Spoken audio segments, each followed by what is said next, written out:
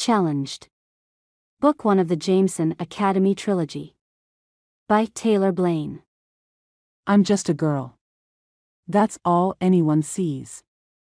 Frail like a flower. Even when I kick ass in the boxing ring. Even though my mom left and my dad is an alcoholic gambler. My dad has a new job and I have to move to a new school, my previous rivals.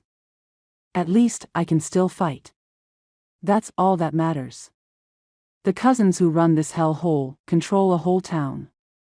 And they don't like when I show up to challenge their order. But the leader has a vendetta against me. For some reason, he wants to crush me. Destroy my dreams. Trample who I am. But he doesn't see my strength. He doesn't know the anger and pride bucking to get out. He doesn't know that I might be the coach's daughter, but I'm better than my father ever was. When Stryker comes after me, he is expecting an easy conquer. What he gets will flip his world upside down. I won't accept a challenge sitting down. The Bad Boy of Jameson High is a high school bully romance / enemies to lovers trilogy with mystery, suspense, and action wrapped up in hours of intense attraction. We all want to be the strong, kick-ass girl. Gray doesn't want, she is. And Stryker just might be her match. Chapter 1. Gray. The 1969 Chevy pickup rumbled down the dirt road, kicking up mud flecks as it hit puddles. Wipers squeaked across the old windshield in a vain attempt to keep the torrential rain from blocking the views. I winced as the truck hit another bump. How many times had I taken pot shots to my ribs in practice the last few days? The guys I trained with didn't care that I was a girl or the coach's daughter. All they cared about was getting their drills in and their time on the canvas. Dad didn't know about my private time on the mats, and I wasn't about to tell him. I endured the bumps with my teeth clenched.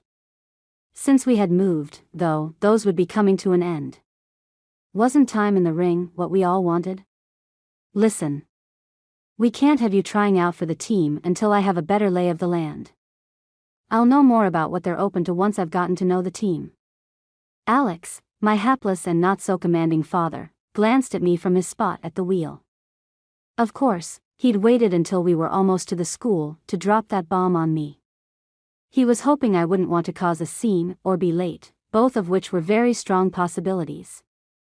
Something Dad never took into account when he thought of me was the fact that I wasn't the type of girl to sit around and wait for others to decide my life for me. If he wouldn't get me a tryout for the team, I'd get my own. Even if I had to walk through the boys' locker room naked. That would be one way to get noticed. I didn't reply to his unspoken question. My mom had left a couple years ago, and sometimes, I didn't blame her. Other times, I couldn't believe she'd been so stupid. Dad wasn't a bad guy. He just lacked that masculine trait of taking control. He went along with whatever Mom wanted while she'd been around. He was what my older cousin called milk toast. Milk toast. Where I came from, we called him whipped. I never wanted to feel that way about anyone. Not when you lost your ability to think for yourself. Promise you'll try to fit in today? Please, Gray. My dad's tone turned pleading and I wanted to scream. Instead, I ground my teeth together, taking a deep breath. I don't want to fit in. Fitting in for me was hard. I wasn't the type of girl who looked for a group to mold into. I wasn't exactly girly or gossipy or whatever else you needed to be to fit in. I wasn't even sure what I was supposed to do with a group of girls unless it involved walking together to the bathroom. That's all those stupid females seem to do together, that and giggling like idiots. You did well with Sarah. I don't know why you can't do that here. Dad sighed like his goal in life was to fog up the window beside him.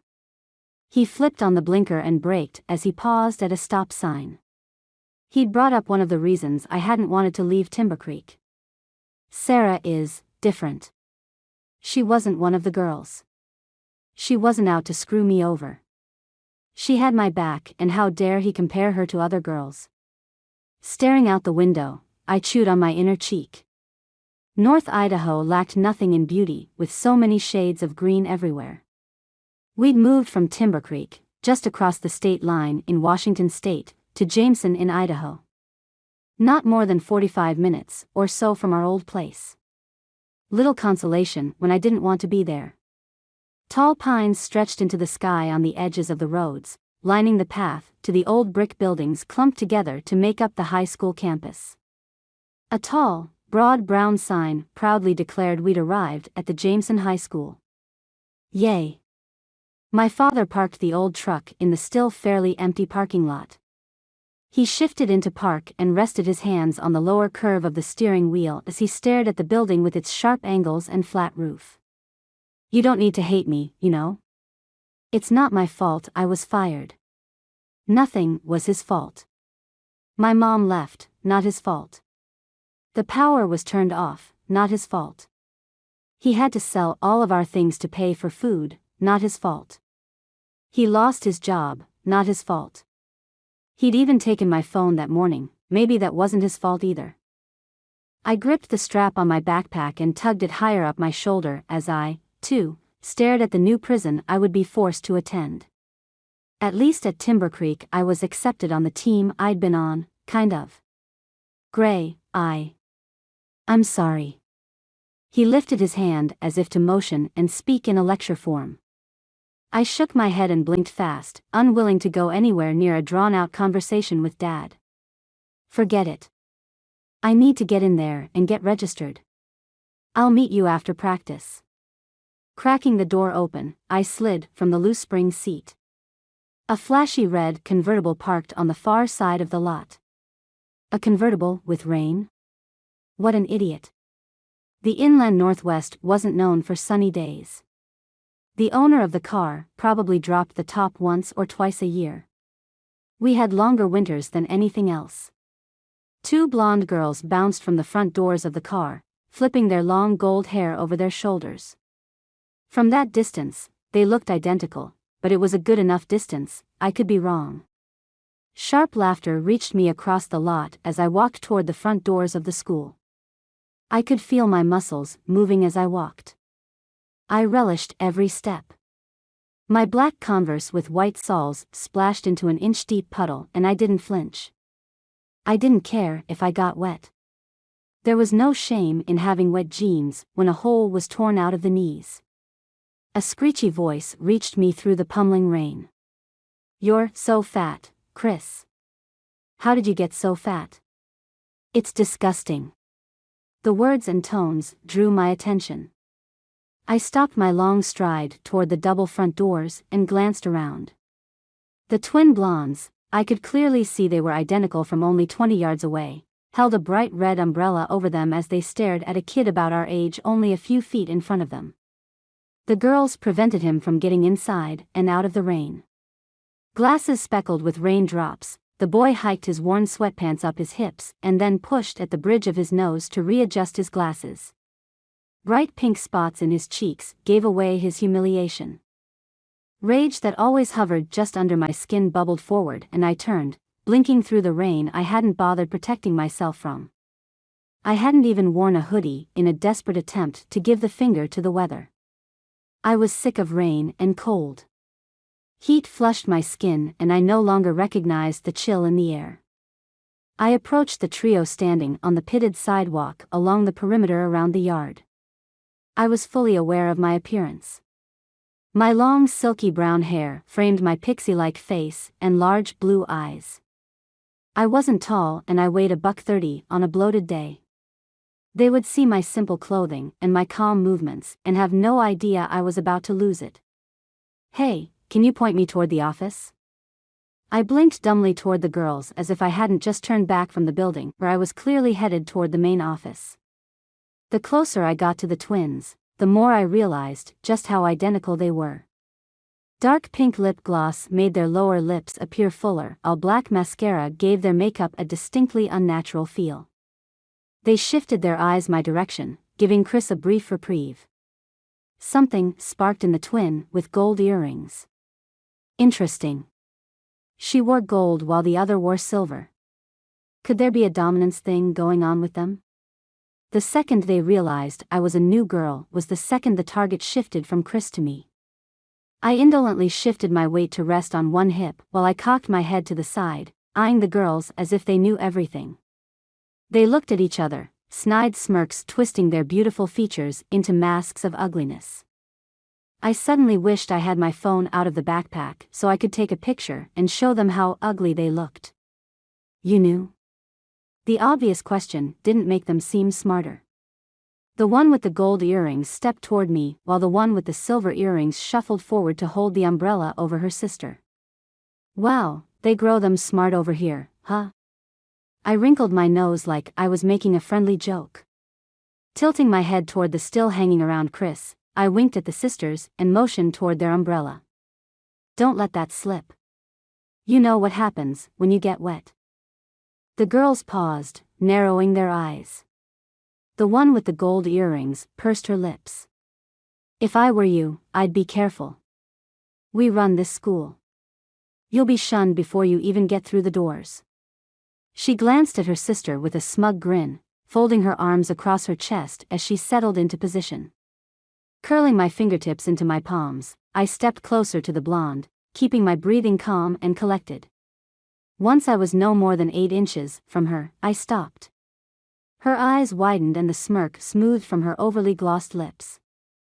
To give her credit, she didn't back up, but her knuckles whitened as she dug her fingers into her arms. Keeping my voice low, I bit my words out with crisp intent. Don't threaten me again, Blondie. Stay out of my way, or the next time we meet, you'll be picking those pretty white teeth up off the floor. I arched an eyebrow as if to ask if she understood, ignoring her sister's gasp. We were locked in some kind of challenge as we stared each other down.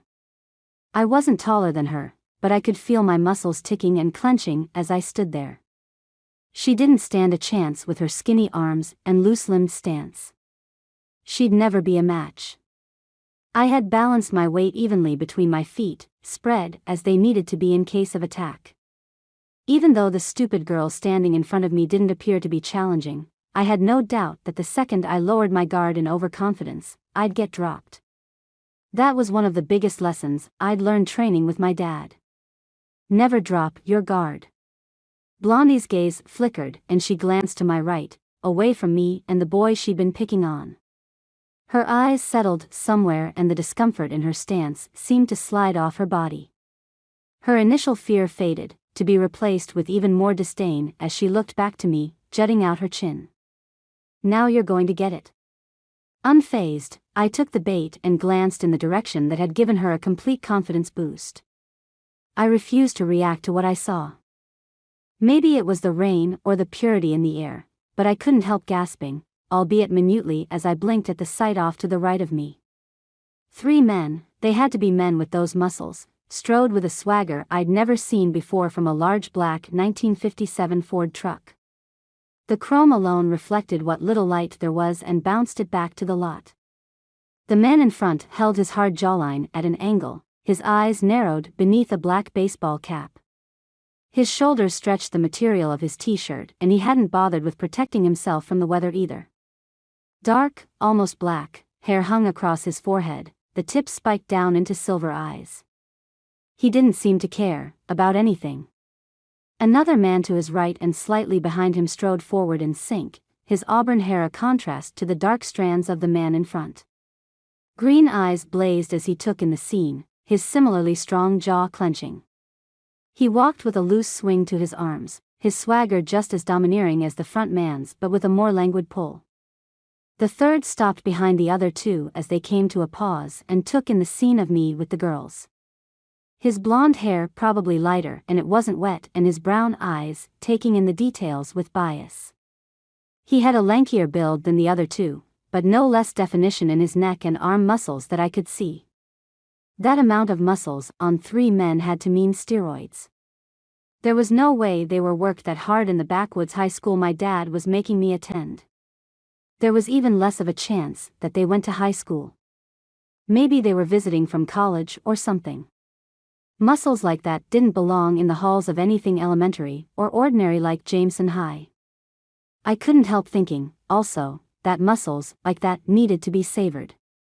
I gritted my teeth at my faithless thoughts and shifted my eyes from studying the newcomers. If I expected Blaze and I to be able to make it, I had to do a better job of not looking at other guys. No matter how delicious or dangerous their frames appeared. Honesty would have to come first at some point because I wasn't even sure Blaze was who I wanted to be with anyway. The three men had no idea what was going on, yet they stood there with judgment on their faces. I wasn't going to be judged by anyone, at least not while I was doing something good. Sticking up for others wasn't an option. It had to be done. Jasmine, what's going on? The one with auburn hair spoke, the cadence of his words brooking no argument. He shifted his gaze from assessing me to the blonde twin with the gold earrings. Jasmine, huh? She really was a princess. I wasn't a fan. Victory in her eyes, Jasmine smiled pitifully at the trio and gave an almost whimper. She just showed up while we were talking to Chris and then she threatened me. She stepped toward the front man, careful to make sure her sister followed with the umbrella. Once she stood in front of him, she turned to look over her shoulder as she ran her fingertips up his chest and placed her palm on his chest. I'm so glad you're here, Stryker. Stryker, huh? His name was as hot as he was. Not that I was thinking about him like that. Or even thinking of him. The possessive way she touched him left a tightening in my gut. I didn't want to see that he was with the wench. She didn't deserve anyone who looked like that with his brooding eyes and tight forearms. On the other hand, a guy that would go for a girl like her probably wasn't what I needed to be interested in anyway. He'd be after her for what was between her legs rather than company. Who could want to be with the witch for any other reason? The blonde guy shifted his gaze my way. Is this true? His eyes perused me with curiosity and none too little interest as he surveyed my form, his gaze pausing at my chest that was most assuredly featured in the rain and cold in a wet t-shirt contest kind of way. He lifted his gaze to my face, a knowing smile curving his lips with confidence. I didn't back down. I wouldn't. Even with all of their muscles, they wouldn't intimidate me. I wouldn't allow it. Plus, they were probably basketball jocks or soccer. I had nothing to worry about. I could take them, even if they were bigger. It wasn't your size that won a fight. It was the skill with which you delivered your punches. Slowly, I allowed my gaze to travel the length of them, making sure they knew what I saw as I allowed disgust to knit my eyebrows. What if it is? It wasn't. There's no way I was going to defend myself. I didn't care who they were or what they wanted, but I wouldn't dare defend myself to anyone. I didn't answer to them and they had no right expecting me to. The blonde man shifted, an energy coming off him as he rocked back and forth on the balls of his feet. For a brief moment I imagined reaching out and slamming an uppercut into the unnamed twin's jaw, snapping her head back and knocking her to the ground. Or even more satisfying would be Jasmine's head snapping to the side as I delivered a hook. I could see each move in my head and my stomach tightened as adrenaline coursed through me. My gaze met Stryker's and I inhaled sharply but quietly at the heat in his eyes as he studied me and ignored the blonde fondling his chest. I had a boyfriend. I couldn't like the way the trio studied me. I couldn't care about what they thought. I didn't want to care about what anyone thought. What type of a girl was I, that I had moved away from home no more than an hour away, and already I was replacing Blaze in my mind's eye? I wasn't that kind of a girl. And I certainly didn't owe these people an explanation. Rather than wait for them to pass their final judgment, I turned away, glancing at Chris and tossing him a half-smile and rolling my eyes. As I passed him, I nodded. Nice to meet you, Chris. I ignored the five behind me as I reclaimed my path toward the building. I could feel Stryker's eyes on me. All of their eyes on me. What would they have done if I'd thrown a punch at one of the girls, or better yet, at one of them? I was close. So close. They had no idea just what I could have done or will do if I see the bullying again. Nothing I hated more than a bully. Chapter 2. Stryker. I shoved Jasmine's hand from my chest. I told you. We're not together.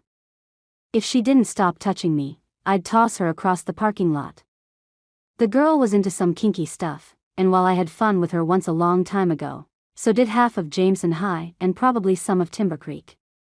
I wasn't into sharing, and I'd be hanged before I'd touch something that used. She pulled back, slamming her hand on her hip as she narrowed her eyes at me. Why don't you want me anymore, Stryker? Jada and I could do things to you that would blow your mind. Her voice had a soft whine, and it only irritated me more. I shook my head, and half glanced at her sister, who flinched at Jasmine's suggestion.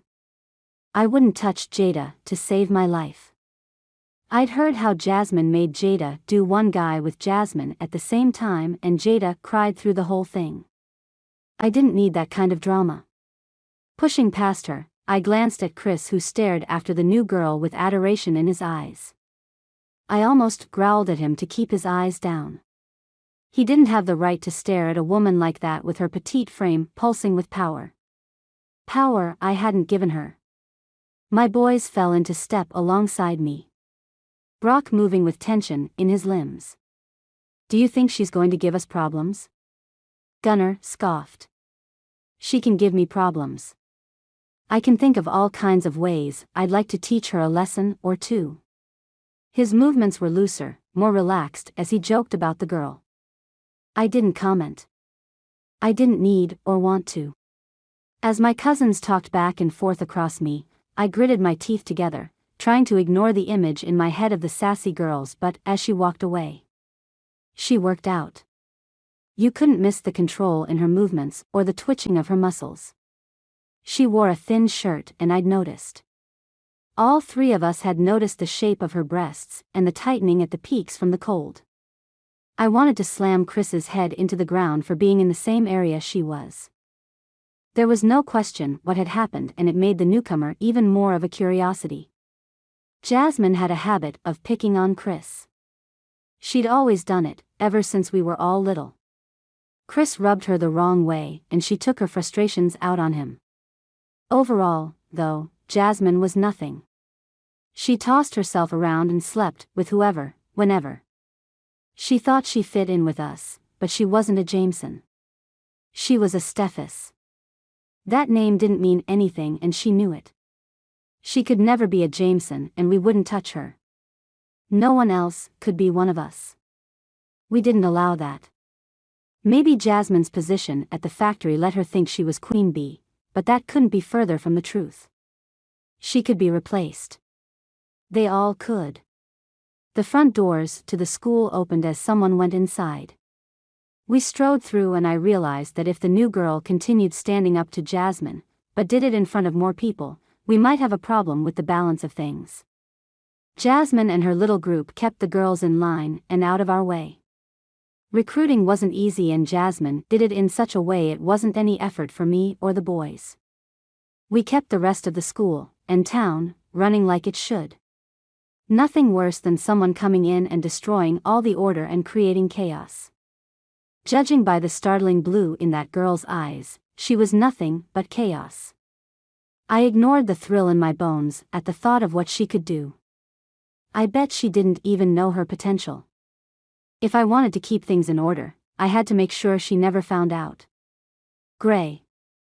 I thrummed my fingers on the surface of the counter in the office, waiting for the woman with the wild silver and brown curls to move a little faster. I held my polite smile on my face. I had to remember my father worked there. I couldn't escape him, so there was no reason to make things harder for all of us. Plus, I had a tendency to people please since Mom left. Before that, I cleared my throat. No point in letting my thoughts run down that trail. Mom wasn't coming back, and no amount of self-pity or self-blame would bring her back. I just had to accept the fact that my mother was a selfish whore and leave it at that. I would have to ignore the inkling thoughts that she'd left because of me. Okay, dear. You're going to have a full schedule. It looks like Timber Creek kept you busy with all of the honor roll classes. You have the same options here, but you're already ahead of the game, so just stick with your schedule and you'll do well. She smiled kindly at me and I worked to quash the anger that she would treat me like an idiot. No. It wasn't her fault. She thought I was just a frail girl. They all did. I hadn't been there long enough to make an impact. Not yet. So far, I was just a girl to them. A newcomer that really was a nobody. I almost didn't mind being a nobody. Except once I started to make waves, I wouldn't be able to hide who I was. I smiled tightly and grasped the paperwork she slid across the counter to me. I glanced down at the paper. History was first. I hated history, but whatever. The only classes I liked had to do with math and science. Oh, and gym. I glanced down the sheet and winced. Yoga? What is yoga doing on here? Yoga? Who in their right mind thought stretching was a healthy exercise? All the girls do yoga while the boys lift. It's a great way to relax your mind. She simpered at me and then turned toward more paperwork. You'll want to get going. The first bell is about to ring and Mr. Ellison makes a point of spotlighting anyone tardy to his class. She didn't glance up as I grabbed the paper and swung my backpack onto my shoulder. Great. My first day would be full of embarrassment as it was as the student that didn't fit in. I didn't feel like adding to it.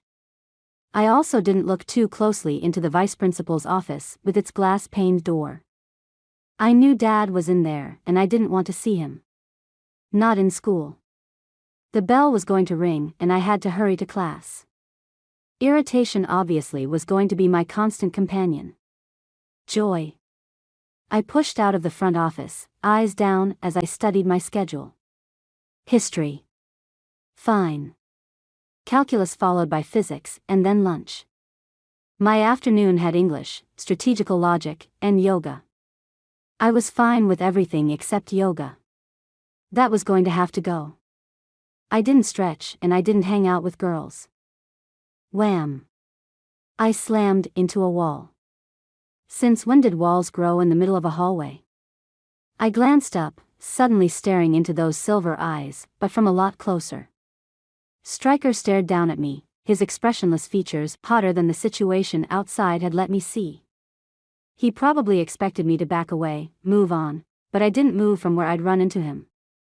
My chest touched his and I was acutely aware of the heat pulsing off his skin. His pupils dilated, the only sign he knew I stood there. I should be thinking about Blaze.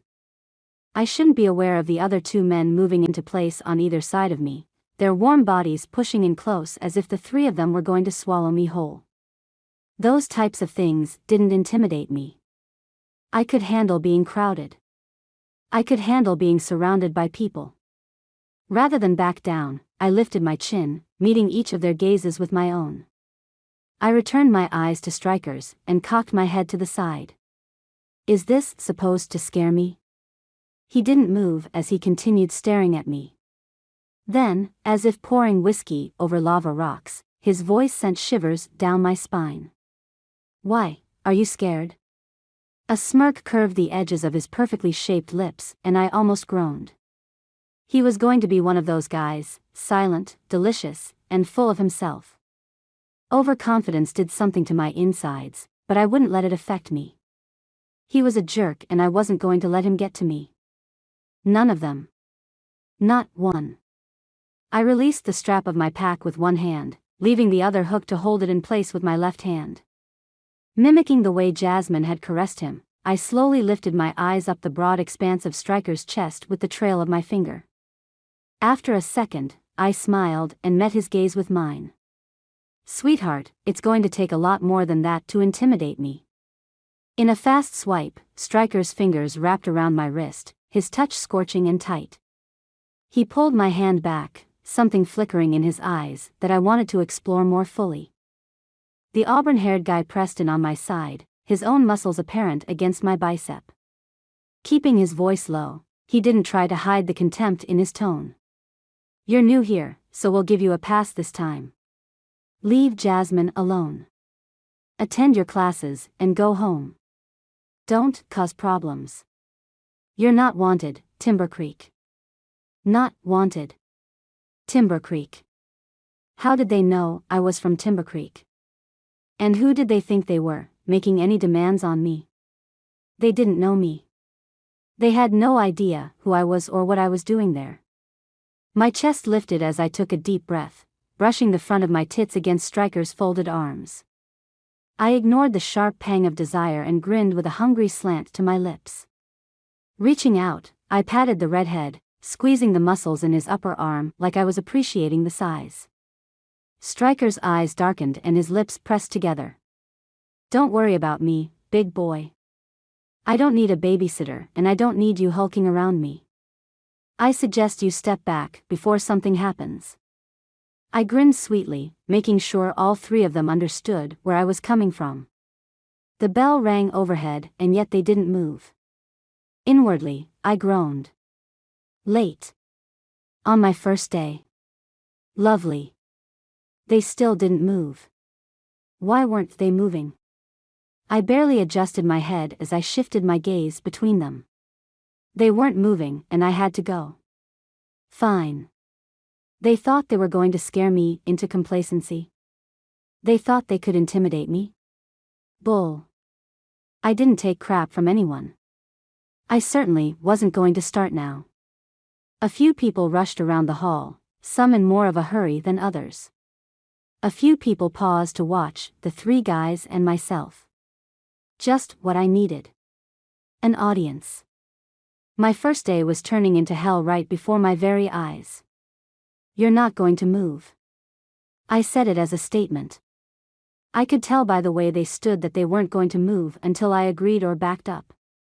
Well, I wasn't giving in to the tyrannical way they were treating me, and I certainly didn't back down from anything. I took a long breath, imperceptible, while I clenched my fists together. In one combined motion, I dropped my pack and ducked, elbowing the blonde just below his diaphragm. I swung to the side, delivering a side punch to the redhead's appendix area, and then moving into an uppercut swing toward Stryker. While I'd taken the other two by surprise, Stryker seemed ready for my attack.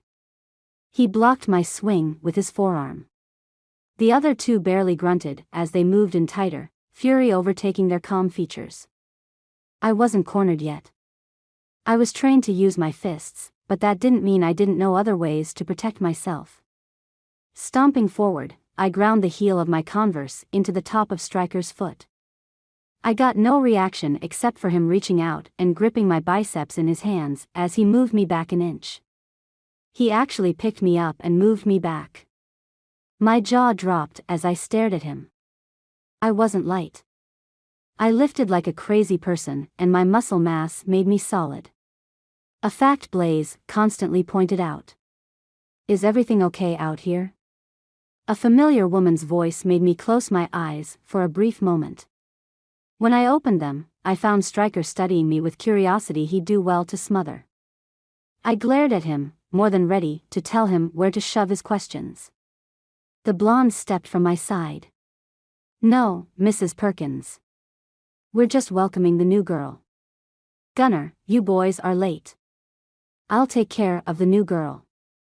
The dark-haired woman stepped into my view and I took a steadying breath, avoiding Stryker's gaze as I stared toward the top corner of where the wall and ceiling met. Mrs. Perkins continued talking. I'm looking forward to the season, Brock. Let me know how things are going with your uncle. I haven't heard from him in a while. The guys didn't say anything as they turned, their image intact with the vice principal, but as I glanced around at the students still in the hall, I realized they were staring at me with weird expressions on their faces. Great. Had I painted a target on my back before I'd even made it to my first class? The woman stepped into place, blocking my view of the backs of the three guys who had just tried scaring me into conforming. I didn't conform. I wouldn't conform. Gray, you can't come here and cause problems. You need to fit in. You need to try at this school, honey. Mrs. Perkins drew my attention to her face. She hadn't changed a bit in the few years since I'd seen her last. Even her spite wasn't hidden well as she studied me. Family gatherings were few and far between in my family, especially with the sister of the mother who abandoned me. I'd forgotten how much Aunt Danielle resembled Mom. When did you start working here? I clenched my teeth together. Dad had to know. He'd brought us there under the guise that he had gotten a job. I had no doubt that he had, but I thought it was under his own merits, and not because he called in some form of nepotism. I've been here for a few years. Now, Gray, let's talk about what you are and aren't going to do. The lines around her eyes tightened as she turned forward, reaching out and turning me to walk beside her. Everything in me wanted to pull back and run as far away as I could, but I didn't. I couldn't. She reminded me too much of Mom. My dad needed the job. I knew that. I needed a chance to take on my dreams. As long as I played it her way, I might just be able to get what I wanted. I could swallow my pride for a few minutes. I didn't speak, which was a silent way of announcing that I'd listen to what she had to demand. You're going to attend your classes, do your homework, and fit in. You don't need to stand out. You don't need to cause problems. Have fun. Make some friends. That's all you need to do. You're not going to make waves. Do you understand me? She stopped beside a door with another window, the glass holding the number 213. My schedule had said 213. I didn't say anything as I opened the door and swung it open. Aunt Danielle reached out and gripped my shoulder, her fingers biting into my muscle. I'm serious, Gray. Don't come here and cause problems.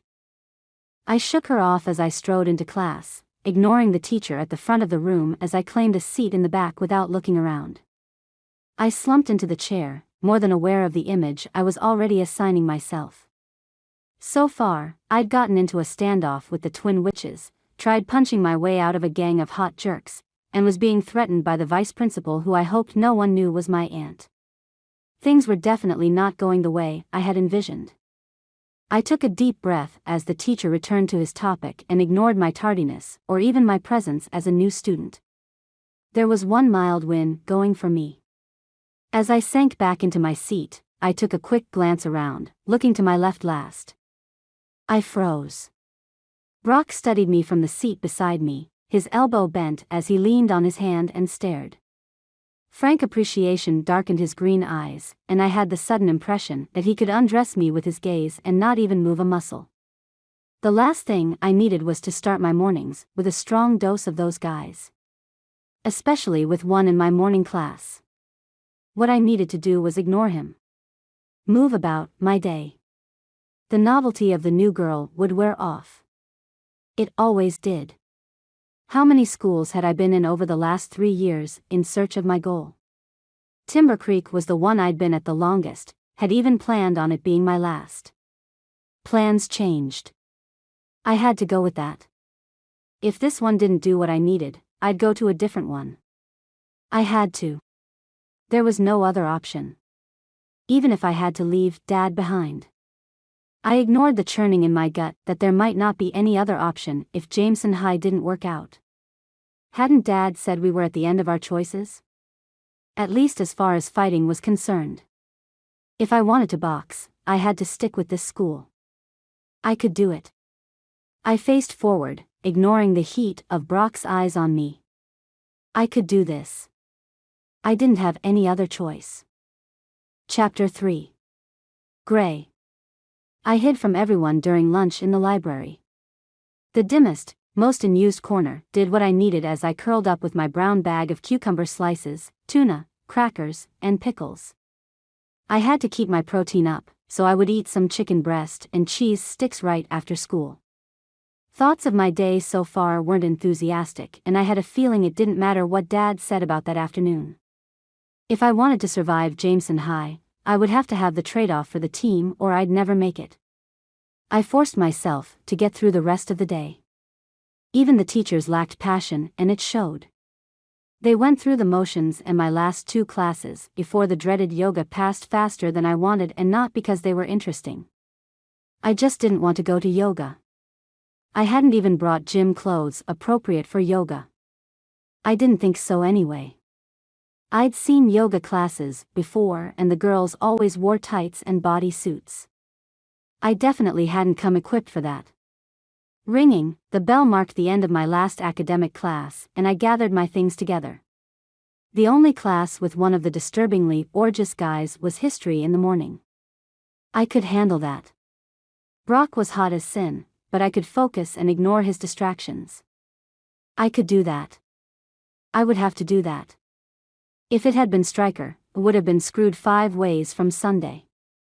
I followed the stream of people out into the hallway and wandered toward the gym. Signs were all over the building on where rooms were located. The school itself was less than half the size of Timber Creek. I wasn't sure why signs were up. There weren't that many rooms, and it wasn't confusing in the least. Blue, orange, and white coloring covered everything. Blue lockers with one single orange stripe running from top to bottom on each locker door lined the walls. Pristine white paint covered the rest of the walls, marred only with orange and blue paw prints in random paths. Timber Creek's colors were green, black, and white, while their mascot was a bear. Jameson had wrapped itself in brighter colors, the tiger a strong bearer of the orange and white coloring. I couldn't say I hated it, but I wouldn't say it out loud and certainly not to anyone who had taken on the role of pointedly ignoring me. Not surprisingly, I hadn't made one friend since my incidents that morning. Not that I cared. I wasn't there to make buddies. I was there to do specific tasks, graduate, get into the competition, and move on. I wasn't planning on staying anywhere after I graduated. I had plans on attending college or anywhere else that would let me continue doing what I loved. Ducking into the locker rooms, I skirted around the cluster of girls chatting in the center of the benches and locker rows. They were changing and laughing, slamming the metal doors as they finished and walked out in pairs or threes. I grabbed an empty locker and pulled my clothing from the bottom of my backpack. I'd brought clothes for boxing or real activity. Not whatever yoga was. Changing pretty fast, I shoved my day clothes into the locker and shut it firmly, using a combination lock to secure everything shut. I had the code memorized, and this way I wasn't worried anything of mine would disappear while I had my back turned. I left my wraps in the locker. No reason to push anything just yet. It was just yoga class. Following the last 2 stragglers from the locker room, I searched the area we would be working out in. I used the term loosely because stretching wasn't what I had in mind for a good solid sweat. I knew what yoga was being used for. They wanted to get the credits, but the girls didn't want to ruin their makeup or get sweaty. Fine. But I wasn't there to keep my looks intact. I was there to get a workout. The large mirror-lined room served dual purposes. The girls collected in a group on one end with wrestling pads on the ground, and the boys gathered at the other end that was fully furnished with free weights and machine weights. The room kept the class together, but segregated. Dad should be there somewhere. He'd been hired as a gym teacher and a coach because their other gym teacher had walked out after being discovered having an affair with the home economics instructor. Even Timber Creek had heard the rumors about the situation. I took a steadying breath as I walked past the group of girls getting into position. I definitely didn't fit in with them as they wore cheerleader-style sweatpants without the elastic cuffs and cute t-shirts that had V-necks. My leggings had straps crisscrossing up the sides of my legs, revealing skin until just above my knees. I wore a black sports bra under an oversized, but still fitted white wife beater. I'd sloppily French braided my long dark hair back out of my face, and I didn't wear any jewelry. Jasmine and Jada caught my eye in the long mirrors as I passed by them. Jasmine turned to her sister and tittered, pointing my way. Did she think I was stupid? I knew she had a target on my back. The difference was, she thought I cared when I couldn't care less what she thought. When it was obvious I wasn't stopping in the yoga section, the other girls stopped what they were doing and straightened, either standing or sitting, and turned to watch me walk through the yoga section over to the weights.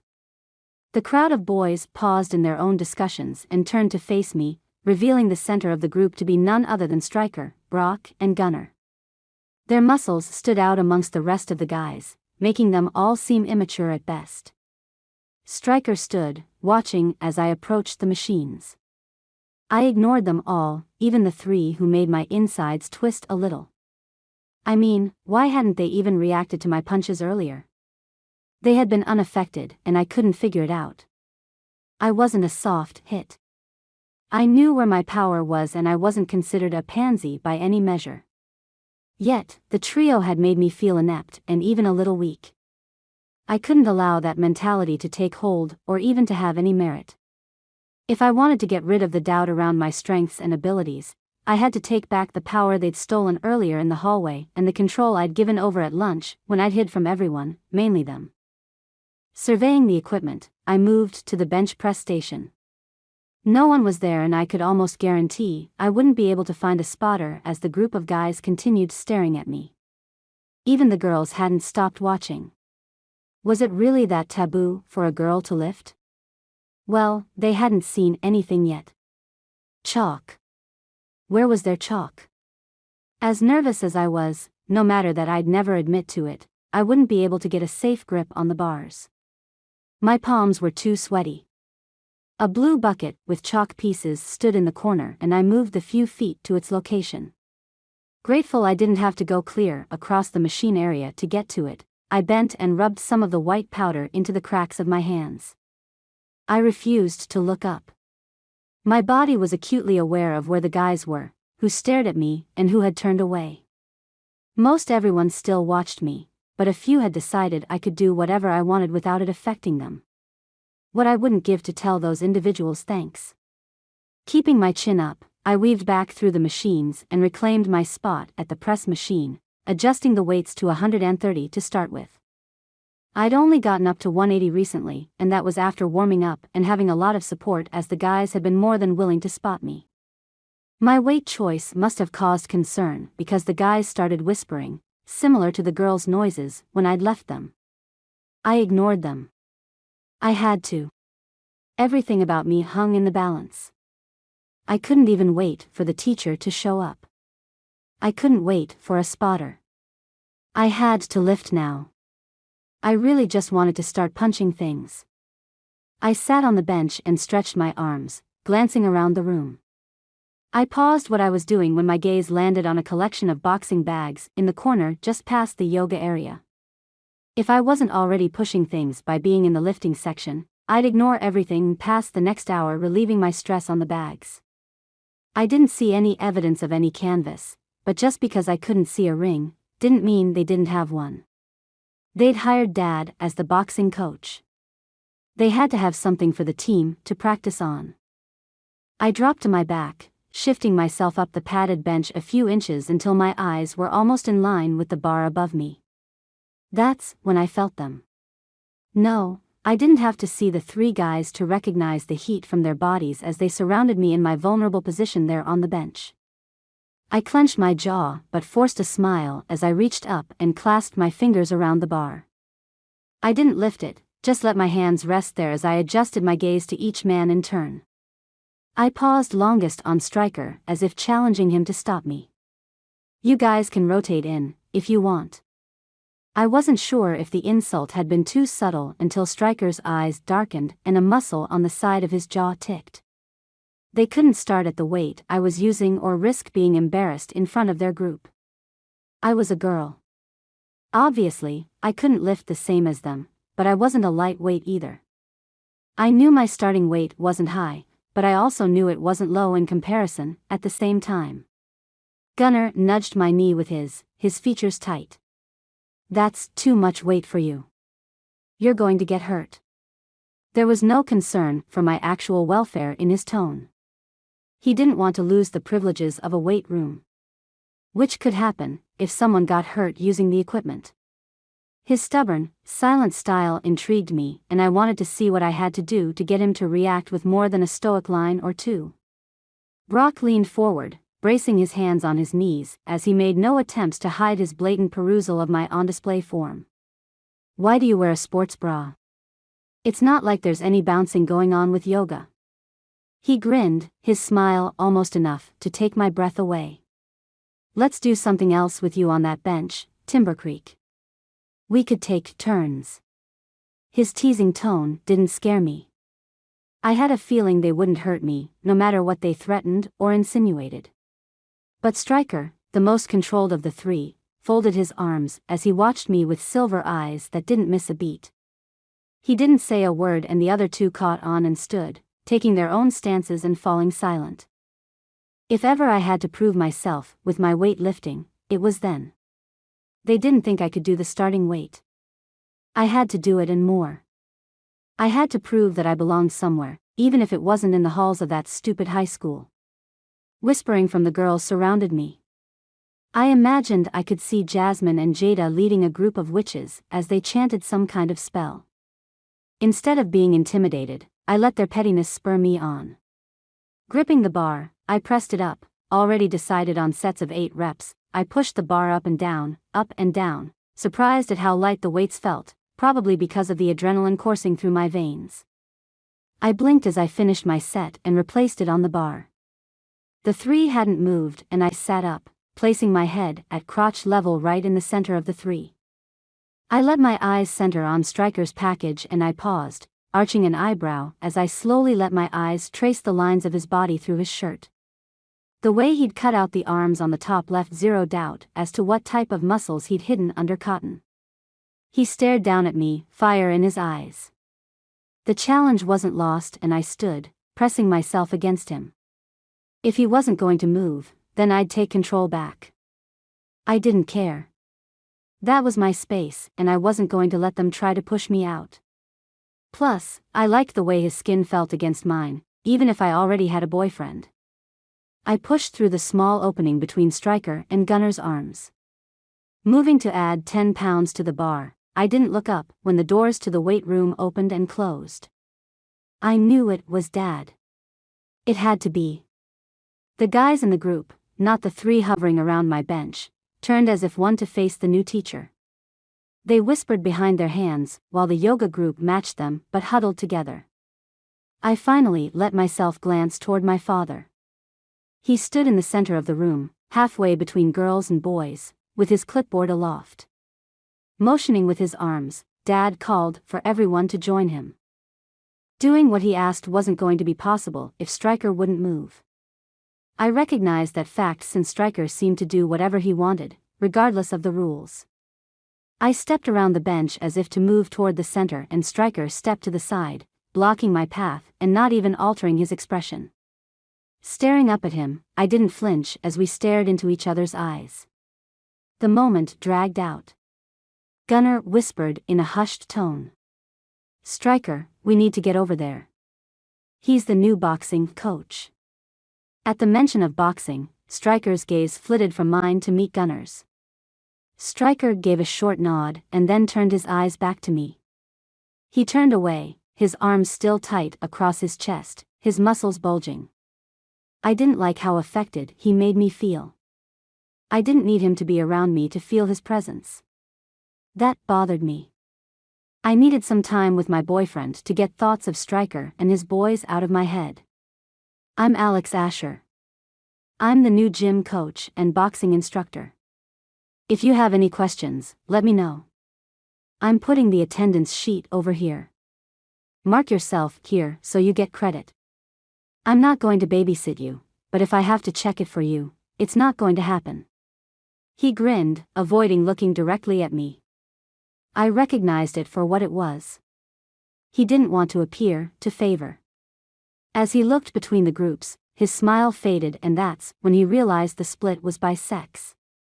He looked between the two and arched an eyebrow. Do the girls not like to lift?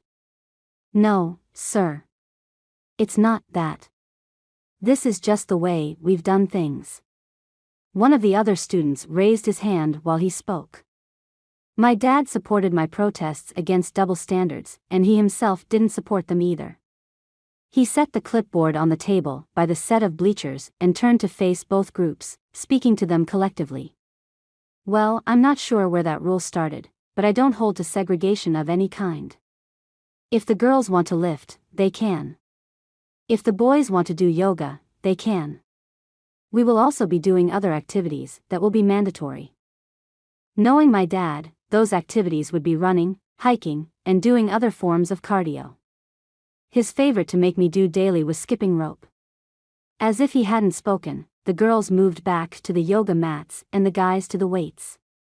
With the dismissal, I returned to my position on my back on the bench and did my next set of 8. 140 wasn't that much over 130.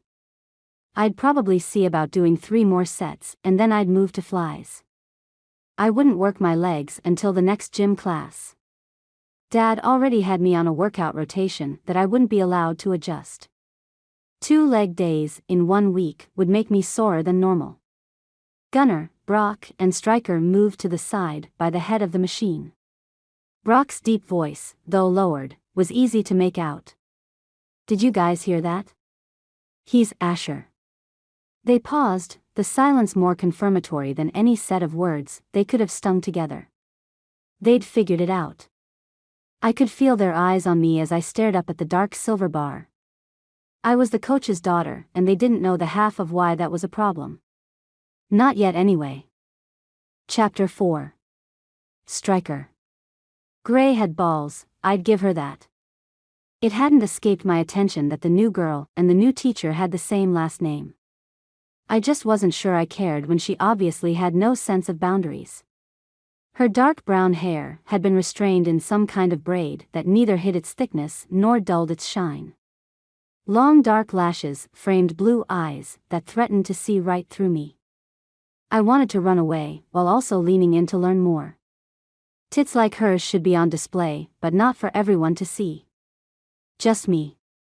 In fact, maybe I should kill everyone in there for even daring to look at her and thinking the same things about her type but that I was. Why wasn't she with the other girls? Why was she lifting, and lifting a lot? The sight of her lean muscular legs in tights that both concealed and revealed her creamy flesh up the sides wasn't just distracting me, it was causing problems with the rest of the guys in the weight area. Which just made me want to beat the living daylights out of every single one of them. Who did they think they were, sneaking peeks at her form as she bench pressed, then squatted, and then deadlifted? Did they want to die? I shifted around, constantly trying to keep myself in the line of sight to block her from the other boys.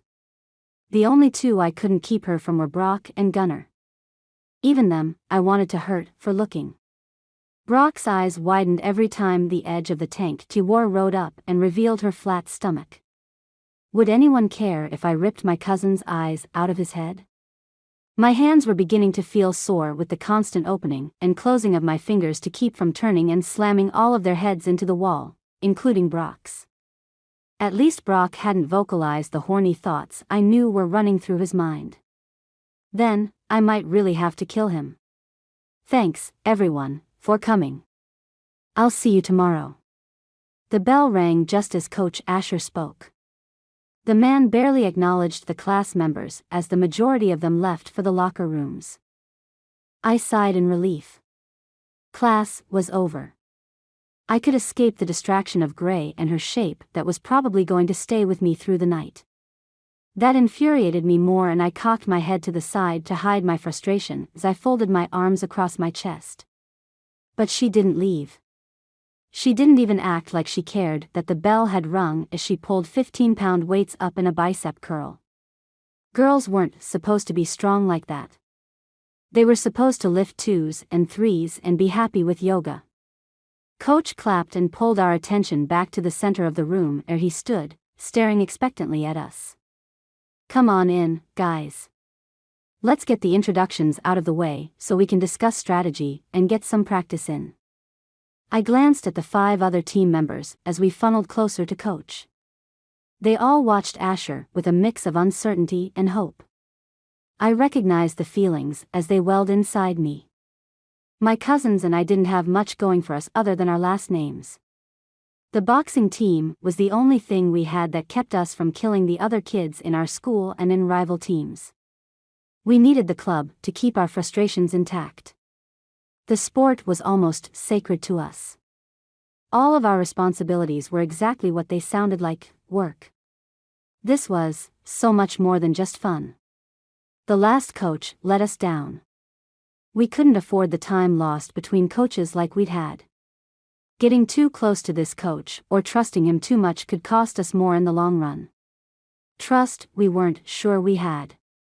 Guys, I'm Derek Asher. I'm new, but I hope you give me a chance. I've been boxing my entire life. My father was Louis Asher, III. He helped coach legendary Sugar Ray Leonard. Asher nodded to each of us as he took our measure. I'd like you to introduce yourselves and tell me what your strengths are on the canvas. He ignored the presence of his daughter standing about 10 yards behind us, arms folded over her chest and her hip thrust to the side. The guys on my team gathered in a group around the older man and waited their turn. I could feel Gray's eyes on my back, like she wanted to touch me. I could never let her get that close. A woman like her would just destroy me. I'm John Tulane. John raised his hand from his position directly on Coach's left. I'm southpaw, and that seems to be a good strength. He wiggled his eyebrows at the rest of us. Some of the guys groaned. Training with John was confusing and frustrating. He led with his right, which threw off anyone who couldn't adapt. I was ambidextrous and shifted with him. I didn't need to be limited to one side. I could shift and it threw off my opponents. I wouldn't say that was a strength so much as a lifesaver in the ring. Gray hadn't moved. Every particle in my body had morphed into hyper-awareness. I swear I could feel her breathing. Coach nodded and looked to the next guy. I'm Seth. Seth MacFarlane. My cardio is strong. I don't get tired as fast as the other guys. Seth rolled his shoulders and bounced up and down on the balls of his feet, never leaving the ground. He often ran more drills than anyone else on the team. His wiry shape left him extra energy that the rest of us didn't have. If I ran drills like he did, I'd probably be as good as him in the energy sector. I flicked my gaze around the group, checking for any of the guys who might be checking out Gray. If they did, I might have to pummel them in a sparring match. I wouldn't tolerate any of them looking her over. For some reason, that got to me. She wasn't an option for the other guys. She wasn't an option for me. Regardless, she hadn't moved. Nick Johnson. I can listen while I'm fighting. He folded his arms, his forearms bigger than they'd been last season. Nick was a good guy. He did what we asked when we needed it done. You couldn't ask for more loyalty than he had. He didn't have a reason to help the Jamesons, he just did it. Coach shifted his eyes to Brock and nodded. Brock jerked his thumb over his shoulder and glared at Asher. Is your daughter going to be in here for every practice? She's distracting. His blunt accusation was what the rest of us were thinking. I took the opportunity to turn at the waist and glance at her. She lifted her chin as her gaze met mine as if she accepted the challenge Brock threw down. What was her problem and why was she there? Winking her direction, I offered a slow taunting smile. Infuriating her would probably be the best way to get a rise out of her. If I could get her to lose her cool, she'd be out. She wouldn't have the ego to keep going. So, what if her dad was the boxing coach and gym teacher? That had nothing to do with her. Asher glanced at his daughter, his expression carefully neutral. Gray? Was he asking her to leave or inviting her to explain herself? Gray stepped forward, joining the small gathering of guys as we stood in a loose circle. She insinuated herself between Brock and Gunnar, her head coming to just above their shoulders. While she had muscles, she was also petite and a rise of protectiveness swelled inside me. Protecting her would contradict my goals, and I couldn't entertain that. What was she doing there? I didn't need the distraction or the pull toward her. I needed her gone, yet the very thought of her leaving made me sick. I'm Gray Asher. One of my many strengths is that my opponents usually underestimate me. She lifted her chin, her blue eyes flashing. Gunnar shifted to the side, shoving his shoulder against mine. The other guys shuffled away from her, giving her room as if she were a pariah. Brock, however, guffawed. You're what? Sorry, Did you say your opponents? He reached out and clapped his hand on her shoulder, and my gut twisted. He shook his head. Sweetheart, girls don't box. Was that what she was saying? She was a boxer? I narrowed my eyes. I wasn't going to watch a girl struggle with the training she took away our time to learn and practice. I raised my hand before I spoke. We already have an even number on the team. You'd be odd man out. I smirked when her eyes landed on mine. Something like disappointment lurked in the depths of her gaze, and I shifted on my feet as if I could escape it. I didn't care. I couldn't care. It wasn't my problem if she didn't like the truth. Her moves she'd used in the hallway didn't matter. She'd been protecting herself. Anything a girl should learn in a self-defense class. Not to mention girls can't fight. Seth chortled and elbowed John in the ribs as he jerked his gaze back to Gray's body. Seth was going to be a problem. Gray. Coach Asher pinched the bridge of his nose. Let's address this a different time. He didn't say no and he didn't say yes. What game was he playing at? He couldn't seriously be considering letting a girl on the team, could he? Ignoring her father, Gray didn't even look at me as she met Seth's hazel eyes with her own. She smiled sweetly, almost too sweetly. Let's end this right here, then, Seth. If you get a point on me, I'll quit before I even start. But if I score 3 on you, you back off. She lifted her delicious shoulder and smiled even wider. If neither of us scores, but I outlast you, then I stay. She covered her bases as she threw the challenge onto the ground. Seth glanced around at the group, straightening his back as if the entire boxing club relied on him to return the team to its balanced form. Fine. I'll take it easy on you. He smirked as he followed her into the makeshift ring that had been outlined with blue tape on the floor of the weight room. We used that room because the acoustics were better than the gym's cavernous sounds, which made it easier to listen to coach and other tips thrown around during practice. I flicked my gaze toward Asher. Was he really going to let his daughter go against a guy with an easy 20 pounds on her? More like 40. Coach stood back, his arms crossed over his open windbreaker. He studied the situation in front of him, resignation heavy in the lines around his mouth and eyes. How many times had he seen exactly this? How many times had his daughter failed? She wasn't very big, which more than likely meant she wasn't very strong. I ignored the image of her lifting in my mind. Weight strength and punch strength were 2 different things. She could have won without the other. Seth squared up to Gray, his eyebrows knit together. Do you know the proper stance? He was going to demean her while he beat her. I almost spoke up, told him to shut it, but she asked for it. Gray had offered herself for the challenge. The least she could do was suck it up. Plus, she had to learn her place, which wasn't on the boxing team. She needed to be subdued. If anyone could do it, it was Seth. He could go the distance. I knew there were girls on other boxing teams. We competed against teams from all over the Northwest since high school teams were few and far between. Our guys had never fought against any of the women boxers since it could destroy your potential career for hitting a girl. We had to forfeit the matches we were pitted against a girl, and that always cost us points. Coach stepped into the ring, holding his hands up like he was going to stop the fight before it began. Instead, he put a hand on both Gray and Seth's shoulders. I want a clean fight, do you hear me? Normal rules apply. Sparring conditions, not full on. He eyed Gray as if the warning was more for her than Seth. Interesting. She was getting a warning from her old man when she was about to go against a bigger guy. An opponent she chose. I tucked my chin, watching her movements as she lifted her hands comfortably in a southpaw stance. She was southpaw? That didn't make sense. When she dropped into a defensive stance in the hall against me and the boys, she'd been right. What game was she playing at? Seth narrowed his eyes. He'd been the biggest groaner, and John had announced his strength was southpaw. Had Gray picked up on that? Was she using that to her advantage?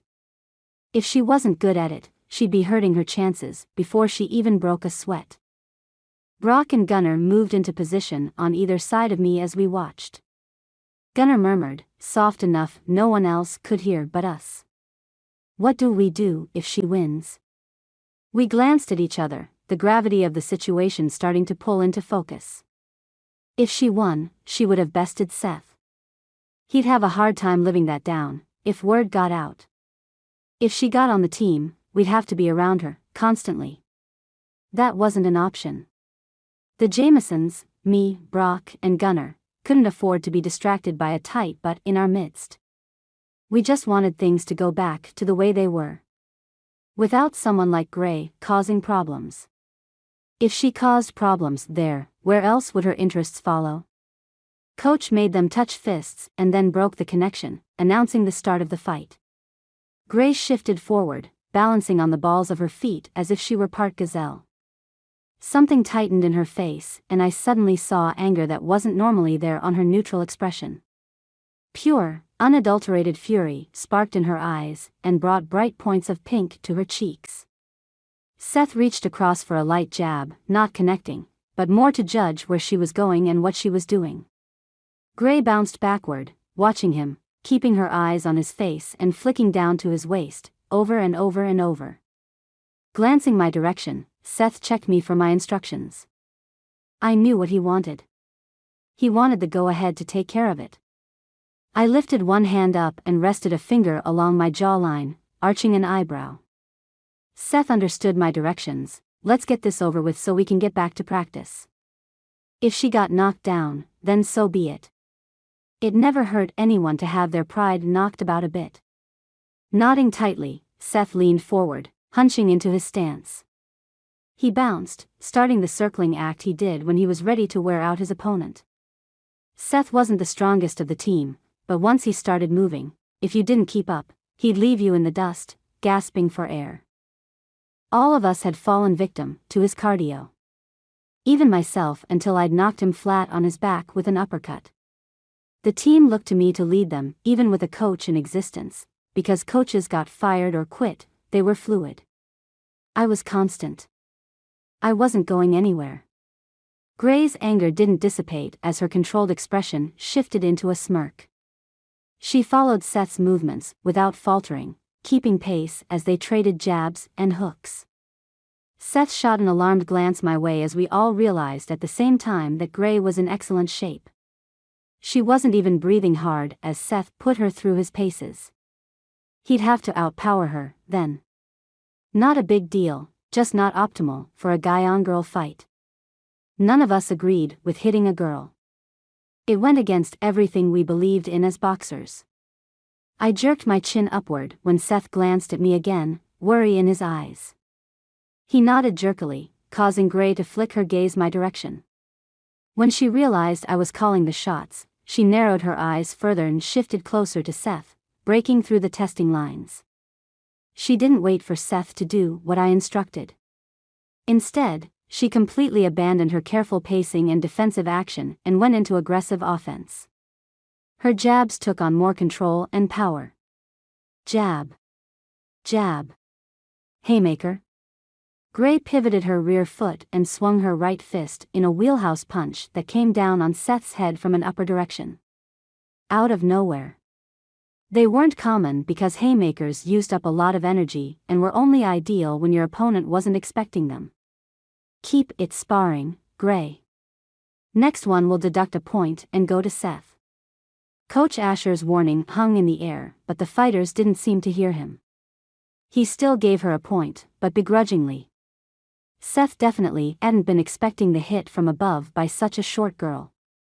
Gray dropped back into her stance, but didn't stop. She pushed forward on Seth, jabbing and poking as she maneuvered him into the corner of the ring. If he stepped out, she'd get a point. Wild-eyed, Seth didn't know what to do. We could all see it in his eyes. He didn't want to hit a girl, but he also didn't want to lose. I gritted my teeth and nudged Gunnar with my elbow. No girl was going to do this to my team. My guys didn't need this stress. I wouldn't even admit that she had moves. Get it done, Seth. Do what you need to do. Gunner had no problem issuing orders. His voice was low and calm, almost comforting as he gave our approval to do what was necessary. Gray ignored his command as she moved forward, step by step, jab by jab. And just when we expected another haymaker, she twisted again and came from below with an elegant uppercut that snapped Seth's head back and his teeth to crack together. So much for sparring and keeping it clean, yet she didn't break any rules or come across as dirty. It was clearly a point in her favor. I dropped my hands to my sides in shock as Seth stepped out of the ring borders, granting Gray another point. He bent at the waist, breathing deeply to catch his breath. Coach's whistle blew, the sharp piercing sound jarring each of us from the shock of the match. Seth hadn't gotten in any points. A soft line of perspiration dotted Gray's forehead, but her perky breasts weren't moving up and down with panting or fast breathing. She barely seemed fazed as she stared with what could only be termed as boredom at Seth. She was bored? How could she be bored after what she'd just done? I didn't understand it, and that frustrated me more. As far as I was concerned, she better revel in her small victory. I wasn't going to allow it again. Gray had won. Which meant I had to make sure that in the end, she lost. Chapter 5. Gray. My victory wasn't filled with triumph and smugness. I stepped back from the team, glancing at Dad with a twist to my lips that lacked humor. He shook his head to the side that was more of a jerk in the direction of the locker rooms. Got it. I just beat their cardio guy, the one they used to make a point on other teams. I had been easy on him because I recognized right off the bat that his form was sloppy and his balance off. What would they have done if I'd unleashed like my anger wanted me to? Not one of them would have stood there in dumbfounded silence. I turned from their fault-finding gazes as they slowly shifted their eyes to focus on me. Shoulders back and head held high, I refused to be intimidated. I'd just taken down one of their own. I wouldn't be accepted anytime soon. At least, I'd proven my abilities, or the start of them. No one, not even Dad, knew my real talents. Even Blaze and Sarah hadn't known what I could do. She'd watched a few of my random fights at the Pike, but she was usually more interested in the guys. I winced at the thought of Sarah as I pushed through the locker room doors and tightened my jaw. I didn't want to go down that line of thought. I'd already had to face the fact that I was in a school that didn't want me there. Did I really want to mull over my lack of friends by focusing on my now absent best friend? Not really. Dad had confiscated my phone before we left the house that morning for school, demanding some participation throughout the day in my new classes in order to get it back. My display at practice should count as participation. Maybe I could get my phone when we got home later that night. Practice would go a while longer. While I waited for Dad to get done, I could work on my homework. Transferring schools in the middle of the semester left me a lot to do to catch up on the load. My classes at Timber Creek were more advanced than the ones at Jameson, but that didn't mean that papers weren't due and essays expected. I leaned my shoulder on the lockers, beside the one I'd chosen for my things. Hanging my head for a moment, I blinked back frustrated tears. I wasn't weak. They didn't have to like me. They didn't have to accept me. All I wanted to do was get on a team and achieve my goal. I had to fight 18 matches to qualify for an application for a scholarship at a college on the coast. Not many colleges had boxing clubs. Dad wasn't the most reliable of employees. He would never make enough to get me into college, and I would never accept loans. Debt wasn't something I was willing to get into. I had 8 matches already, not for lack of trying, but 8 matches in 3 years didn't leave me with good statistics to completing my goals. My extracurricular activities would never count toward my scholarship goals, since most of the events I fought at were illegal in more ways than one. My adrenaline started to wane and I wiped at the moisture under my eyes. It wasn't fair that my anger morphed into sadness and despair after I worked on expunging the rage from under my skin. It frustrated me to no end, and I slammed my locker door open, the grating of metal on metal loud in the silence as it echoed off the tile walls and floor. I hadn't broken a sweat, so I ignored the bank of shower heads in the middle of the shower space and changed back into my street clothes, tucking my workout clothes in the bottom of my backpack. Shutting the door with a snap, I couldn't help wondering what Stryker, Brock, and Gunnar thought of my performance. It didn't really matter, or so I kept telling myself, but I couldn't help the curiosity. I hated that Stryker's eyes captivated me, distracted me from my thoughts, or that Brock's blunt manner appealed to the truth-seeking side of me, or even that Gunnar's soft voice left little doubt who the smooth talker was in the group, as his charm and joking eased him into most situations. I hadn't gotten much information on them, and I wasn't sure I was going to be able to. Once I got my phone back, I'd do some research and see what information they had on social media. Stryker had a way of looking at me that left me wondering if I had clothes on. Yet, at the same time, irritation created a small set of lines between his eyebrows, as if he couldn't quite place the blame on any one person. Blame. I got it. Lost in thought, I pushed open the outer door of the locker room and wandered into the hallway, coming to a stop when I found my way blocked.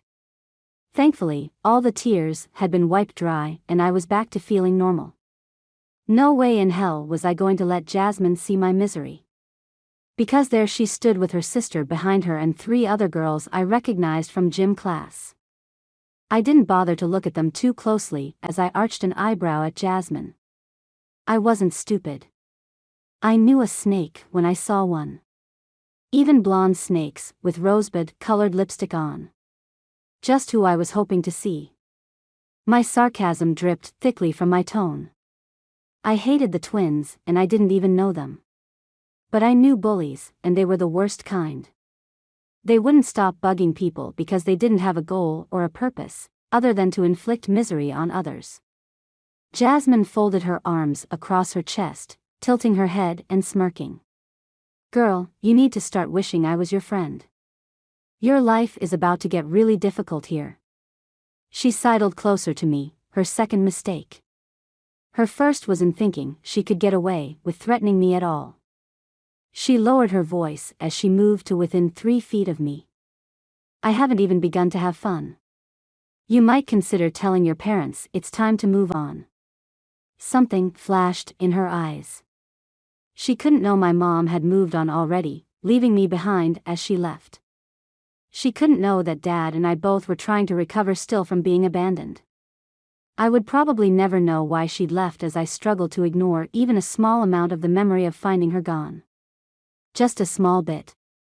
That's all I wanted, to forget just a bit. And here this little blonde whore had to bring it up, mention my parents like she knew anything about them or me, while also dropping threats like candy in a parade. After the day I'd had and the fact that I'd already come down off a fight high, as it was, I was already too close to an emotional burst again. The adrenaline simmered with my anger. I wasn't completely calm and I knew it. I also didn't care. Before I could really think through my actions, I used a basic jab and slammed Jasmine in the center of her face. Everything moved in slow motion and I wished I had the punch on camera. She screamed, reaching for her nose, which started bleeding immediately. She stared at me in horror. The girls in her group gasped but didn't move to help her as they backed up, putting distance between themselves and me. The first real sign of intelligence. I stepped forward, watching Jasmine's eyes widen as she stepped back until her shoulders hit the wall behind her. I held my voice low as I pierced her gaze with mine. Don't threaten me again. Do you understand me? I won't go easy on you next time. She had no idea what slim hold I had on my anger. I was close to snapping, and she was the closest irritant. Hiking the strap of my bag higher on my shoulder, I turned, coming to a stop with my path blocked for a second time that day by broad chests and bulging muscles. Great. Now what? What would they do if I reached out and felt those muscle ridges like I wanted to? As usual, Stryker stood in the middle of the other two. His dark hair set off his features nicely, even with anger in the tick of a muscle along his jaw and the tightening of his lips in a straight line. He wasn't looking at me, though. None of them were. He stared at Jasmine, his arms crossed over his chest. The other girls, excluding Jada, disappeared around the corner of the hall. I didn't blame them. They'd been roped into something none of them had known would happen. They probably did what Jasmine said, followed her because Jasmine usually had easy wins. I got that. Easy wins made a person feel good. But there was nothing easy about me. Jasmine looked up at Stryker, her gaze shifted between me and him, and suddenly, she was crying, wiping at the bloodline coming from her nose. She rushed up to him, pushing past me and throwing herself into his arms. He hadn't changed from his boxing attire yet, and the sight of his bulging muscles wrapping around the blonde snake did something painful to my insides. Hard expressions covered Gunnar and Brock's faces as they stared at me. Great. I wanted to be on their team and they hated me. Fine. Whatever.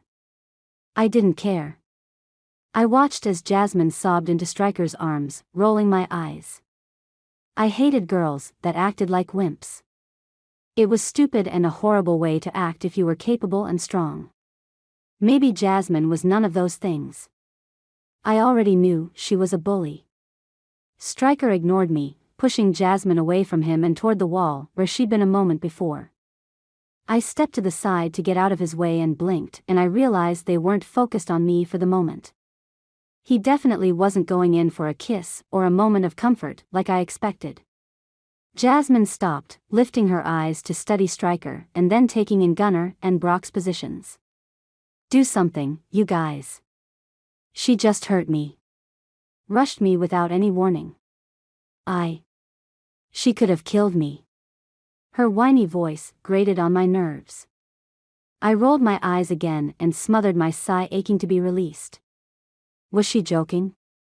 Because that was just ridiculous. Could have killed her with a jab? Was she an idiot? I shifted my feet. Was I supposed to wait there? I didn't need to see the lovers make out against the wall, further shoving acid into my already raw emotions. As if sensing my indecision, Stryker jerked his gaze over his shoulder and narrowed his eyes. He shook his head almost imperceptibly, telling me to stay. Curiosity was the only reason I deigned to stay. I didn't take orders from anyone. Why are you here, Jasmine? Stryker's silky tone didn't hide the razor-sharp anger underneath. Anger. Why was he mad at her? I thought he had a thing for her or something. Don't you have a shift to manage? I stood off to the side of Stryker's back, able to see Jasmine between Stryker's shoulder and Gunnar's. She could see me as well. Pointing her finger in my direction, Jasmine screeched. She attacked me, Stryker. I was just hanging out with some friends, waiting for you. I was hoping I could catch a ride with you. The last part turned into a coo with sugary sweet undertones. She batted her eyelashes at the three boys, missing her mark with the bright red of her blood streaked above her lip. She'd probably die when she saw how the blood had messed with her makeup. Stryker stepped closer, stiffness in his back and shoulders apparent, though he kept his tone in check as he spoke. I told you before not to bother people here. Do your bullying on your own time. Not here at Jameson and not at the factory. Are we clear? The tap-tap-tap of sturdy heels coming down the hall reached us a split second before Mrs. Perkins did. She took in the scene with a steely-eyed appraisal, her gaze landing on me last. Pursing her lips, my aunt shook her head and lifted her chin. She shifted her attention to Stryker and Jasmine, narrowing her eyes as she took in the blood on Jasmine's face. Are you hitting my students now, Jameson? A girl as well? She shook her head. You must want to be expelled more than I thought. Something in her eyes said Stryker had reached the last rung in the ladder.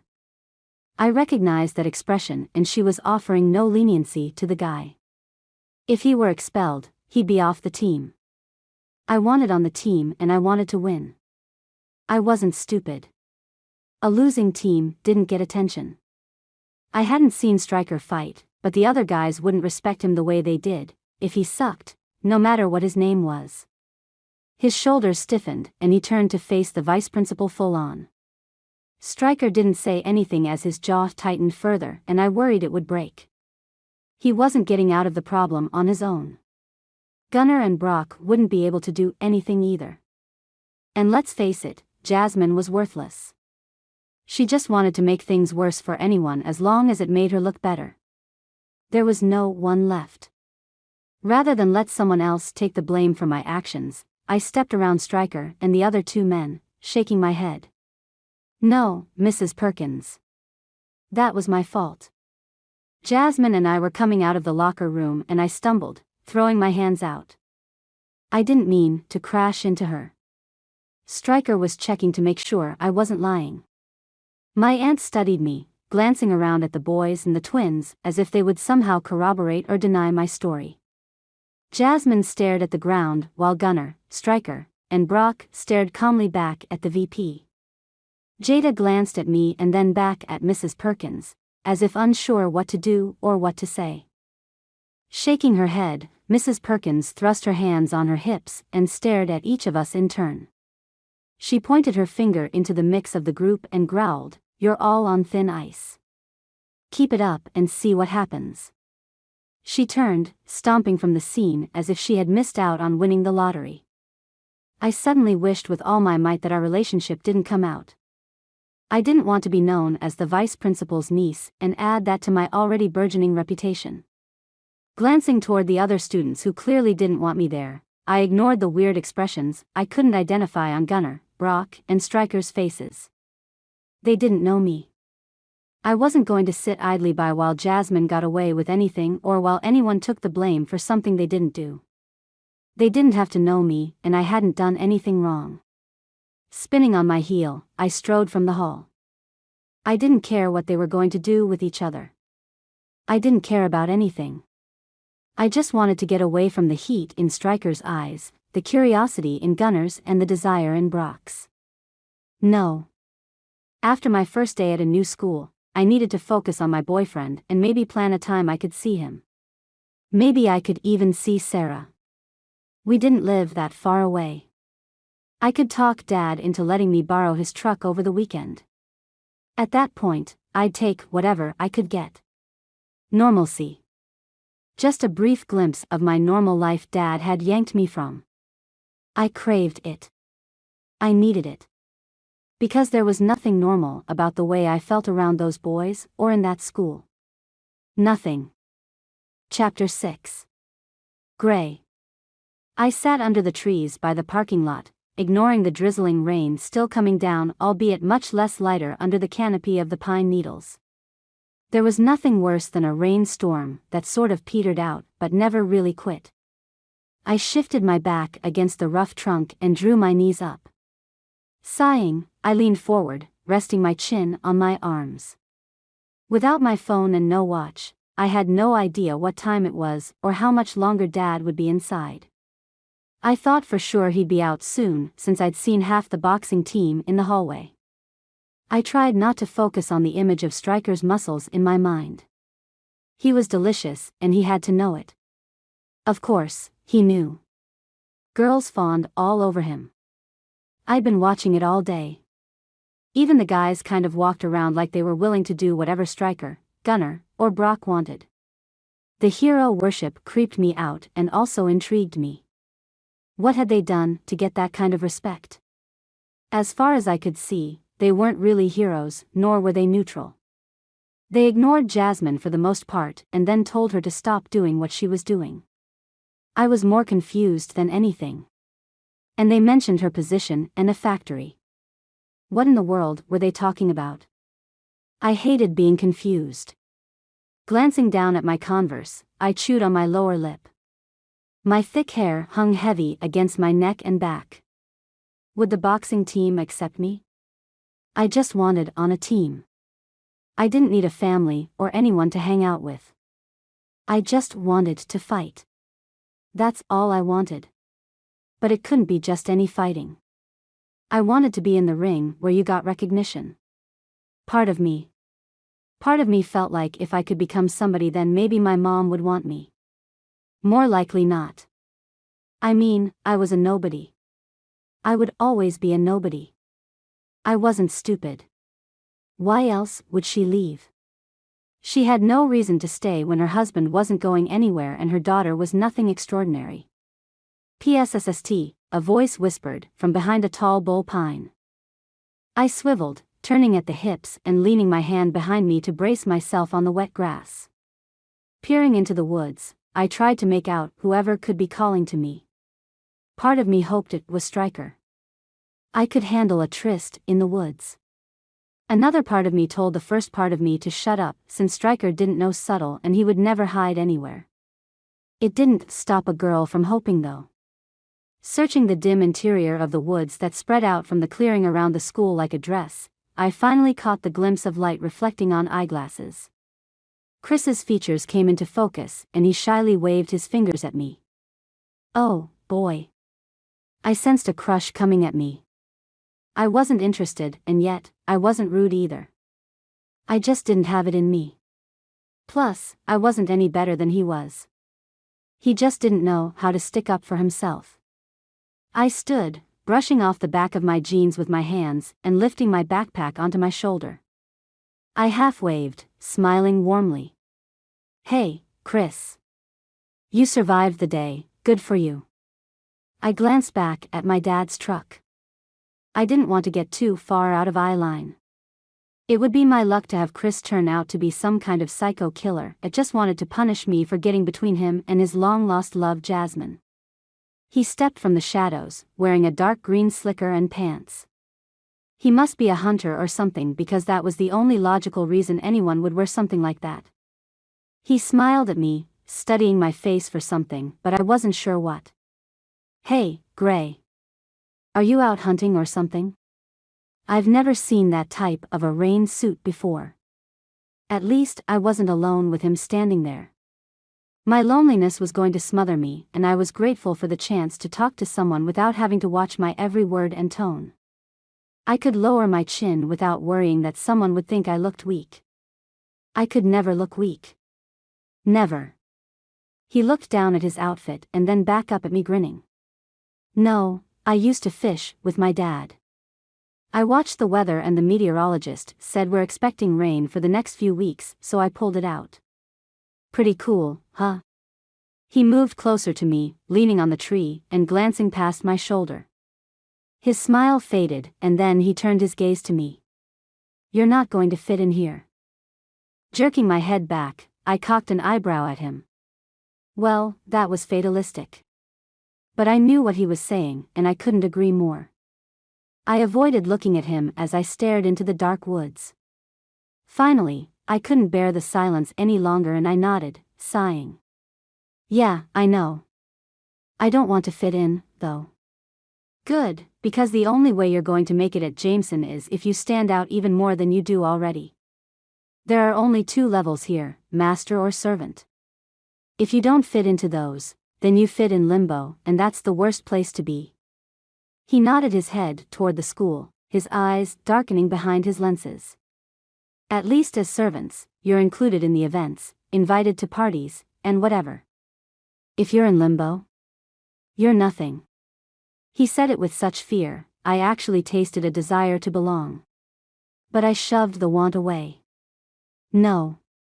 I don't do what others say, and I certainly am no master. I'll take my chances with limbo. I smiled at him to take the sting out of my words. Does Jasmine talk like that to you often? A flash of something crossed his face, and I suddenly realized he would let her do whatever she wanted, if she just gave him attention. A wave of relief washed over me. He wasn't crushing on me. He shrugged. No. She rarely acknowledges me at all. You just caught me on a good day. A good day. The things she was saying to the poor kid made me want to throw up, and yet, he'd considered it a good day. The guy was in desperate need of friendship and I was in a position to offer it. Not to mention I hated the lonely feeling trying to drown me as well. Look, Chris. Let's hang out. I know I'm a girl and you're a guy and all the relationship crap that will come up, but I really don't want to be at Jameson walking around by myself, you know? I really didn't care, but maybe if he and I pretended to be friends at least, I could continue acting like I didn't care what other people thought of me. I needed to keep my pride intact, no matter what. Chris brightened. Hey, what do you think about hanging out at lunch? He kicked the ground with his worn boot and then looked at the ground. He shook his head. Never mind. I mean, why would you want to hang out with me? He scoffed at himself. Okay, stop. A bully was one thing, someone who bullied themselves was just too much. You're never going to get the life you deserve if you don't treat yourself like you think you deserve it. Stop acting like you deserve to be treated like crap and start walking tall. I glanced over my shoulder and hiked my pack higher at the sight of my dad crossing the parking lot, puddles splattering around his white tennis shoes. I gotta go, but I'll see you tomorrow. I flashed a smile at Chris and turned to stride toward my dad. As I emerged from the protection of the trees, I got an itchy sensation racing up my neck and down my spine like I was being watched. No, not just watched, but craved. I glanced around, noticing the 1957 Ford truck with the limo tinted windows still sitting in the lot. Was it possible that Stryker sat in there, watching me? With the sting of awareness running along my nerves, was it possible that it wasn't him? I kept my chin up, even with the rain soaking my face and running in rivulets down my cheeks. I ignored the cold. No way was I going to show weakness in front of anyone who may be watching, Stryker or not. Approaching Dad's truck, I shot my gaze around the parking lot in case I missed the mark. There weren't a lot of vehicles in the lot, but the ones that were there could have people in them. I couldn't be sure. Plus, who knew who was watching from the building? Yanking the door open, I climbed in, certain I didn't care who watched me, but also sure I wouldn't mind if it was Stryker or Gunnar or Brock. Chris staring after me would never give me the tingles I'd experienced walking toward the truck. Dad didn't say anything as he started the engine. We rumbled out of the parking lot and a good 5 miles down the road before he finally said anything. I told you not to try out today. I specifically said to wait until a different day. I huffed, hugging my bag tight to my chest and staring out the window. If I didn't try out today, I wouldn't have any credibility. The season has already started. The first match is in 2 weeks. You would seriously deny me the chance to get more fights on my card? Didn't he realize just how important this was to me? No. He didn't.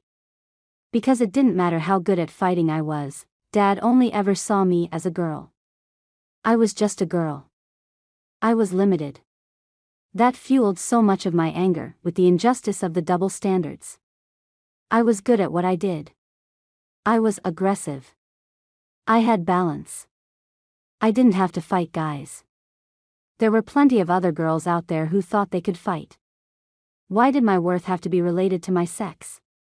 Before Dad could harp on me more about trying out for the team, I brought up my own question that was burning in my brain since I'd seen my aunt in the hallway. Why didn't you tell me Danielle worked here? Of course, you knew.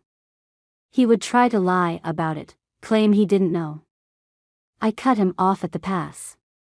He clamped his lips shut, the pale skin around his lips testifying to the tightness he held his mouth closed.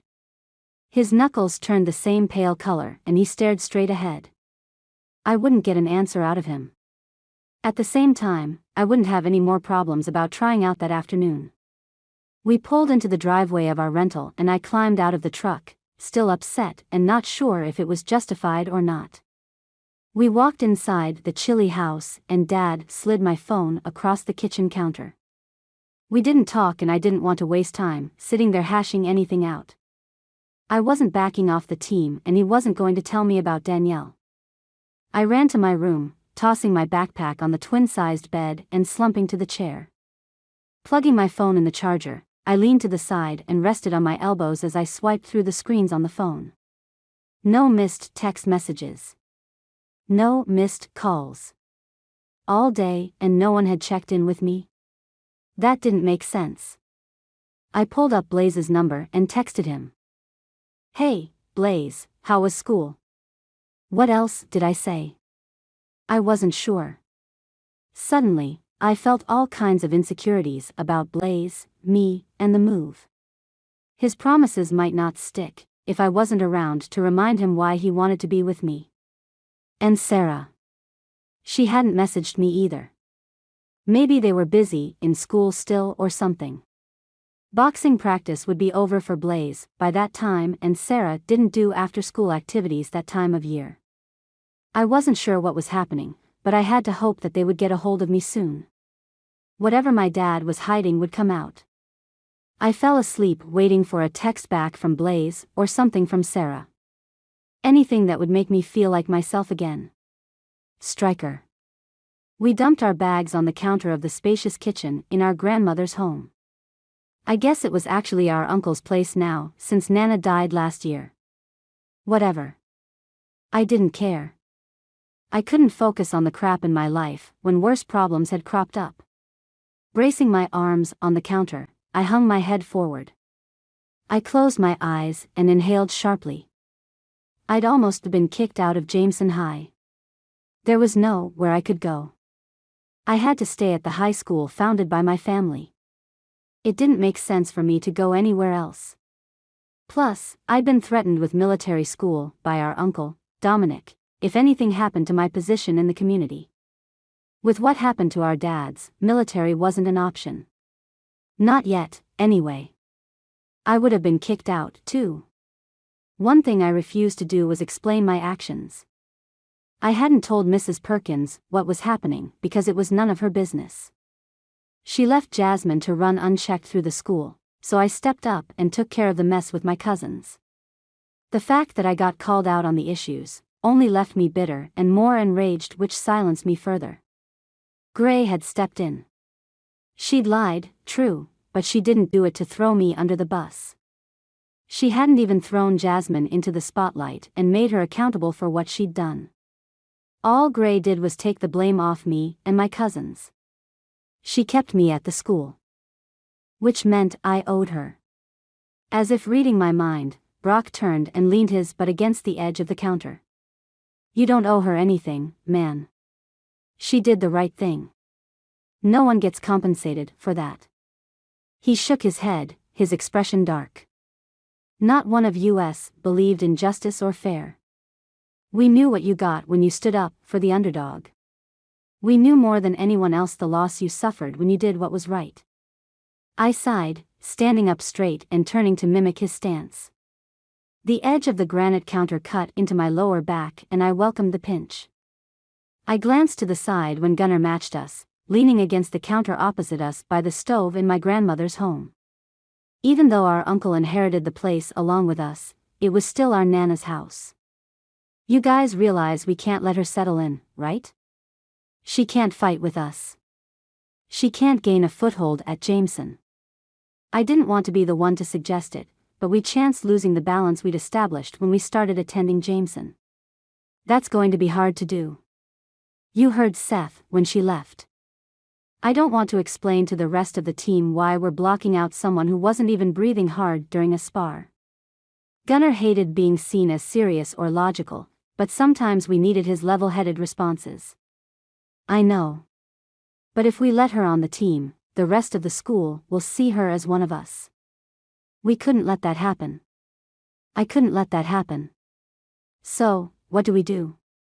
She stepped up and took the focus off you, Stryker. Is it right that we're digging in against her? Brock quirked his eyebrows as he studied me, his arms folded. His attraction to Gray was noticeable. The fact that he wanted her only irritated me more than the situation warranted. I didn't want to fight my own cousin, my brother for all intents and purposes.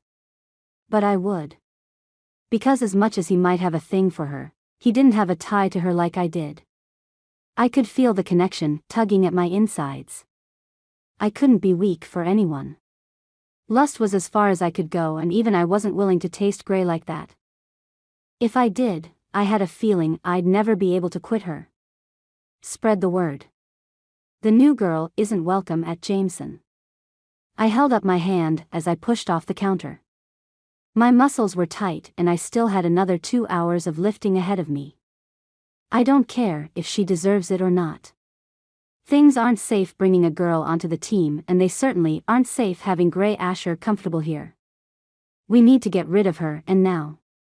They didn't argue, my boys who always had my back. We couldn't bring attention to the team or to the school. Not the kind that she would bring with her. We needed control, and we needed to keep the reputation of the school and ourselves as clean as we could. If something happened to our records, we'd never be able to follow in our father's footsteps. If something messed with our plans in our town, more than just 3 lives would be ruined. And that wasn't acceptable. Not now. Not ever. Chapter 7. Gray. Was it wrong that I let my guard slip a little bit?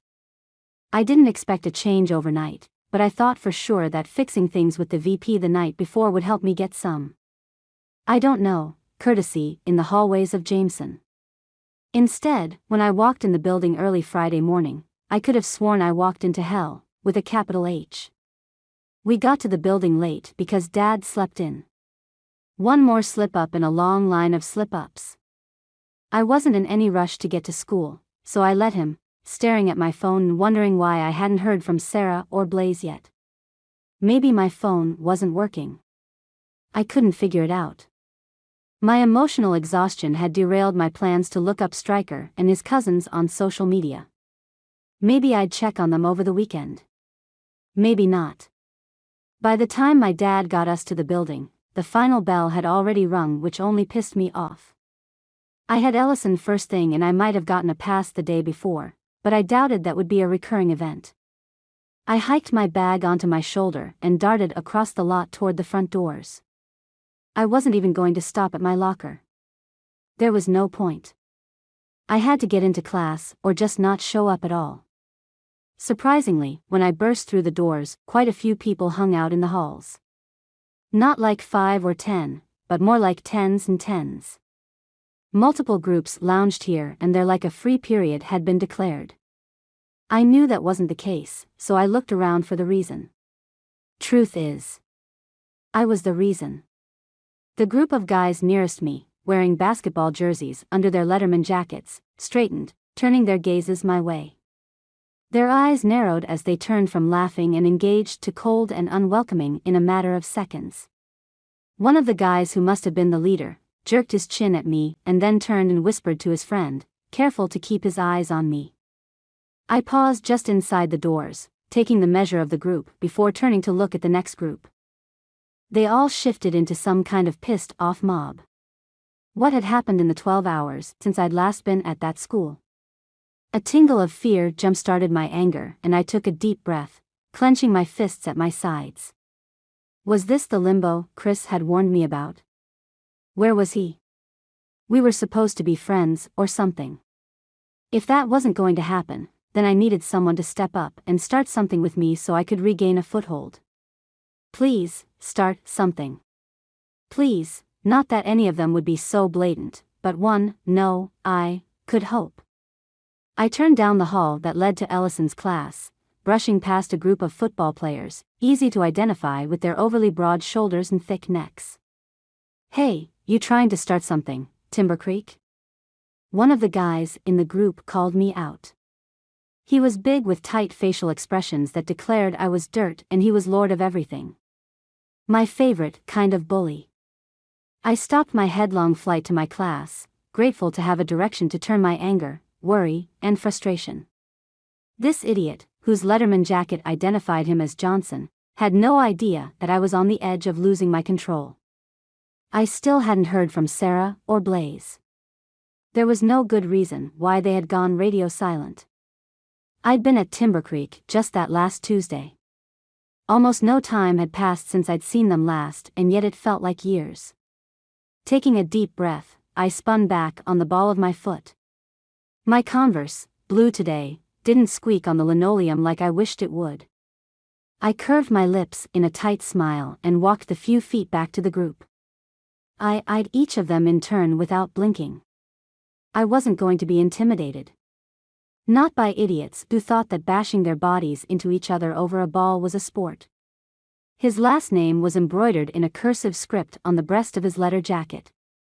"What do you need, Johnson? You must need something since you made the effort to call me back." I ignored the presence of the other groups crowding around. Their hostility came off them in waves, and I had no doubt that I was their target. The why was the confusing part, yet I refused to ask for clarification. "The only thing I need, Timber Creek, is something I hear you can't give up." He curved his lips in a side smirk. He glanced around at the people around us and raised his voice so all could hear. "She's frigid. A prude. Won't give it up to anyone, even her longtime boyfriend." He lowered his voice and stepped close, reaching his hand out and wrapping his fingers around the top part of my left bicep. "Isn't that right, Timber Creek? You're the ice queen, teasing to get what you want, then blue-balling the poor schmuck. I would have rather been called a whore. To be known as a prude put a target on your back for all the players to come out in droves. Not to mention the fact that now I would be stupid to attend any parties or any other gatherings because the rapists would watch for an opening. They all would want to conquer someone they believed to be a virgin or chaste. No matter what that meant to the female they targeted. Johnson squeezed my arm in his cruelly strong fingers. I refused to react. I stared up into his eyes, determined to keep my expression full of disgust and lazy insolence. "You trying to make me hot for you, Johnson? Here? In the hallway? Trust me, this isn't how you turn anyone on." I laughed. "But I think you know that. Trying to hide your performance issues by turning people off." His face darkened and his fingers squeezed tighter as he lifted his other hand to tighten around my other arm and then shake me. I clenched my teeth before they rattled around and took away my ability to think straight. I'd pushed him and now I had to stick up for myself. I held my breath and jerked myself forward, bashing my forehead into his nose and stomping onto the top of his sneakered foot. I earned my release and stumbled back a few feet. My head rang after the headbutt. I blinked hard, staring at the scene in front of me and trying to focus through the pain in my head. Johnson held his nose, blood coming from between his fingers. I forgot what a headbutt cost physically. Thankfully, it was illegal in both competition fighting and in the illegal fights I tossed around in some weekends. Johnson's rage spilled out of him in a yell and he lunged toward me, dropping his hand and revealing the bright red of his blood streaking across his upper lip and down the side of his mouth. Stryker stepped in front of me, blocking Johnson as he searched my face for half a second before turning back to Johnson, holding his hand waist level and giving a slight shake of his head. Dressed in a black t-shirt, Stryker's muscles flexed and moved in a hypnotic way. A glimpse of black ink peeking from under the collar of his shirt at my curiosity, and I bit down on my lower lip. He'd heard Johnson's comments. He thought I was frigid, too. That kind of stigma wasn't one you could escape in high school. For some reason, Stryker, Gunner, or Brock thinking that about me bugged me more than the rest of the school thinking it. I didn't care what most people thought, but for some reason, I didn't want the trio with that mindset about me. That bothered me more than I wanted to admit. "I was only doing what you told me to do." Johnson's whisper reached me and I inhaled sharply. What Stryker had told him to do? Why would he tell anyone to do anything like that to me? I'd stepped in. I'd helped him. Why would he set me up like that? I swayed on my feet. The expectations and disappointments crashing around me and combining with the dizzying effects of the headbutt left me reeling. I might have tipped to the side. Gunner stepped up beside me, letting me lean on him until I gathered myself together and shook my head. Pushing away from Gunner's arm while snapping my gaze to his face, I swallowed. I folded my arms across my chest and narrowed my eyes. He tilted his head my way, but stepped back into the perimeter of the group as if he stood with them and not with me. And why should he stand with me? I didn't blame him. I didn't blame any of them. That didn't mean I had to like them. In fact, I couldn't help the hatred bursting through me as I stared at the back of Stryker's neck. Stryker didn't bother whispering as if he didn't care if I heard or not. "I didn't tell you to touch her." "Hands off, Johnson." He swept his gaze around the group of students staring at him as if he were some kind of god. "I don't care what you do to her or what you say. You don't touch her. If you do, you'll deal with me." He flexed the muscles in his arms and his shirt pulled tight across his back. "Hey!" I jumped forward, shoving on his brick-like back. I wasn't small. I wasn't thin. I was athletic and solid. I was stronger than most kids in most high schools, and still he didn't move. He didn't budge with my anger, but he turned around as if a fly buzzed around him and he wanted to swat it down. Cocking his head to the side, he curved his lips with an icy acknowledgement I'd rather not face. "What's the problem, Timber Creek?" His tone and expression so different than the curious wonder he'd had on his face the night before. Every fiber of my body revolted against the patronizing way he spoke to me. The way the entire collection of students in that hallway felt like they had the right to stand there and watch me lose to a man like Stryker, or a group of bullies like Johnson and his crew. "I don't need you to stick up for me. I can handle this. I don't need anything from you. Unless, of course, you're protecting Johnson and his little." I held up my pinky finger and glanced at it. "Well, I'm sure the other girls here know about the size of the situation." I gazed pointedly at Johnson's crotch. A few girls in the group giggled, which was cut off by a sharp glance from Johnson at the group. Stryker's eyes darkened when I looked at Johnson's body. He didn't like that, but why? He didn't care. Right? He'd started this mess. He could deal with the consequences. I stepped closer, furrowing my brow as I spoke low. "Why would you tell them to do this?" "I don't." I clamped my mouth shut. I didn't understand. What was he doing? Why was he treating me like this? "You don't belong here. You're just a girl that doesn't know her place. We're going to help you find it." His jaw ticked and I hated that my insides responded to the raw magnetism coming off him. I hated that I was drawn to him. I hated that I wanted to understand, that I cared. I huffed, shaking my head and blinking back moisture. I wasn't a crier and I wasn't weak. My anger was going to overwhelm me, and if I didn't kick someone's ass in the next 2 minutes, I would lose my crap and cry all over the place. "Got it. You're king of the assholes. Don't worry. It's loud and clear." I took in the tight, resolute expressions on Gunnar and Brock's faces. They were a part of this. They were in the same tight triangle as Stryker. If Stryker issued a command, then it came from the other two as well. Not only did Stryker not flinch at my accusations, he turned his back on me in front of the whole school. He didn't want me to fit in. He didn't want me there. If he thought it was the first time I'd ever been unwanted, he had 0 brain cells. I turned calmly, controlled.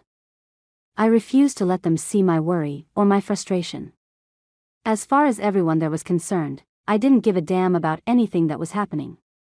I could very easily be getting my nails done. Sauntering off through the throng of people who slightly moved out of the way, I bit the inside of my cheek so hard I tasted copper as blood burst across my tongue. I ditched the hallway, heading straight for the gym. I didn't care what my schedule looked like or where I was supposed to be. I needed to work some bags, and I needed it now. Yanking my workout clothes from the bottom of my pack, I pulled them on in the girls' locker room. No one was in there. Maybe they didn't start the school day with PE. I didn't know. I grabbed my wraps from the side pocket of my bag.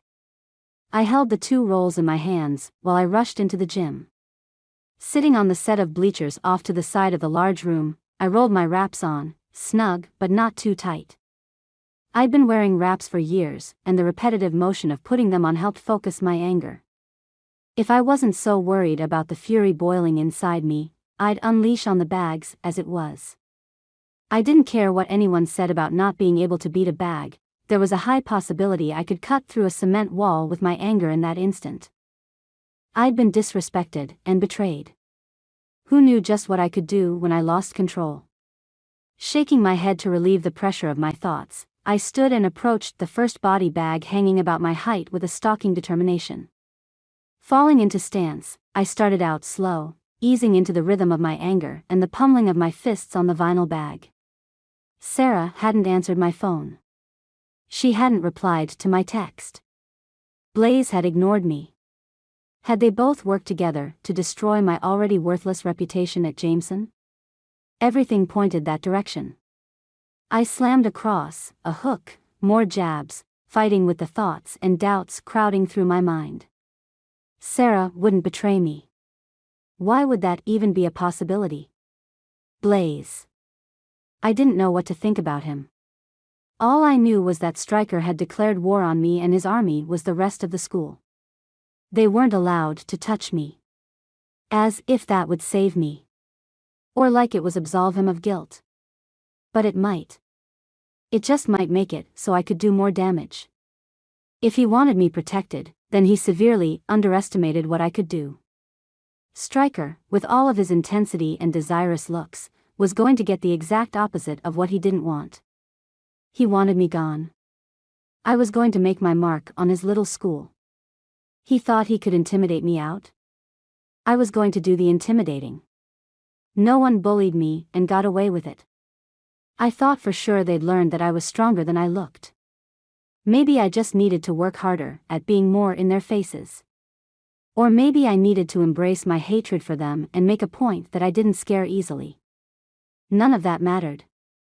As soon as I was finished with my workout, I was going to the nurse's office to get excused for the rest of the day. If I couldn't get Sarah and Blaze to answer my texts, then I would reach them where they were every Friday night, the Pike. While it wasn't my night to fight, I could still get in, even underaged as I was. The bouncers liked me, and I kept the fighting to a minimum outside the cage. Not many people messed around when I was there. I paused in my angry tirade against the bags, leaning against the hanging vinyl and taking a shuddering breath. If Stryker wanted me gone, why was he also protecting me?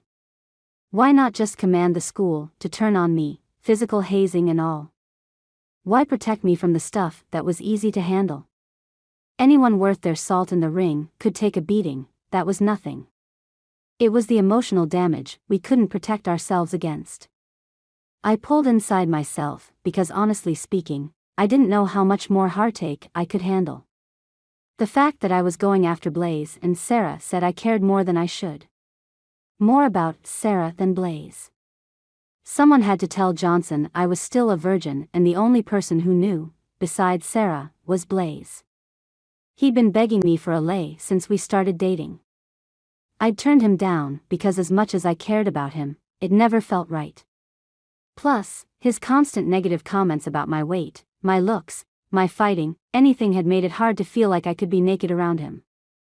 No one wanted to do something like that when they felt so fat and ugly. Blaze only made me feel good when other people were around, part of the reason I liked him at parties or games. Privately, he wasn't my dream guy. I was fast learning that there might not be a dream guy I could hope for. Not when the ones I would consider screwing only wanted me to hate them. Stryker had pushed me into hate and I wasn't the hating kind. His silver eyes sparked passion and unfortunately for him, it wasn't going to be the good kind. Maybe that night I could direct some of my anger onto Blaze and Sarah, get some answers before I had to face my new school on Monday. As for right then, I just wanted to go home. I skipped the nurse's station and, with my backpack over my workout clothes, ditched the school and walked the 8 miles to my house. 2 hours left me with a lot of time to think and plan. All I could think when I finally walked inside the house was that revenge was going to feel so good. Even better than Stryker's hands on me, and that was saying something. Chapter 8. Gray. Dad knocked on my bedroom door just after 6 when he got home. He must have still gone to boxing practice. I should have been there, but honestly, I didn't want to deal with the idiots of the team or the school. I just couldn't focus on them anymore for the day. I needed a break and some time to get my plan together. Gray? You in there? He didn't sound worried about me at all. He needed to be kicked and I was in the mood to do exactly that. Yep. I tossed on my side, facing away from the door. I didn't want to talk to him. He wouldn't go away until he'd spoken with me, probably lectured me for skipping classes, or whatever. I knew how it would go. He'd check on me, do his fatherly duty, and then disappear for the rest of the night. I could go as well. I already ordered an Uber to pick me up down the street in just under 2 hours. Surprisingly, I could get one that far out in the boonies. It would cost me, but I had money. The door creaked as he opened it. Dad never came further into my room than a foot or two through the opening. I didn't roll over to look at him. I knew what he looked like. He'd be scowling at the way I had my room, untidy, but not messy enough to be considered unkempt. He couldn't yell at me to clean it because the floor was still passable. Plus, he knew what battles to pick and which ones to leave alone.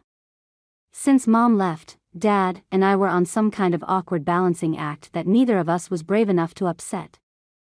I could handle the discomfort that came when real talks happened, but I had a feeling he couldn't handle much of anything. "You didn't tell me you were coming home." He said home like it really was our home, and I clenched my jaw tight against the declaration. He'd lost our home. Or had he forgotten? I spoke through my gritted teeth, careful not to sound angry. I didn't feel well. I closed my eyes, holding my arms tight against my stomach. He didn't need to know why, and I wasn't lying. The thought of what I was going to have to go through at my new school and the lack of communication from my old friends left me nauseous. I had to get things figured out. I had to understand or I would go insane. Dad shifted his feet. I could hear the movement on the rustle of the cheap carpet pill. He cleared his throat. "Okay, well. I'm going out. I won't be back until late. If you need anything. There's a 20 on the fridge. Maybe you could call out for pizza or have Sarah come stay or something." I squeezed my eyes shut tighter. He didn't understand. He wasn't even asking if I felt any better. Nothing. He didn't ask about Sarah, or how she was doing, or how Blaze was doing. Nothing. At least he was leaving me some cash. That would help with what I was spending to get out of there. I didn't answer, choosing instead to listen to the soft in and out of my breathing while I waited for him to leave. He didn't say another word, at least having the decency to shut the door behind him. His footsteps faded down the hall. I flopped to my back and sighed, staring up at the empty ceiling. The room was empty except for a couple boxes shoved in the corner. Even the walls seemed cold, with the barren expanses spreading around the room with small pinholes here and there attesting to someone else having lived there before us. The front door shut with a snap I could hear clear back in my room. I closed my eyes. Just a small nap to get through the next hour or so, then I could get ready to go. I had a night ahead of me and I had to look spot on.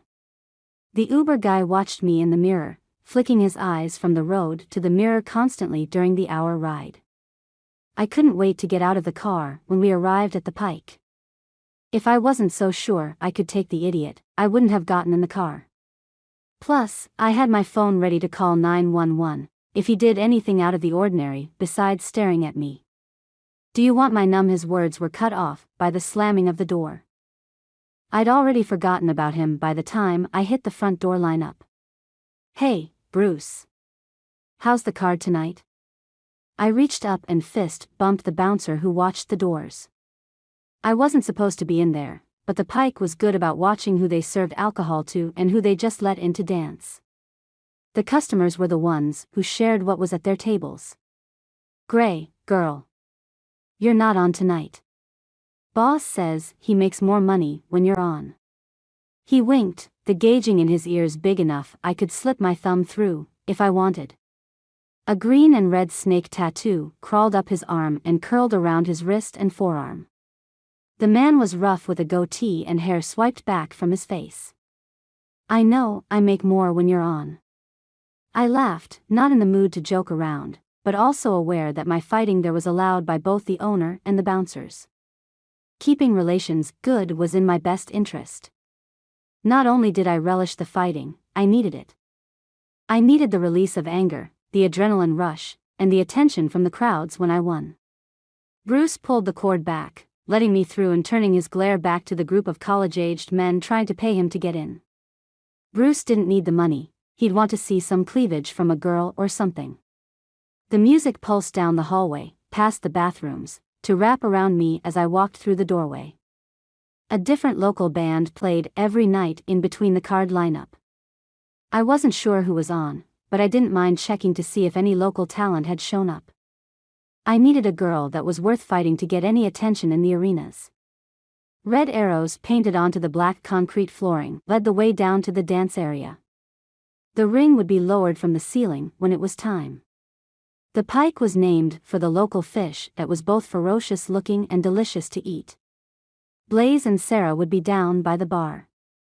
Sarah's favorite game centered around trying to get the hot bartender to either flirt back with her or give her a drink to make her go away. I nodded to a few people who recognized me from the fighting and pushed my way through half-drunk groups standing in clumps by the walls. The music thumped around me and the lights flashed in a seizure-inducing pattern, leaving a dark ambience in its wake. Large speakers marked the front of the room and a huge collection of dancers bobbed and weaved on the floor.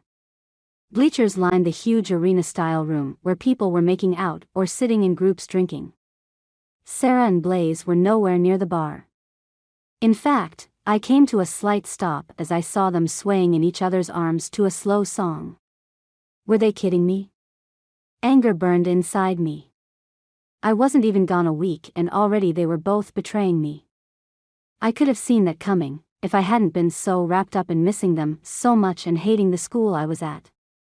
I couldn't just watch as they swayed side to side, her in his arms. I stormed toward them, reaching out and ripping them apart by their shoulders. My anger fueled my power. What are you doing? I didn't even give Blaze too much of my attention. But my friend. How could she do this? We were supposed to have each other's backs. I'd been to a lot of schools over the last few years, but Timber Creek had felt like home because Sarah and I had connected so easily so fast. Maybe that hadn't been real. Could I handle if our friendship had only been one-sided? Sarah's face was already streaked in tears and she blinked at me in confusion. Glancing at Blaze and then back at me, Sarah widened her eyes.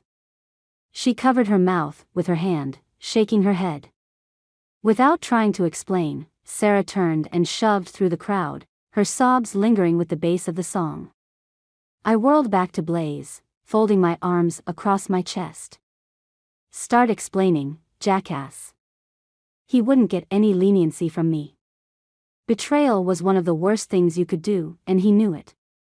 They all knew it. It was a teenage code or something. Jackass? Wow. Not gone more than a few days, and you've already turned on me? What is wrong with you? Blaze clenched his jaw, the side angle ticking as he stared at me. I recognized the expression as his pre-fighting face, but I didn't care. I wasn't afraid of him and he knew it. Maybe that made him feel threatened? I don't know. A niggling in the back of my mind had me questioning why Sarah looked like she'd been crying for a while before I'd shown up. I haven't turned on you. You guys have been ignoring me since Tuesday. I'm not that far away, and you've already moved on. I heard the plaintive tone in my voice, and I despised myself for it. They didn't need to know that I needed them. They didn't need to know anything. A tingling in my flesh alerted me that I was being watched. Someone watched me with an intensity that I could feel without having to see. I glanced to the side, folding my arms, and froze as my gaze landed on Stryker, Gunner, and Brock standing off to the side of the dance floor. Their eyes studied me and the guy I was with. Why was I so aware of them? In the space of the second that I saw them, a girl walked up to Gunner and started grinding on him. He didn't even acknowledge her, but at the same time he didn't turn her away. She just danced on him like he was a frozen statue she couldn't get enough of. Stryker stared at me with something in his eyes I couldn't label. It took everything in me to turn away from the pull in his gaze. A small memory of the last time I'd looked into his eyes reminded me that he was the reason I was having such a hard time at Jameson. Him and his boys. I turned back to Blaze and yelled above the music. Why was Sarah crying? What happened? Even my anger about being ignored wasn't enough to keep me from being worried about Sarah. She was everything to me. If she wouldn't talk to me, then someone had to. A mosh started in the center of the dance floor, the movement contagious as the jumping and body slamming spread. I stepped back from the center of it, moving toward the side of the room. Blaze reached out and grabbed my arm, dragging me toward the bleachers. We need to talk. He pulled me unceremoniously, as if I weighed less than nothing. I jerked from his hold and stopped the frantic momentum away from the dance floor. Shaking my head at him, I thrust my hands on my hips. Who do you think you are? He stepped in front of me and jetted his chin out. Last I checked, I was your boyfriend. Yeah, my boyfriend who betrayed me. You're an ass, Blaze. You told the guys at my school I wouldn't put out for you? Do you know what that's done to me? I studied his face for some kind of denial, some kind of explanation. Would he even try to explain it to me? So what? You won't. It's not a lie. I was more than happy to give a heads up to the new school. Maybe if they know you're a prude, you'll be forced to give it up and learn to loosen up a bit. Pure hatred twisted his normally good looks. His blonde hair had been spiked and his blue eyes flashed in the lighting. Forced to give it up. You want me raped or something? I swallowed back the bile his comment brought up. He wanted someone to force me? Why would he want that? Then it hit me. He'd never cared about me. I'd spent so much time thinking we were meant to be together and he'd never cared about me. He just wanted a piece. He shrugged. Whatever, Gray. None of it matters. If I can't get it, someone else might as well. He smirked at me. I shook my head, blinking back tears. Wow, the terrible day didn't want to end. A guy shoved into me from behind and I fell to the side. I closed my eyes, expecting to hit the ground and get trampled by the moshing group. Instead, I was caught in muscular arms that tightened around me as they lifted me back to standing. Glancing up, I swallowed. Stryker didn't look at me as he yelled at the guy who had pushed me over. Hey, you owe her an apology. The guy laughed without looking at Stryker, a nose ring and his right nostril moving with the sound. I don't owe her shit, man. She got in the way. That's her fault. He shook his head, eyeing me with a strange hunger, and jumped off, like he didn't have a care in the world. Stryker turned back to me, his dark eyes flashing as he looked me over. Are you okay? His jaw ticked, but a tenderness in his eyes unnerved me. Why did he care? He wanted my life to be hell at school, but at the pike he was going to protect me? It didn't make sense. I couldn't figure it out. What game was he playing? What? Why? Between Blaze's revelation and Stryker's confusing actions, I needed a drink or something to get me some clarity. He jerked his gaze from my face, his hands still on my body, burning his hold into my flesh. Why did my body react to his nearness like that? I hated it. I hated that I could feel him from across the room. Gunner's dancing girl was gone and he stood beside Stryker with his arms at his sides. Brock stood to the other side of Stryker, his arms folded across his massive pecs while he watched me and Blaze. His eyes were narrowed and his lips pressed together. Stryker glanced over his shoulder, first at Brock and then at Gunner, jerking his head forward as if to tell them to follow the guy who ran into me. I furrowed my brow, Blaze all but forgotten. Hey. I snapped my fingers in front of Stryker's face. No. You don't get to tell the school to bother me and then try to stick up for me here. I wasn't sure what they were playing at, but I couldn't figure them out and that infuriated me. Blaze shoved close to Stryker, his eyes narrowed. What are you doing here, Jameson? This is Timber Creek territory. He was a good 2 inches shorter than Stryker, and the difference in the muscle mass was noticeable. Blaze didn't even care that Stryker held me. In fact, he didn't give me the time of day, as he locked himself into a pissing contest with Stryker. Brock and Gunnar disappeared in the direction of the guy who had bumped, and I had a sickening feeling that I needed to check on Sarah. Maybe Blaze was making her feel the same way he was trying to make me feel. Why else would she cry at the pike? Stryker flexed his muscles and stepped around me, closer to Blaze. Narrowing his eyes, he growled, "Stay out of my way, Timber Creek." Was he talking to me or Blaze? I stepped out of the way as he continued. "You might whimper like a little." A crash loud enough to carry over the music came from the direction of the bar, grabbing both their attention. Pushing past them, I went in search of Sarah or Gunnar and Brock. I wasn't sure what was happening, but it certainly wasn't what I'd planned.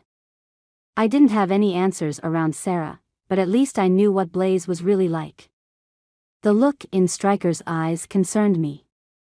I wasn't interested in the burning want his expression sent through me, and I certainly didn't appreciate his confusing double standards.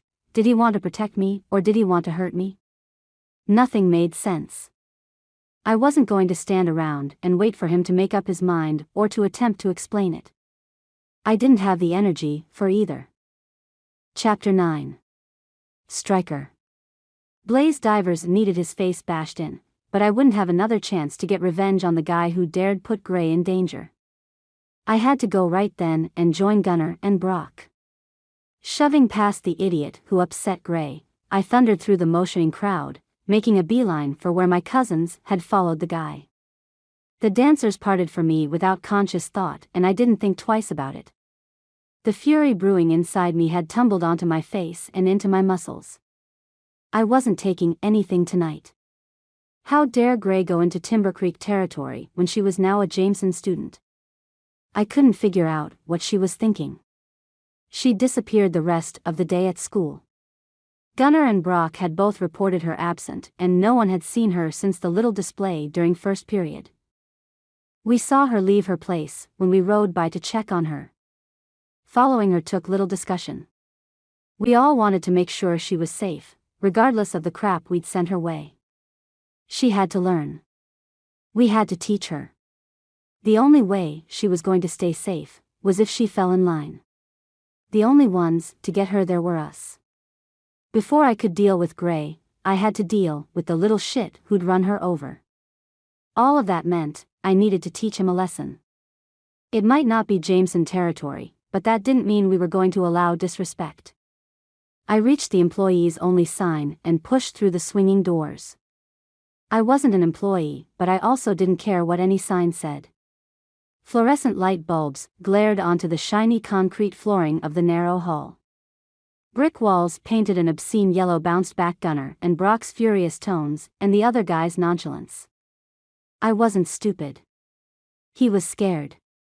But he was thinking he could take 2 of them, or maybe he thought they didn't look that mad. Or even more obvious, he didn't recognize them with their hats on. He hadn't seen me.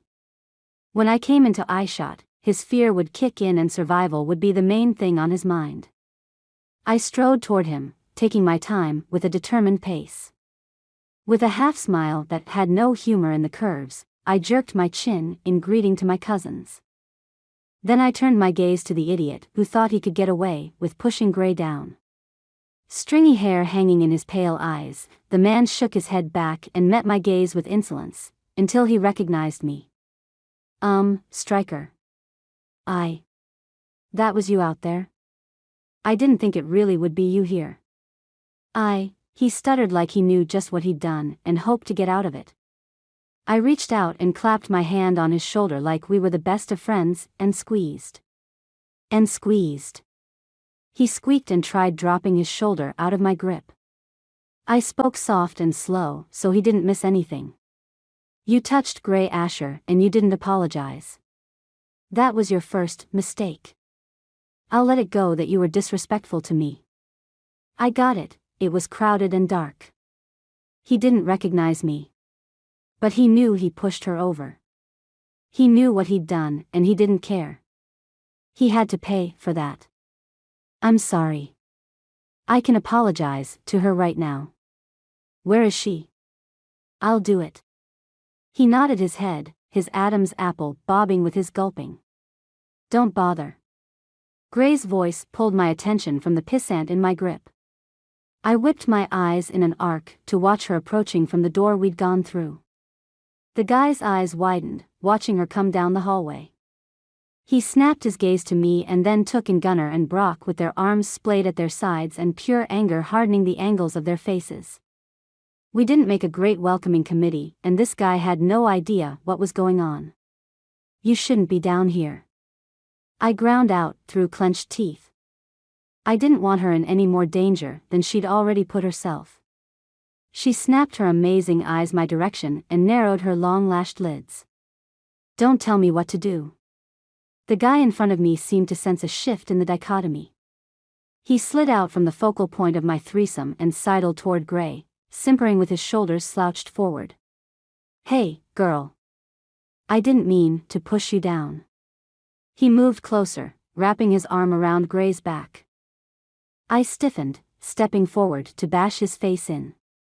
How dare he touch Gray in any way? I'd specifically told the school and the neighboring schools that no one was to touch Gray, no matter what. Before I could take the guy's head off, Gunnar reached out and grabbed my elbow. I shot a glance his direction and paused at the slight shake of his head. He steadied me and usually kept me from doing things that I would later regret. How could pummeling this guy be something I would regret? But I held back.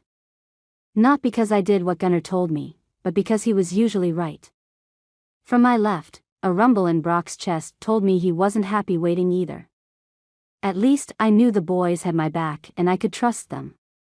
Keeping us in his peripheral vision, the idiot turned to Gray and leaned in, his lips perilously close to her smooth cheek. Something flashed in her eyes, and she snapped. In 2 quick slams, she pelted his sternum with the point of her elbow and jammed her foot on his instep. I almost winced. She knew how to use that foot, I'd witnessed that firsthand. The guy groaned, tightening his hold around her and dragging her down on top of him as he fell to the ground. You stupid hoe. The last syllable burst out of him on another moan, and Gray lifted her head and slammed the back of it into the guy's face. Before I could do anything to help her, she flipped over and kneed the guy in the lower ribs. He curled onto his side in the fetal position, his face red as he struggled to breathe. Smoothing her hair as she pushed to her feet, Gray stared down at the guy who attempted to escape a beating but had ended up getting more than he probably would have gotten from us. Her shoulders barely moved, and I couldn't help being impressed. She'd beaten the boxing team's best cardio fighter, and she hadn't been breathing heavy then, either. A moment of silence spread between us, while the downed guy tried catching his breath. Gray waited for him to stand, and he avoided her eyes as he ran off down the hall. His footsteps pattered like a coward. When the doors closed, she turned and eyed us each with suspicion and no little amount of disgust. Good. If she hated me, things would be so much easier.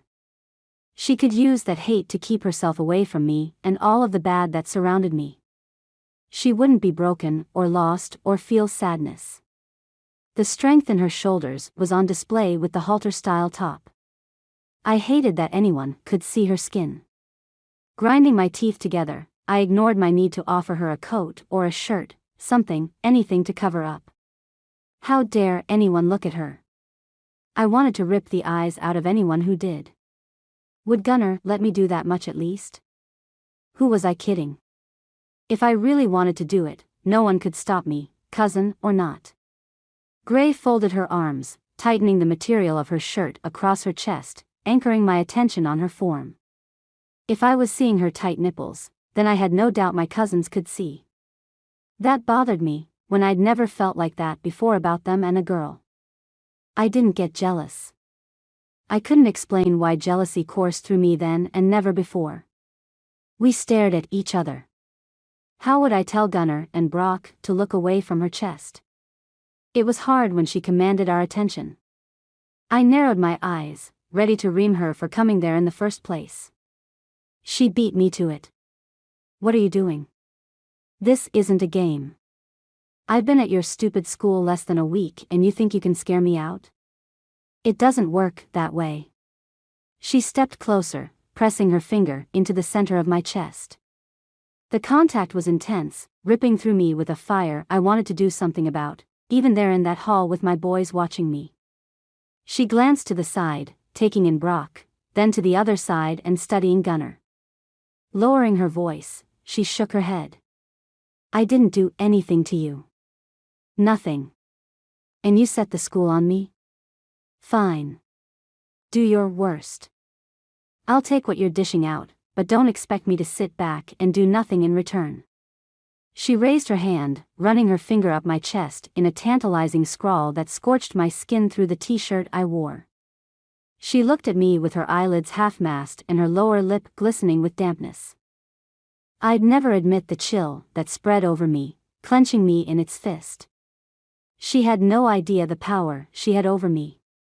I refused to give it any credence. Even when she leaned forward, running her finger further up my neck and around until she tracked her nail through my hair and down to my earlobe. Her breathing had picked up and she held my gaze with hers. She was more affected than she wanted to be. Brushing her chest against me, Gray widened her eyes when she moved against my lap.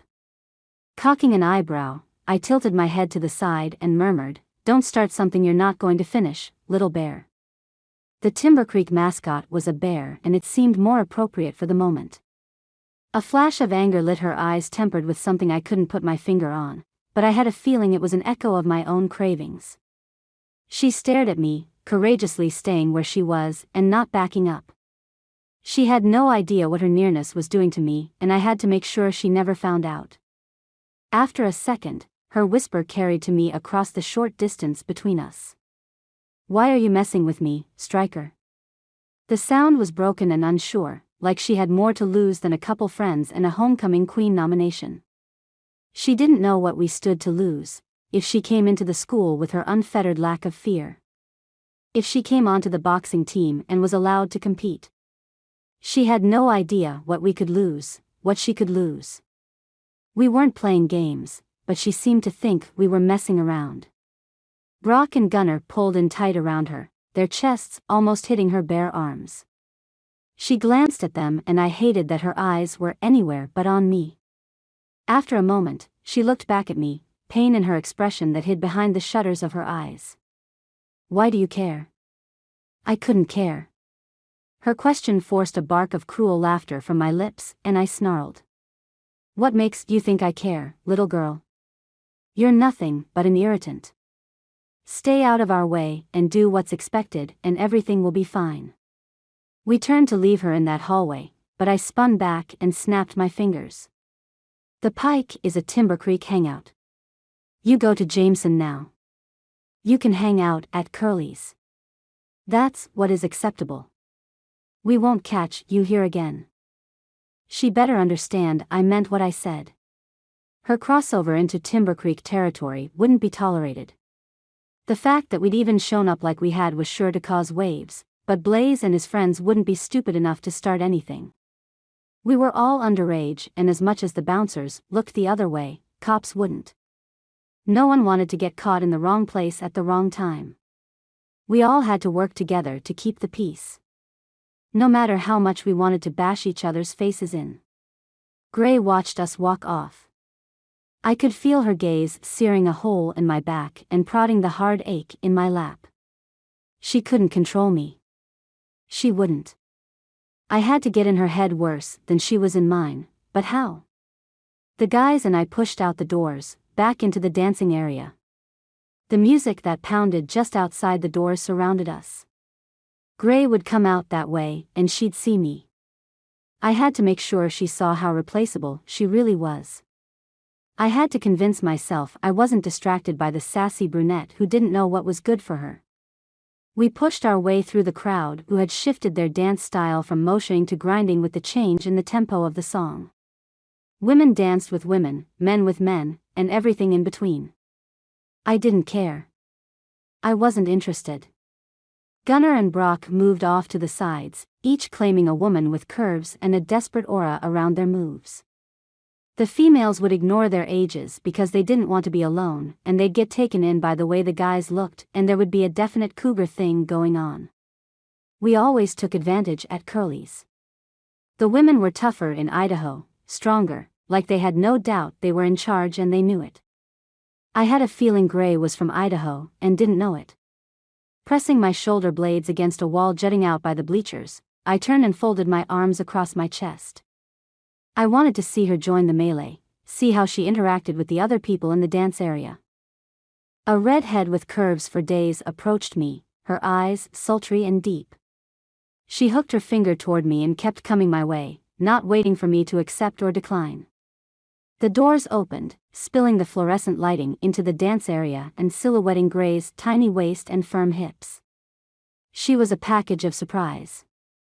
She scanned the crowd, letting the doors close behind her. Our eyes connected and I didn't look away as the redhead danced against me, rubbing herself all over me and turning around to do it all over again. Gray lifted her chin as she took in the scene. Her eyes flicked to Gunnar and Brock, and something told me I'd finally gotten to her. She would see that I didn't need her to satisfy my hungers. That I actually wanted more than just her. If I could get her to believe that, then I was a better liar than even I thought I could be. Disappointment shaded the challenge in her eyes, and I let myself feel the excitement of the moment as we continued staring each other down from across the dance floor. I put my hand on the redhead's shoulder and eased her down in a twisting dance, and then let her back up, controlling the moment as Gray watched me. I knew what I was doing. I wasn't only controlling the dancing woman, I was controlling Gray as well. Confident in my role, I let the redhead continue to grind on me. My arousal had nothing to do with her and everything to do with the watchful gaze of Gray and her enigmatic blue eyes focused on me. I didn't even drop my arms from my chest. What would Gray do next? I'd stumped her. I knew it. There was nothing for her to do, except accept my win. Then she stepped onto the floor, lifting her arms above her head and shaking her hips to the beat of the music as she slid into the vicinity of a group of girls wearing the colors of Timber Creek. They knew her and didn't turn her away. Gray fit in, she was in her element, and she knew it. Why would she leave her school ere she obviously had a spot to come to Jameson ere everything was rough? She couldn't go back now. Not with both schools aware that she'd traded sides. There was something in her story I had to find out. It wouldn't take long, but I suddenly didn't want to wait. Her hips gyrated with the music, the beat taking over and her eyelids drifted shut as the tempo took over. Brock grumbled something I couldn't make out, but did I need to? He watched her, as I did, and for the first time in a long time, I wanted to reach out and pop his jaw with my fist. I didn't want to share, and with Gray, I couldn't even claim her as mine. Not yet, anyway. Chapter 10. Gray. I danced with whoever was closest and I danced with myself. Running my hands up and down my body, gyrating with the rhythm of the music, I almost forgot the game Stryker and I played. Almost. The redhead dancing on him could have been a shadow for all her worth. I could see in his eyes he wanted me or something to do with me. Brock and Gunnar held the hips of other women who danced against them, as if they controlled their movements. I was aware of all three, but most acutely aware of Stryker and the way his eyes narrowed, following my hands as I ran my fingers through my hair. Twisting to the side, I looked away from the cousins. I couldn't breathe with the intensity in Stryker's eyes, as if he could devour me in one bite. A girl bumped up next to me, hitting my hip with hers as she lifted her arms. Her long blonde hair had blue tips that brushed her waist. While dancing around me, she called above the music, "You've got the Jamesons watching you. I don't know what you did, but I don't envy you." She glanced subtly over her shoulder, then looked back at me with an arched eyebrow. Or maybe I do. She bopped her head to the side and then back to me. I matched her movements, dancing in a semicircle as we rounded out the other. "You're in my statistics class. Aren't you going to get in trouble being on Timber Creek territory?" Why wasn't Stryker yelling at the girl in front of me? He seemed to save all his anger for me. She laughed, throwing back her head and grabbing my shoulder. No, girl. I'm not on their radar, thank you very much. That seems to be your place. She fell into a side-to-side step and held out her hand. I'm Jenny Davies. I'm also in your yoga class. She smirked and shook her head. Not that you want to be in yoga, and not that I blame you. Jameson High is nothing if not sexist, that's for sure. Why is that? As much as Timber Creek had seemed lost in the Middle Ages, Jameson had them beat hands down. I don't know for sure. The Jameson boys run everything. What they aren't over, their uncle controls. Take it with a grain of salt when they show any interest toward you. Gunnar is known to be a bit of a playboy. Anger flashed in her eyes, and I couldn't help the twinge of jealousy coursing through me. I couldn't claim all of them, let alone one. I almost laughed at the direction of my thoughts. I peeked at Stryker with his arms still folded, ignoring the girl dancing on him. His eyes hadn't strayed from me and his lips were firmly pressed together. I held his gaze while talking toward Jenny. Do you think he would notice if I took all my clothes off? Her sharp laughter grabbed Gunnar's attention and his gaze tripped toward her, narrowing when he found her and then me. Something in his eyes told me he didn't like us talking.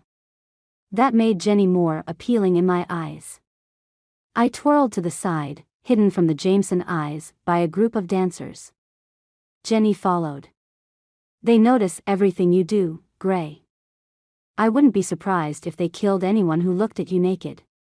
She smirked and bumped against a random guy dancing with two other girls. Noted. I'm going to see if I can escape. I cocked my head to the side and wiggled my fingers her direction. I'd see her at school Monday, or I wouldn't. After being burned by Sarah so recently, I wasn't going to get tied to any new friends. I wasn't sure who I could trust. I continued dancing, but edged my way around the perimeter of the dance floor, sticking to the shadows until I hit the hallway. Breaking into an easy stride, I swung my arms and passed Bruce with a pat on his rear. Thanks, man. I winked and ignored the line of hopeful partiers. Anytime, Asher.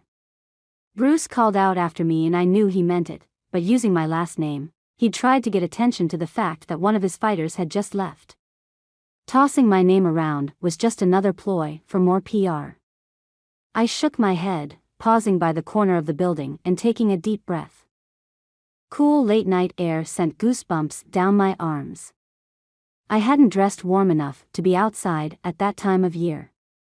Especially for the inland Northwest. I reached up, brushing my hand through my long hair. Someone grabbed my wrist, wrenching it to the side. I glanced over, falling into my base stance, which gave me more balance and was also my fighting stance. Yanking my arm free, I glared at Blaze, who stood in front of me. What do you want? A normal girl wouldn't have been outside a dance club by herself in the middle of the night or standing in the shadows of the building. A normal girl would be inside with a group of other girls, safety in numbers, or at least sticking to the lit areas as she waited with friends. Thankfully, I wasn't a normal girl. I wasn't afraid of almost anything. Nothing could hurt me. Not more than my own mom abandoning me. Not more than losing a fight. I could feel the adrenaline rush at the thought that maybe Blaze was going to challenge me, there in the parking lot. After the way he'd treated me and turned his back on me, after he'd labeled me frigid with Jameson High, I wanted nothing more than to pound the living daylights out of him. I curled my fingers into my palms, ready to unleash on him with all of the frustration coursing through my muscle fibers. Blaze held up his hands, his eyes searching my face. Hey, I need to talk to you. You can kick my ass later. As if he sensed that wasn't enough to persuade me to stop, he continued, lowering his voice and forcing concern to cover his features. I'm sorry for what I said. You jumped down my throat for no reason. Look, it's about Sarah. We really need to talk. Sarah. Part of me wanted to ignore anything he could say about her. She'd abandoned me when I needed her. What could he possibly say to me that I would care about? Another part of me would bet anything that he and Sarah were screwing behind my back. For how long? I couldn't see straight with the fury that raked over me at the thought of her betraying me like that. I locked my jaw and spoke through clenched teeth. What could you possibly say that I would care about? Blaise sighed, running his hand down his face. Sarah's uncle is back. He didn't mince words, probably sensing that I wasn't waiting long before throwing a punch. But I stopped. The tension in my muscles shifting from prime to act to spasming in a holding pattern. Her uncle? He was supposed to be in prison. What did that mean? What could she possibly be thinking? What was she going through? She must be terrified. I didn't want to ask Blaise the details. I couldn't. There was no more trust there, but what if that's all that was wrong? What if Blaise and Sarah weren't calling me or texting me back because they were both trying to deal with the uncle problem? If that was the case, my guilt would be all-consuming. My hands shook and I tucked them at my sides as I stared at Blaise. His features softened as he studied me. He lowered his voice and relaxed his stance. I didn't think you'd care after that display in there. She was so upset. She hasn't stopped crying. Why didn't she tell me? Why couldn't she call me and let me know? I could. I don't know. How could I have helped her? I had no idea what I was doing or what was going on, and I'd never felt more helpless. Blaise folded his arms, his defenses down as he gave me a once-over. Really? What could you do? You've been dealing with your own drama, Gray. You're trying to fit into a school that doesn't want you. He stepped closer, thrusting a finger toward the ground, anger suddenly twisting his lips. You want to know why I told them that? I want you back at Timber Creek. He flailed his hand in the direction of Idaho from where he stood. They don't deserve you over there. They can't appreciate you. I couldn't figure out if he was telling me the truth or not. I couldn't discern sincerity through the worry over Sarah flooding my senses. Rather than add more to my guilt, I gave him the benefit of the doubt. Folding my arms across my chest, I swallowed. You know I can't stay at Timber Creek. Blaise's breath wafted across the edge of my chilly neck. You need to remember that Timber Creek is the best boxing team in the nation. Don't forget that, Gray. His eyes scanned my face and he ducked back to whisper in my ear. You've left us and we're going to get Letitia on the team somehow. I don't have to tell you, she's gunning for you. Letitia Lacroix. Great. Timber Creek wasn't the most diverse school in Washington, but it was just diverse enough the students with ethnic backgrounds cornered the market on exotic. She had curves, wide brown eyes, and she smelled like cinnamon. Sometimes I hated her. All that, and yet, Letitia was a badass. She knew what she was doing with her fists, and I'd always liked her. We'd gotten along just fine in biology and in practice, but she wasn't on the team because there wasn't enough room for more than one girl. A shiver coursed over me at the thought that I was no longer on the team and I'd be pitted against someone I'd considered a friend. But the boxing funds were out for the girls to be on the team. That's why we had to move. That and the fact that my dad lost his job. That's what Dad had said. Blaise scoffed. Yeah, you keep saying that, sweetheart, but my dad is on the board. There was nothing mentioned about getting rid of girls on the team. There was even mention about expanding. Someone is lying and my dad wouldn't benefit from being dishonest about that. He'd have no reason to know why I'm interested, so why hold anything back? I shook my head, the chilly night air wiggling its way under the strands of hair grazing my shoulders. You never told him. Blaise had never told his dad about me. He was supposed to, and there I just found out he hadn't. That was one way to find out I didn't matter much. It hasn't been the right time. He reached up, something like sorrow in his eyes. Don't worry about it. You keep me informed on what the Jameson team is doing, their strategies, their practices, and I'll make sure Letitia caves in the ring. His whispered suggestion made my blood run like ice through my veins. He would cheat if I let him know what the team was doing at Jameson. I waited for him to say he was kidding, but his tone told me it wasn't coming. What exactly was I supposed to do? How did I tell him to go screw himself when I was so emotionally conflicted about everything? He reached out and I flinched before his knuckles could graze my cheek. I didn't want him to touch me. I didn't want him to do anything to me. The confusion around Blaze was something I didn't want to deal with. It wasn't fair. I'd already written him off the last few days, and that he thought he could treat me the way he had and then turn around and act like I was still his? Blaze tilted his head toward me. "Baby, don't you miss me?" He touched me and I realized I hadn't missed him as much as I thought. His touch didn't set my nerves on fire. In fact, the way I felt after he touched me compared to the way Stryker made me feel was anticlimactic. Not something I wanted to chase after. Certainly, not a caress that inspired me to suddenly screw him like he wanted. I shrugged, but I didn't say anything that would burn bridges. Blaze was in high demand and I'd been the one to snag him over the last year or so. I certainly didn't need to give him up right then. I turned my face away, murmuring, "I'm worried about Sarah is all." He nodded tightly, lowering his hand and stepping into my space. He ducked his head to see my face and leaned forward, kissing my forehead. After a second, he wrapped his arms around my back and pulled me close. I rolled my eyes over his shoulder and loosely placed my hands on his waist. I wasn't interested in what he offered. Yet, as I looked past him into the parking lot, I caught sight of Stryker standing beside the 1957 Ford truck. He wore his t-shirt, no coat, and his arm muscles sent a shiver through my body. I held his gaze with mine, something passing between us that I couldn't define. Thinking my reaction was to his touch, Blaze squeezed me closer and muttered, "Soon, Gray, you and I can be together like we should be." He pulled back from me and bent his head further to press his lips to mine. And nothing.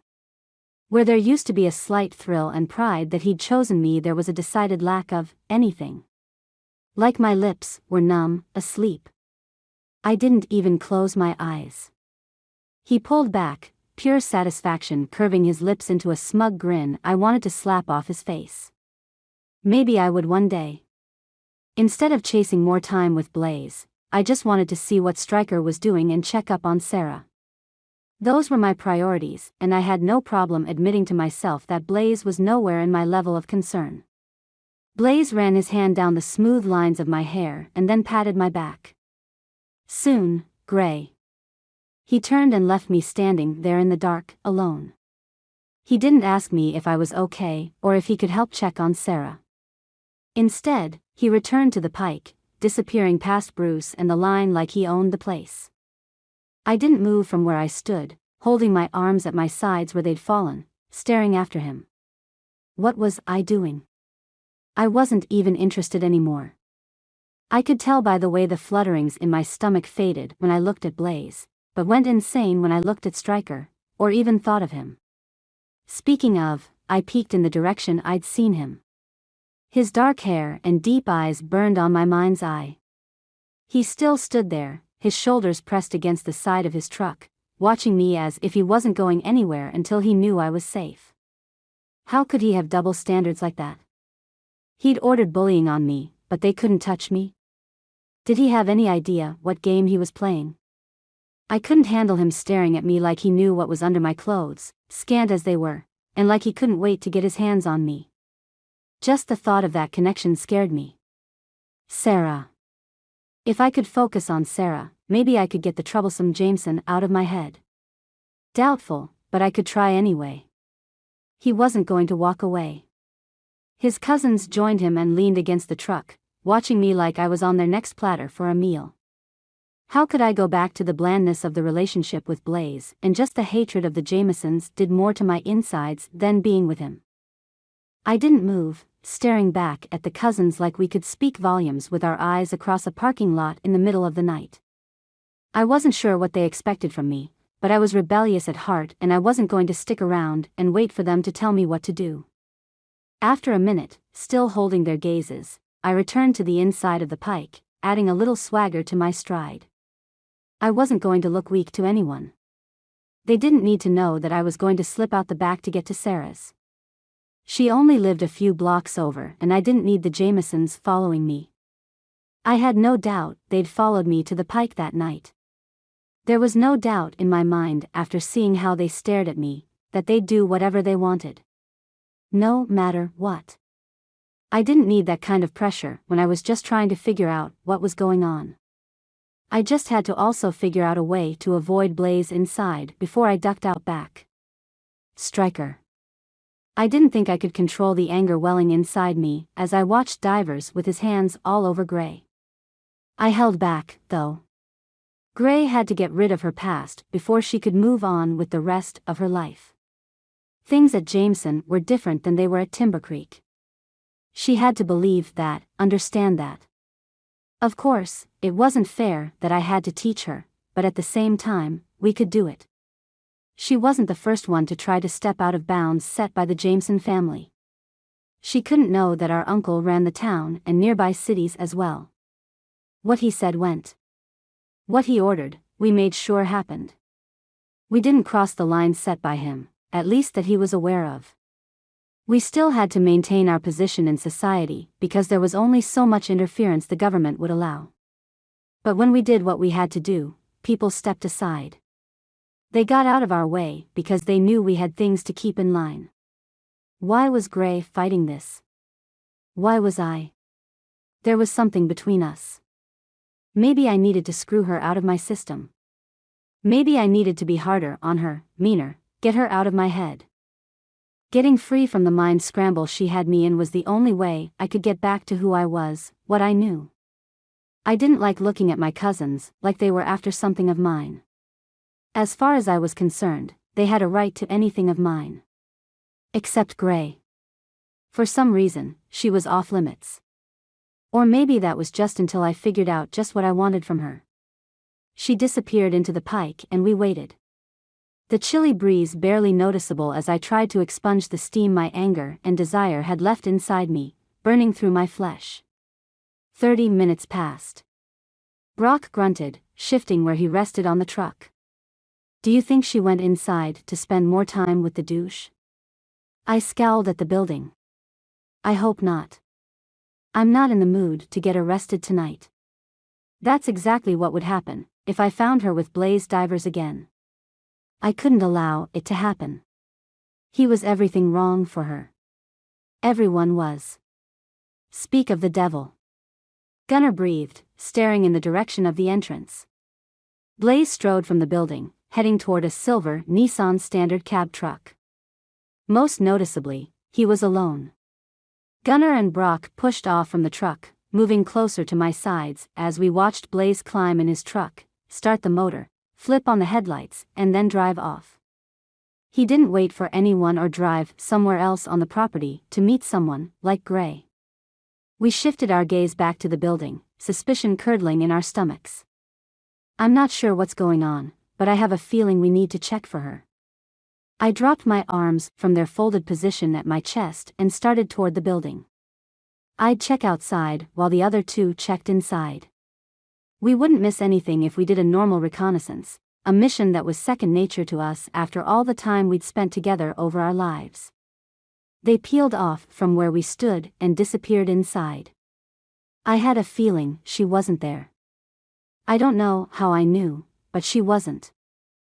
When Gunnar and Brock re-emerged a few moments later, shaking their heads, I turned from the building and scanned the tree line. She was gone, but where? How could I keep an eye on what she was up to, if she deliberately skipped out from under my protection? She still hadn't learned. How much would she make me do to train her? Chapter 11. Gray. Sarah's house was always our top pick to treat as home base because of its location. Central to the pike, the Valley Mall, multiple restaurants, and the river. The weather wanted to take on a crisper feel that late at night and I shivered in my halter top. I obviously hadn't been thinking when I got dressed. I checked my phone for the time. Just after 1 in the morning. If my dad made it home, he wouldn't even check on me. I had until morning before I needed to start stressing out. Tucking the phone in my pocket, I rubbed my arms briskly and picked up my pace. I wasn't quite running, but I was close as I stuck to the shadows of the trees and houses lining the streets heading towards Sarah's neighborhood. She wasn't in a good part of town, or even a crappy part. She was just in a neighborhood that had peeling paint and chipped driveways on single-family homes whose yards were smaller than lunchboxes, but the backyards opened up to some vacant property, so any kids were usually found running around on the land. I skipped over the curbing with chunks of cement missing, relaxing into my pace when my feet fell on the wet grassy ground. Glancing up at the sky, I breathed in deep. I hadn't even noticed that the clouds covered most of the stars and parts of the moon. Maybe it had rained while I was in the pike. I couldn't help wondering what else I was missing, all chasing the distractions that went by the name of Jameson. Goosebumps rose on my flesh and I hit the last yard before Sarah's with caution. The neighbors on either side of Sarah had Trump signs in their yard, and I knew for a fact they both harbored guns. They'd shoot me on sight and ask questions later, if they didn't bury my body in their backyards first. I all but held my breath as I avoided the spots where the motion lights on their backyards would pick up my movements. Once I hit Sarah's yard, I exhaled. Her parents didn't bother with that kind of security. They simply expected the neighbors to protect them. It wasn't something I understood, but I exploited it every chance I had. At least I used to. When I thought we were so close. Why hadn't she told me her uncle was back? The bastard was nothing if not predatory. He probably went straight to Sarah's house to see what opportunity he had to take advantage of his nieces. Maybe he didn't know that Sarah's older sister Stephanie had already moved out. Maybe he didn't know that I had no problem beating the ever-loving crap out of him. No problem whatsoever. Sarah's one-story home had a cement foundation and hid a basement complete with a creepy wooden set of stairs. Sarah's room hid in the back of the house. Her window stood mere feet from the ground. Her light was still on as I rounded the corner and crept up to the unopened pane.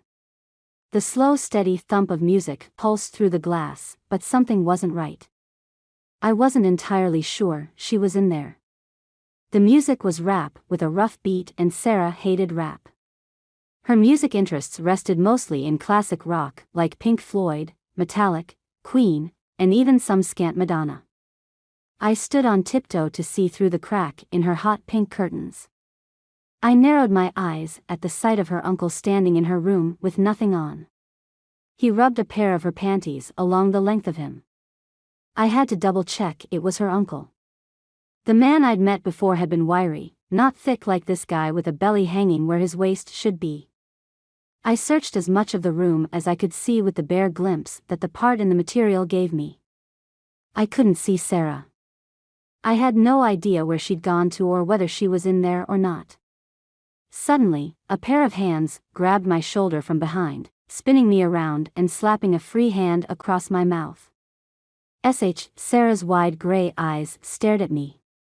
I nodded to indicate I'd heard and she motioned me back to the vacant lot. Releasing my mouth, she dropped both hands and turned, leading me away from her house and the yard. We stepped carefully in the shadows, as if the uncle would look out the window and see us escaping Sarah's personal nightmare. A nightmare I had no doubt I would be welcomed into by her perverted relative. The thought gave me chills. I followed behind Sarah as she ducked under cover of a leaning fence. We crouched there together, hanging our hands between our knees as we searched the dark of the woods and between the cracks for any sign of danger. Our breathing was ragged and I glanced at Sarah more than once, unsure how to start a conversation with her and even more unsure how much longer I would be able to stay out there in my scant outfit. I glanced enviously at Sarah's jeans, raggedy hoodie, over her long-sleeve tee. She finally looked directly at me and I paused. When had she taken off her makeup? Her eyes were bloodshot and shadowed. A split and swollen lip gave away the truth. I leaned forward, pulling her into my arms. What happened to ride or die? We weren't really like that, but we also didn't mess around and we'd promised to be there for each other no matter what.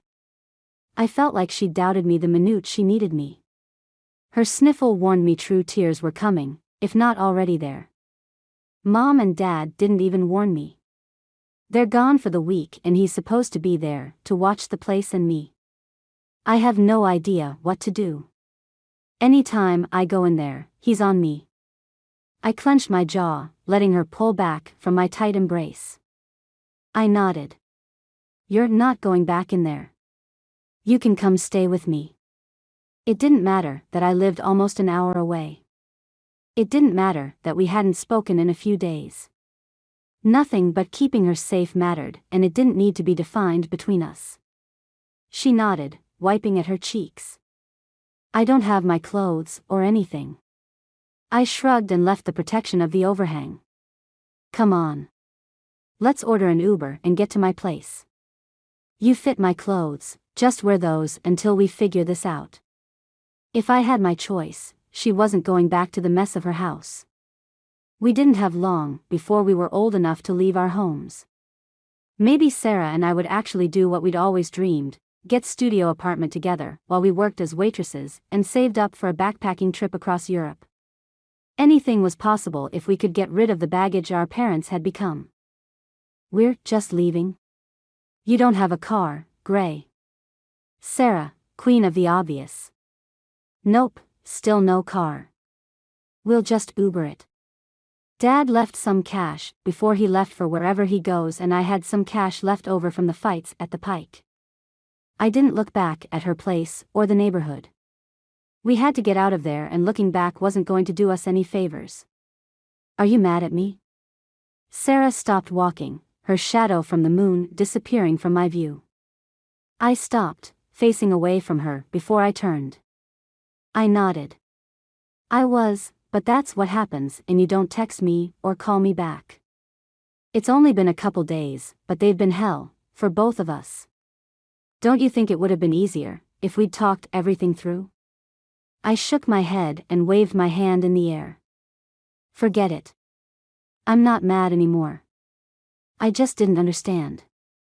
Let's get to my place and get some sleep. She searched my face and I did the same. She had no idea what I'd been through the last few days, but then again, I had no idea what she'd been up against. Can we just go back to the Pike and have someone give us a ride? She furrowed her brow and frowned, always trying to make things easier for me. I gave a tight shake to my head. I wasn't ready to talk about the Jameson boys or the fact that the three of them together made me feel intimidated and empowered all at once. She'd never let me live it down that each one left me sexually confused and more than a little bothered in their own way, Stryker the most. In fact, if there was a barometric scale attached to my nerves, each would have their own score while Stryker would be off the charts. Her question hung in the air between us, and I was taking too long to answer. No. It's a territory thing. I'm Jameson now. I swallowed past the lump in my throat. That phrase hurt me more than I wanted to admit. I liked being a Timber Creek bear. Yet, there were things in motion that I couldn't undo. I had to fight. I had to get into that college. Plus, I couldn't unmeet the Jameson cousins. A girl didn't forget a connection like that. I pulled out my phone and connected to the Uber app. I just had to get one to come pick us up at a random place on a street. It didn't have to be the Pike.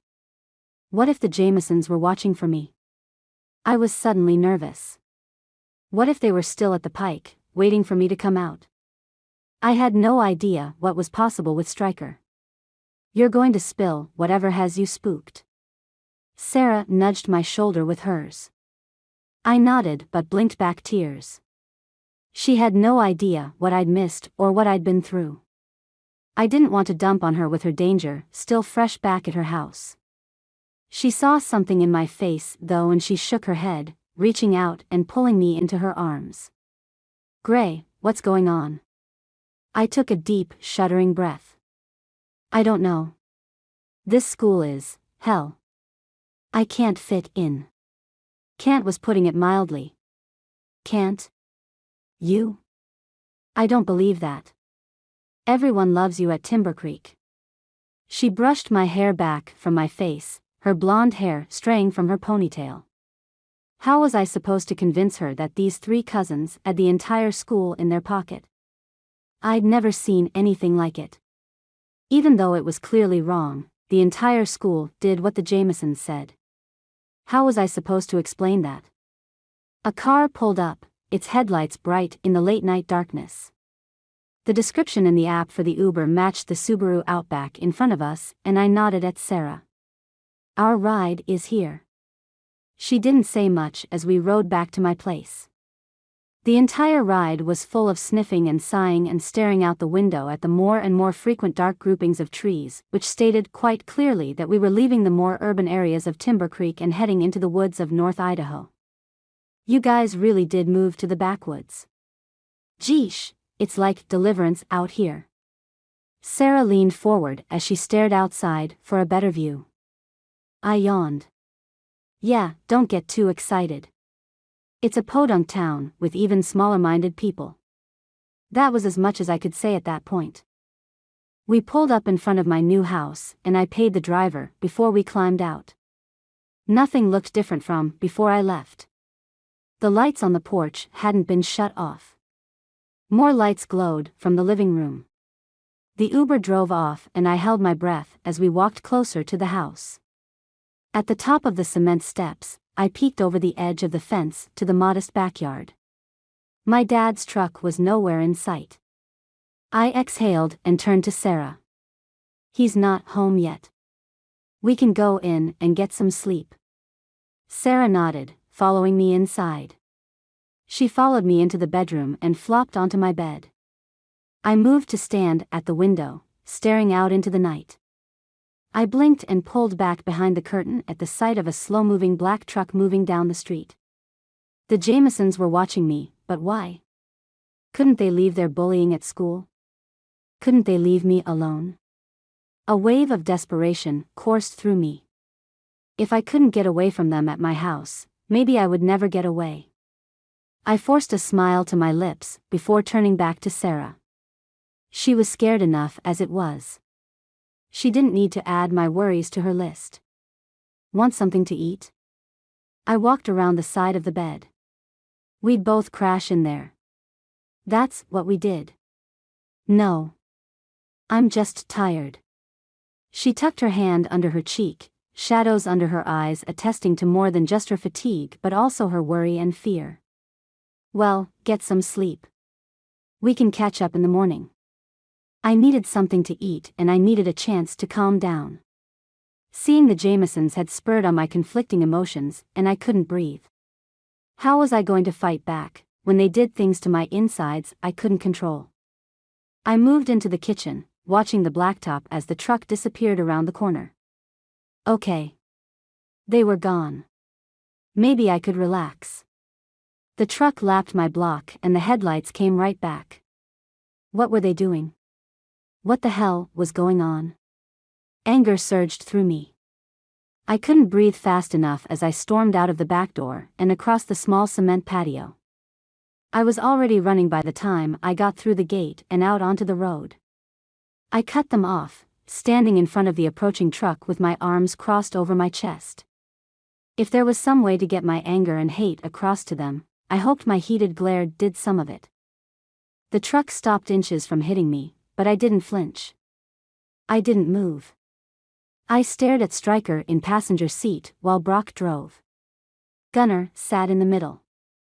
All of their enigmatic eyes watched me.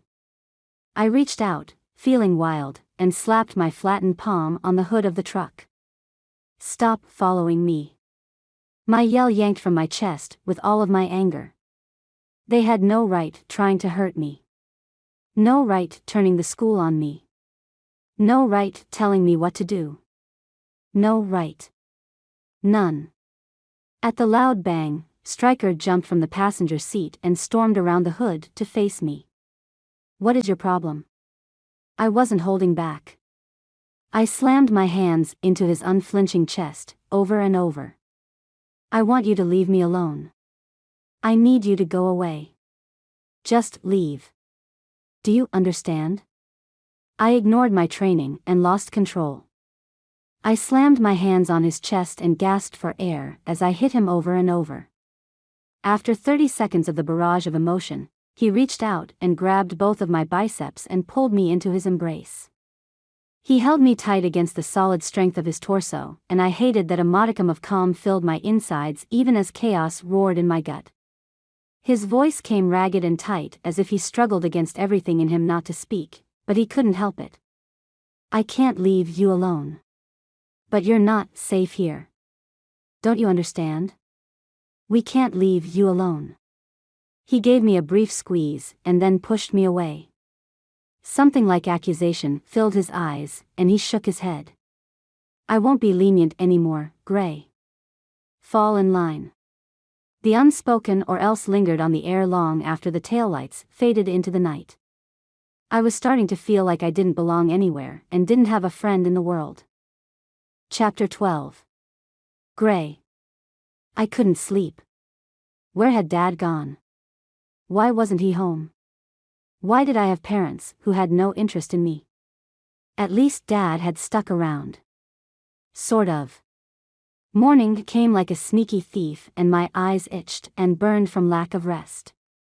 Sarah slept soundly. I had to get details out of her, but I had a feeling it had been a few nights since she'd actually had any real sleep. I padded from my bedroom to the small living room, looking for any sign of my father's return. But everything remained unchanged. What's going on? Why are you up so early? Sarah leaned on the door jamb to my room. She yawned, her hair sticking up in spots. Is it early? I shook my head, stealing a peek at the wall clock by the slider. 8. I guess it was kind of early considering we'd been out most of the night. I shrugged. I'm not sure. I didn't sleep. Where's your dad? She rubbed at her eyes and squinted at me as she passed, heading toward the kitchen and the coffee maker. Sarah had a caffeine problem. I had no doubt she'd curse at my dad's cheap gross coffee all while she drank 3 pots. I have no idea. I followed her and claimed a seat at the counter. She'd make herself comfortable in the kitchen and cook for us, if she wanted, or she wouldn't. I didn't care either way. I cocked my head to the side. You know, the weird thing is, Aunt Danielle works at Jameson. She's the vice principal. Sarah paused as she reached for cups in the cupboard. She turned, eyeing me like I'd been withholding classified information. She works at the high school that hired your dad? Yeah, why? I pursed my lips, gripping the counter as I shifted on the seat. What does that matter? I asked him if he knew and he said, I couldn't remember what he'd said, probably because I didn't believe him. Shaking her head, Sarah grabbed down the mugs and shut the door on the cupboard. Look, it's not a big deal. When your mom left, I saw your aunt and dad leaving the house together. It looked, she scrunched up her nose. I mean, it isn't like I know what was going on, it just didn't look right. Something about it was off, you know? Initially, I wanted to balk at what she suggested, bury my head in the already present shame of my mother leaving me. But as I let the possibility climb under my skin, I had to admit that my mom leaving because of something my dad did was easier to accept than continually blaming myself. I stared at the counter, contemplating the possibilities. Was my dad the type to cheat? I didn't know how that was possible. It took some kind of audacity to do something you weren't supposed to. Dad didn't have a real strength of character in any way, either strong enough to cheat or strong enough to stay faithful. I had accepted a long time ago that he was a weak man. He knew his boxing, could coach like nobody's business, but he fell short when it came to competing himself. No follow-through. Just like a true coward. But could anyone really have a thing for Aunt Danielle? She was prudish and pinched and seemingly cold-hearted in so many ways. Trying to see what a man could like about her wasn't easy, considering I wasn't a guy. I can't prove it, one way or the other. I muttered, finally looking up to meet Sarah's eyes. She watched me, like she expected something like that, but hadn't wanted to push. Yeah, I get it. What will you do? What could I do? Sometimes I felt the irrationally disabling position of being a teenager. I had power in some things and none in others. The plight of every kid my age. Old enough to drive, but not to smoke the things that would take the stress away. I cleared my suddenly tight throat. What can I do? I can't ask him. If I ask him, it will open a whole box of crap I don't want to deal with. We barely have Mom's leaving out of the way, we don't need more stuff stirring it up. What were we doing?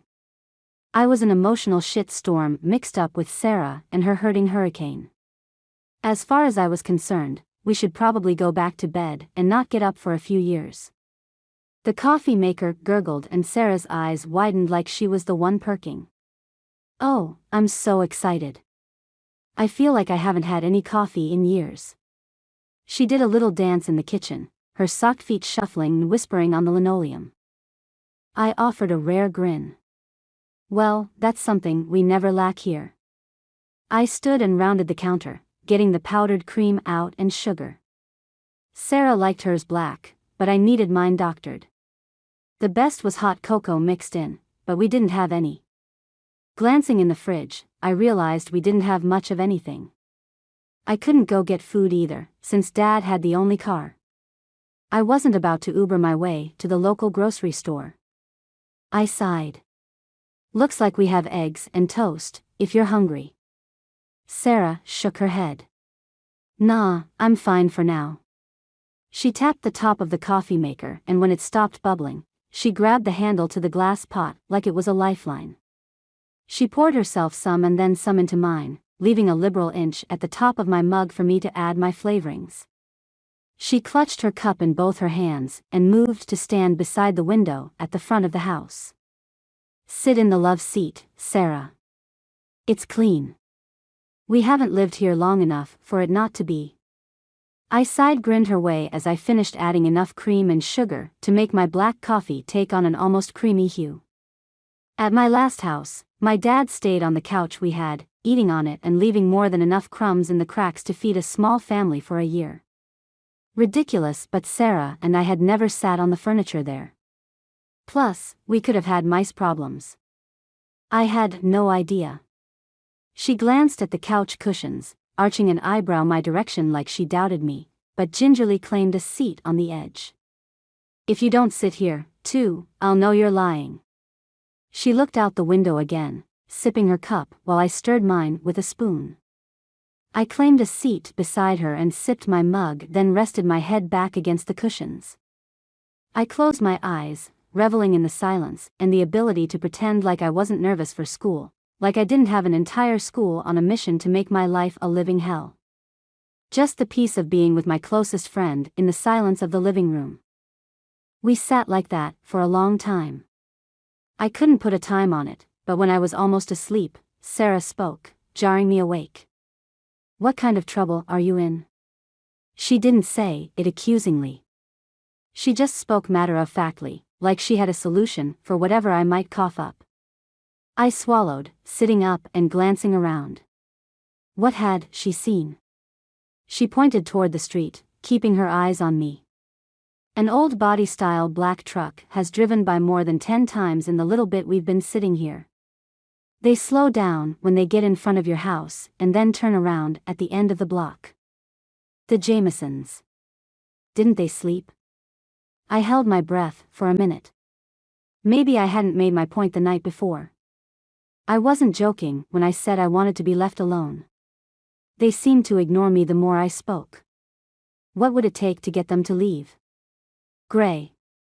I'm serious. What is going on? Sarah tilted her head, waiting for the truth I didn't want to admit. You left at the last second and I had no idea where you were going. Next thing I know Blaze is telling me you flipped and go to Jameson now. My phone broke and Blaze offered to get me a new one. I still don't have it, by the way, that's why I haven't called you. She took a deep breath. Then you show up at the Pike last night and accuse me of, what?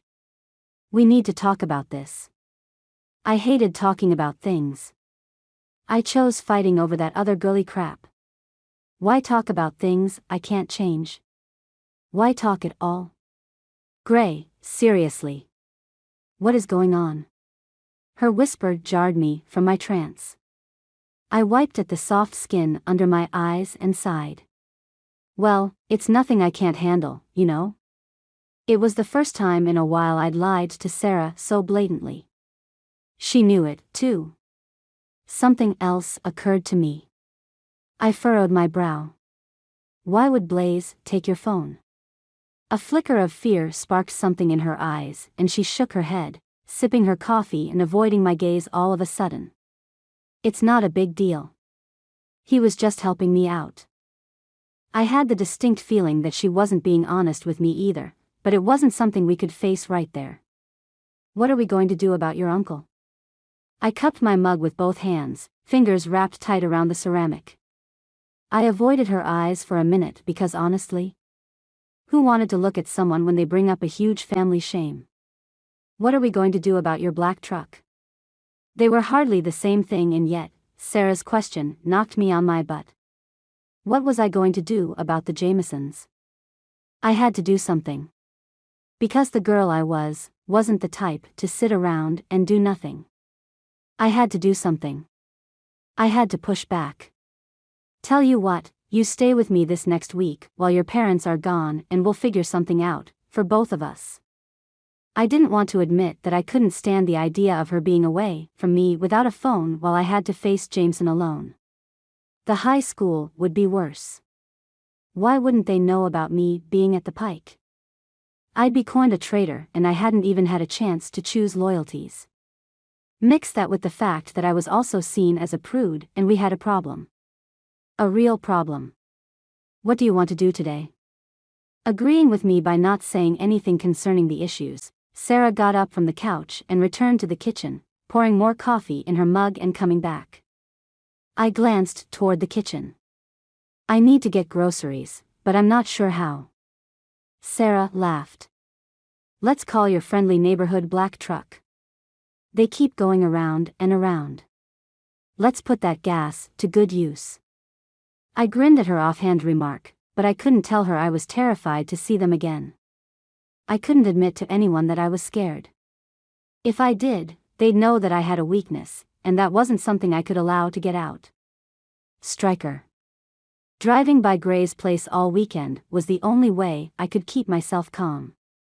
Something wasn't right and I could feel it in my bones. Not something I had to explain to Brock or Gunnar. We all sensed something was off with Gray. Her freak out on the road in front of her house the night before was something we couldn't explain. Why wasn't she falling into line like the other students? Why did I care so much? I didn't. I had to convince myself of that. I had to not care. My cell rang and I pulled it from the pocket of my pants while we took one last lap around Gray's block for the day on Saturday. Or until I wanted to go again. I glanced at the screen and then shot a glance at Brock and Gunnar. It's Dominic. My throat tightened and I knew I had to answer his call. I couldn't get out of it anymore. I was out of time. Closing my eyes, I swiped the screen. Uncle Dominic. That's all I would say. The man didn't like us and we weren't huge fans, but we did what he said. There was an order to things. If we stuck to our training, we would replace him someday, just like our Nana would have wanted. Just like our dads would have wanted. I stared out the window at the cloudy sky and wished for something different. Wished for my dad to be there. Wished for my family to be whole instead of tiny fragments at my feet. I held the phone to my ear. Stryker, you'll have a new student at Jameson this next week. Dominic's voice irritated me while it filled me with awe. He was a powerful man and yet he spoke softly, succinctly, and didn't mince his words. We have a new student, a female. I muttered, careful to keep my tongue respectful. His pause filled the line. After a moment, he came back on, calmer than ever. That's who I want to talk to you about. Get to know her, but don't get too close. I need to get more information before we take any steps. Okay. I glanced at my cousins, careful not to see the loneliness I felt inside my soul. "What else do you have going on?" I'd heard some things from the mine workers, but they were ordered to stick to their side of the mountain. "The mines are going through a hiring thaw. We'll have to drum up some employees, if we want to meet demand." In other words, he expected us to find people to fill the positions in the mines that were hard to fill and hard to keep in. High turnover, as they called them. They were extremely dangerous, and the company had accidents more frequently than they published or admitted to. "We just did a drive, sir. You need another one?" I rolled my eyes at Brock and Gunnar. Gunnar sighed, leaning his head back to stare at the roof of the truck. "We only had a few months to go until I was old enough to call the shots myself. I'd be 18 and then I could do what I wanted. I wouldn't be beholden to Dominic. Nothing could be better. Especially when we had our things in the works. If everything stayed on track, we'd be in the position for substantial growth when I moved into Dominic's position. I expect you to manage things on that end, Stryker. It's part of the deal." He taunted me with his unspoken demands. I gritted my teeth, suddenly trying not to crush my phone in my fingers. Right. If he only knew what I was doing with my spare time. He'd never left me live to see the next day. "Talk to you later." Dominic hung up and I continued staring out the window at the unassuming sky. He hadn't been clear about Gray, but if we wanted to keep her safe, we were going to need to up our game. For whatever reason, Dominic was interested in Gray. That wasn't good for her or for me. I glanced at Brock and Gunnar. He wants to know more about Gray. It's time to bring it full force, boys. Their eyes hardened and they nodded as we drove back to the house. One way or the other, we couldn't fail. We wouldn't. If we did that, we'd lose more than just a student, we could lose the entire town. Chapter 13. Gray. The sound of glass settling on the countertop woke me late Sunday morning. I stared to my right, confused how I was seeing Sarah sleeping on my bed, but there was someone in my kitchen. I blinked, then widened my eyes. Dad must be home. I slid from bed, quiet as possible. Sarah and I had stayed up late the night before, just hanging out and dancing around the small living room until well into the next morning. Shutting the door behind me, I turned to face Dad, who didn't acknowledge my presence as I stood there. He poured coffee from the pot into a chipped mug and then finally lifted his gaze to mine as he greedily drank like he hadn't had anything all weekend. I blinked at the sudden anger washing through me. His bloodshot eyes didn't offer an apology for being gone so long. He didn't even seem to care what happened to me. "Where have you been?" I didn't even try to rein it in.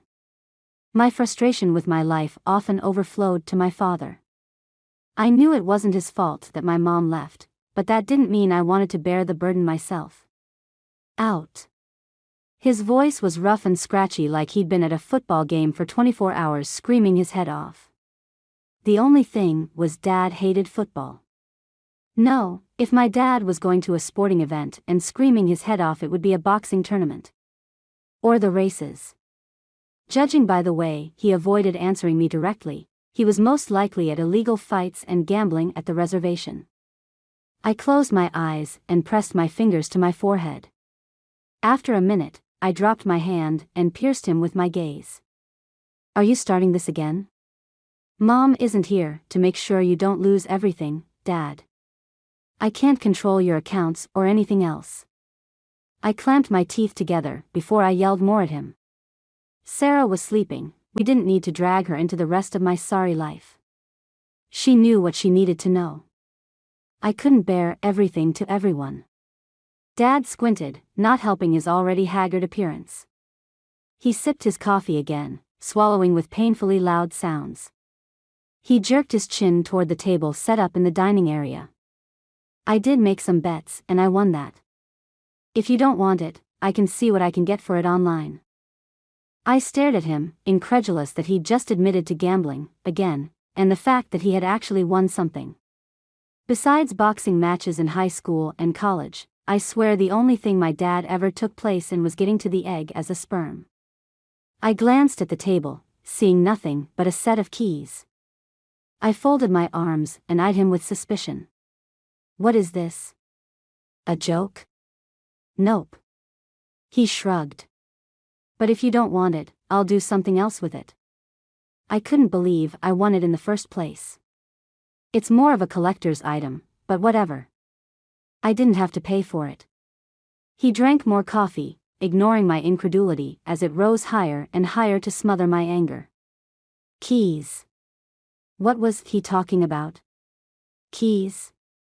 I slowly walked to the table, picking up the pair of keys on a keyring that was just the loop. Glaring, I jetted my chin to the side. I don't get it. I hated admitting that, but what was he talking about? Dad rolled his eyes and pointed toward the front. It's yours. You've been suffering in silence for long enough. As far as I know, it runs fine. It was delivered a few minutes after I got here. Unsure I believed him, I moved cautiously toward the front windows, the same ones Sarah and I had watched the black truck drive by over and over the day before. I stopped, staring out the spotted glass. A little sky blue Chevy Love truck with a white canopy claimed a spot at the curb. It didn't look brand new, but it didn't look beat to hell either. It wouldn't make anyone quake in wonder at its size, but it would get me from point A to point B. That is. I turned to my dad, still suspicious there was a catch. Are you sure it runs? Works fine. You can start driving it right away. I'll get it on the insurance, but we get a grace period. He had moved to stand beside the window, staring out at the truck from my left. He'd gambled for the truck after he'd promised he'd never bet again after Mom left. He'd promised. Then what? He'd gone out and gambled on my first weekend at a new high school. A change I hadn't done anything to make happen. He gambled, broke a promise, and he'd won a truck that he gave me. I didn't know how to feel about it. Was I supposed to be grateful? I couldn't figure out how to reconcile my gratitude with the fact that he'd betrayed me. It might be minor and only one weekend, but we'd agreed on never again. Never hadn't happened yet. Dad reached out while I stared out the window at the truck I wanted but was conflicted to claim. I'm sorry. I know we promised I wouldn't gamble anymore. I won't. I had a break, okay? It was a rough week and I'm still not sure how I feel about it. I just needed to let off some steam. At least I didn't lose anything and I got a truck, right? I peeked at him from the side, willing to forgive his contrition simply because he'd apologized. I only had the one parent left. I couldn't afford to be mad at him for long. Nodding, I sighed. Thank you for the truck. Get back on the wagon. No more gambling. I'm serious. I wouldn't care that he gambled, if he didn't binge and lose everything every time. Every time. My bedroom door opened and Sarah yawned, padding to the kitchen. Dad glanced behind him, his eyes barely widening. Should have known you'd be here, Sarah. I'm surprised it took you so long. How are the parents? Sarah shot me a questioning glance.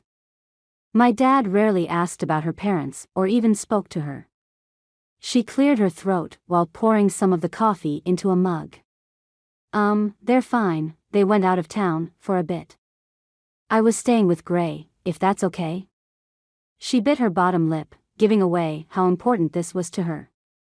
I couldn't add my own need for her to stay. I had no idea what Dad would say. He inclined his head, lowering his mug to waist level. Let me guess, your uncle is in town. I inhaled sharply, pinning Sarah with my gaze. She didn't look up as she continued drinking the coffee she'd poured. I felt like I couldn't breathe. Why wasn't she reacting? Why didn't she seem to understand what my dad just asked? The moment drew out until finally, Sarah lowered her own cup and she set her jaw. I had never noticed how delicate her features were until I'd seen them hardened in determined pride. You know about him? Sarah stepped around the counter, thrusting her finger toward the ground. She blinked rapidly, fighting off the tears in her eyes. "Alex, did you know what he was doing and you did nothing?" My dad set his coffee down, stepping backward, his hands slowly rising in the air to chest level. "It's not like that. I just found out he was out of prison. I wrote a letter when I heard he was going to the parole board telling them not to let him out." He shook his head, running a hand through his thinning salt and pepper hair. Why did I feel like he was lying? Why did it feel like he knew more than he was letting on? I didn't pursue it. I stepped in front of him, facing my dad. "Can I take the truck out with Sarah?" If I could change the direction of the conversation, maybe he wouldn't care if she stayed at our house. Maybe he wouldn't care if I dropped her off at school. He glanced down at the floor and didn't say anything else. I clenched the keys in my hand and looked over my shoulder, begging Sarah to follow me out of the house with my eyes. She put her coffee down, pasting a carefree smile on her face as if she knew what I was trying to get her to do without words. We skipped showers or anything else that might keep us in that house a moment longer than necessary. My dad was hiding something and I couldn't pinpoint what exactly it was. "How did you explain to your friend that you worried her house might be safer than yours?" Something wasn't right and I didn't know what it was.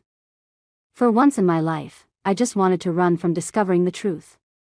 Nothing else in my life made sense, not the insatiable need to fight, not the way the new school hated me, not the way Sarah's parents didn't see the abuse, not why my mom left, not why my dad seemed so off, and certainly not the way my body thought about Stryker even when my mind wasn't focused on him, which wasn't often.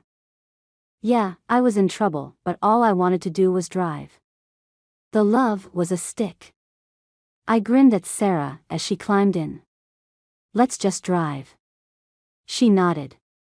Her need to escape was just as strong. Stryker. I couldn't stop thinking about Gray. We drove by mid-Sunday morning and I growled back to Gunnar. "We have trespassers." A blue vintage truck with a white canopy sat at the curb to Gray's house. Coach Asher's truck occupied the driveway. I wasn't sure if the truck was there for him or for Gray, but I had an angry pull inside me that confirmed it had to do with the brunette I couldn't get out of my head. We pulled to the side of the road and watched the house. Gunnar's phone buzzed and I knit my eyebrows. "We don't take orders on Sunday." He shrugged and pulled out his phone. "Man, if you don't want people to demand your stuff at all hours, don't make it so good." He smirked at me, knowing full well I had nothing to do with how the product was made. I turned to Brock, who was actually our resident professional. "How about it? You know why we're getting orders on Sunday?" He grinned. "Because my formula is spot on. That's why. It's not an order." Gunnar's face paled and he passed me his phone. The flat screen made it easy for all of us to read the message from Dominic. "In town. Meet me at 4. Old Mill." We wouldn't have any choice. But why had he only texted Gunnar? I pulled my phone out, which I had muted the night before, and clenched my jaw. He'd messaged me 8 times and called 2. I had some serious explaining to do. The Old Mill? That's kind of close to the mines. Brock didn't wait for me to tell him to pull away from Gray's neighborhood. We had to get ready for the meeting and make sure some things were in place to protect our investments. I glanced back at Gray's house. I wasn't sure who was there, but I was sure I would have to beat the ever-loving life out of them to get a good night's sleep. Why did I even care? Besides the obvious orders from my uncle, besides the obvious need to make sure everyone in town fell into line? What was the point of craving someone like Gray Asher? Because she was definitely something else, with the slight curl in her long brown hair, the defiance in her bright blue eyes, the definite awareness in the curves of her body. I couldn't get her out of my head, and I hated the situation for that. That made me madder, and I wanted her to be reminded that she'd moved into our town, she attended our school. This place wasn't up for grabs. Her worth was directly related to what we thought and what we said. That was all there was to it. I'll message Paul and let him know the factory needs to be covered today. Do you think we should close it tomorrow? Gunnar took his phone back from me and started texting like crazy. Monday was one of our biggest days in the factory.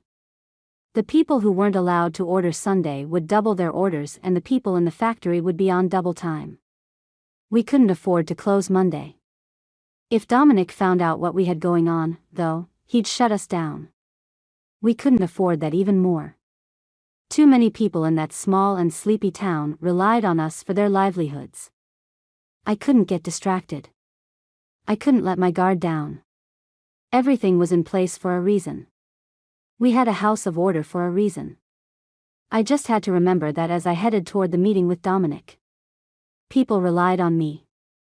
I just had to keep things in check until I was 18 and could make my rightful claim on the mines and the town. Once that was in place, Dominic couldn't demand anything from me.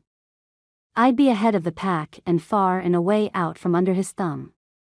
We could do whatever we wanted and there was nothing he could do about it. Gray. As Sarah and I drove around Jameson, I couldn't help watching for the 57 Ford. Knowing they drove by my place constantly over the weekend had been enough to keep me in the house, but had also given me a small sense of security. It didn't matter that they'd set the school on me. It didn't matter that they'd made ridiculous claims and told me what I could and couldn't do with my own body. When it came right down to it, they'd been there for me and I craved Stryker. I seemed to have a need for all three of them, something I didn't understand or want to understand. What kind of guys are in this school you're going to? Sarah had never been interested in the Jameson High guys. Neither of us had been, because they'd always been rivals. Our interest had always been in the college guys on the north side of Timber Creek or Seattle. I'd been with Blaze because of a position thing, but I'm not sure that was something to brag about. Not knowing the things about him that I did. I shrugged, driving the little truck with more enthusiasm than I'd thought possible. It's a normal high school. Lie. There was nothing normal about Jameson. I guess the guys there are pretty standard. Except for the Jameson boys themselves. I couldn't say that, though. It would give away my attraction to Stryker and the fact that I couldn't stop thinking about him. The last thing I needed Sarah or anyone thinking was that I was whipped by some guys. I couldn't be, and I wouldn't be. So, attracted or not, I couldn't let them under my skin. We need to figure out how we're going to do the school thing tomorrow. I need to make an appearance so I can count my practice toward the upcoming matches. I'll be going to class. What do you want to do? Sarah knew what I was saying. She could do whatever she wanted and I would back her. No questions asked, but I did need attendance for the match. If you didn't attend 10 practices prior to the competition, you weren't eligible to compete. This was for any sport. Dad and I hadn't talked about it, but I was going to fight. I had to. If I didn't, I wouldn't be able to get my numbers in. That had to be more important than my pride at a stupid school. It had to be more important than how some stupid guys made me feel, good or bad. I didn't want to admit it, but it also had to be more important than if Sarah went to class or not. I need to go to school. Maybe you could drop me off and pick me up. She twisted her lips in a hopeful expression and I reached out, squeezing her shoulders. You bet. Whatever you need, you got. Let's get you a phone. Blaze can't take, though. I drove to the Cell store close to the state line. As mad as I was that Dad had gambled, I couldn't help my gratitude that I'd gotten the truck. I suddenly had more freedom and that meant more to me than if he'd stayed home all weekend. You don't need to buy me one, Gray. Sarah looked out her window, her cheeks pink with embarrassment. I shrugged. Yeah, I know, but you're kind of stuck right now, right? I mean, you can't get your money or your stuff. Let me cover it. I'm fine. I didn't mind helping Sarah with the cost of her phone or with anything else. I was serious when I said she was my person. My cash hoard was dwindling, though. I needed another fight. The only place I could tangle and get cash was the Pike. I'd been warned away from there by the Jamesons, but I was starting to think that what they didn't know wouldn't hurt them or me. As I parked in the store parking lot and climbed out of the truck, I couldn't help thinking I knew better than to believe that they didn't know everything that was going on. And yes, it would come back to bite me in the butt. Chapter 14. Stryker. The old mill was less of a mill anymore and more of an empty building that was owned by the Jameson Trust. Located on the east side of town at the base of Cougar Gulch, the mill represented everything that had gone wrong with Jameson. The founders of the town, my great-great something or others, had used everything they'd gotten in the mines to try to exploit every resource in the area. They'd tried logging every tree, mining every mountain and hill, building every house, and overworking every person who dared come to town. If you came to Jameson with a dream, chances were it would become entangled with the goal of the Jameson family, to have more, be more, and take more. Nana had told Gunnar, Brock, and me once that our fathers had a different goal, a different plan for the town they'd grown to love. It would change the role of the Jameson family in the town and the county. The families that lived there would have a chance at their own dreams. We'd always liked how that sounded, and we'd decided to work toward that goal with everything we had in us. Nana had helped us figure out the steps to take, illegal or not, and we'd slowly begun building the community's economy. All without the watchful eyes of Dominic knowing. Things were hard with him in control, but not impossible. Brock parked the truck and I thrummed my fingers on the armrest of the door. Let me do all the talking. If he asks you anything directly, keep it one-worded and vague and turn it back to me. There's no reason he needs to know more than we want to tell him. Which wasn't much. Can you get us approved for security instead of the meeting? Gunnar's idea wasn't a bad one.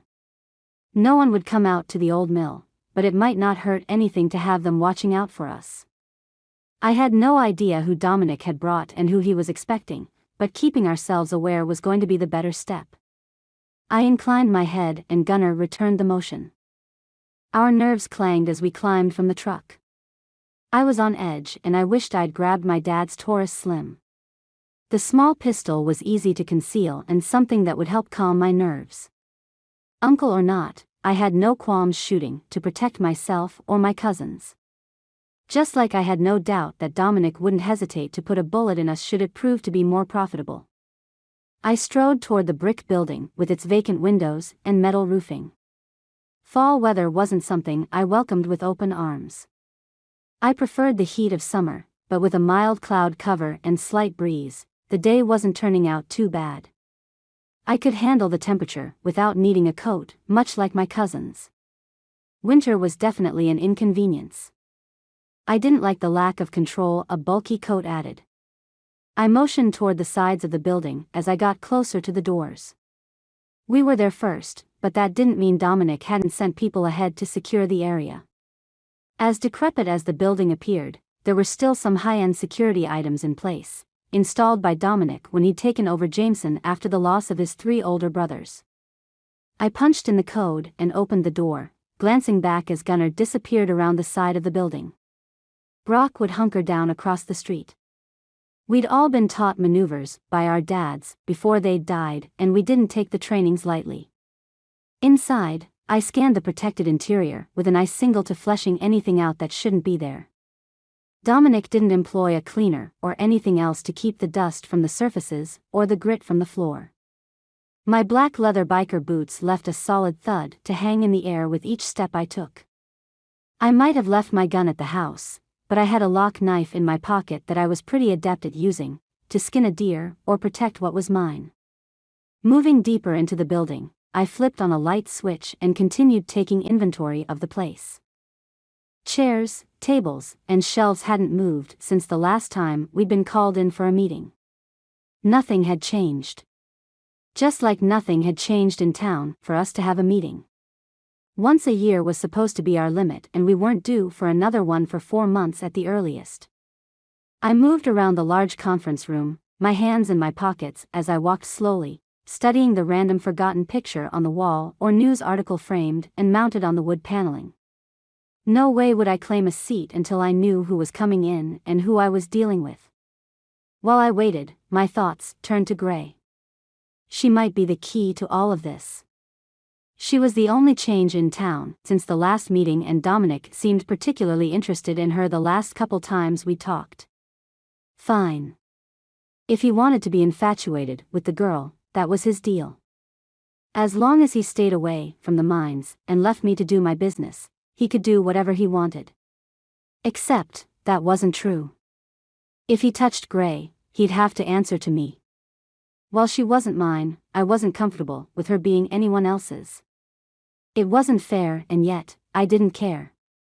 The door opened and I turned, careful to keep my calm about me. I glanced at the newcomer, wincing when I recognized the VP from school. We eyed each other but orbited the table without really acknowledging the other. We had to work together because Dominic demanded control over the entire town, the school included. The principal was never in town and had in fact taken a long hiatus, and Danielle had stepped in to take over the position. Dominic liked to keep her on a string with promises of the official position the next academic year. I ignored her. Dominic pushed through the doors, his dark slicked back hair reminiscent of the coloring of my father. I clenched my fists at my sides and took a deep breath. He'd expect us to stand until he took a seat. A guy behind him moved around him to wipe off a seat and hold it out for my uncle. Dominic was nothing like my dad or other uncles. I had no way of telling him how much we disliked him without losing everything. He was power hungry, even over a small town in northern Idaho. He had no idea just how far the Jameson reach really was, and I had no intention of divulging that information. Dominic sank into the seat and motioned toward Danielle and me. It's just us today. No mayor? Or developers? No one over from Timber Creek? Fine. Whatever he wanted must be from a more personal angle. It wouldn't be the first time he needed us to clean up his messes. I ignored the dirt on my chair and sat, lounging back in the standard backed office chair. Danielle, on the other hand, perched on the edge of the seat, folding her hands while holding her posture ramrod straight. She avoided looking my direction and instead stared at Dominic like she was a crack addict and he was her next fix. Dominic narrowed his eyes while staring at the table and then lifting his gaze first to me and then to Danielle. Gray Asher is at Jameson now? He never eased into anything, and that was one thing I could appreciate about him. One of the only things. Danielle blinked, glancing at me and then back to him. Yes, she's there. Her father, too. They started this last week. I told you not until this week. I didn't want her eligible for the ring until the match with Palouse. He furrowed his brow. Why do you have problems following directions, Danielle? She fluttered her hands at her chest and then shook her head as she blinked again.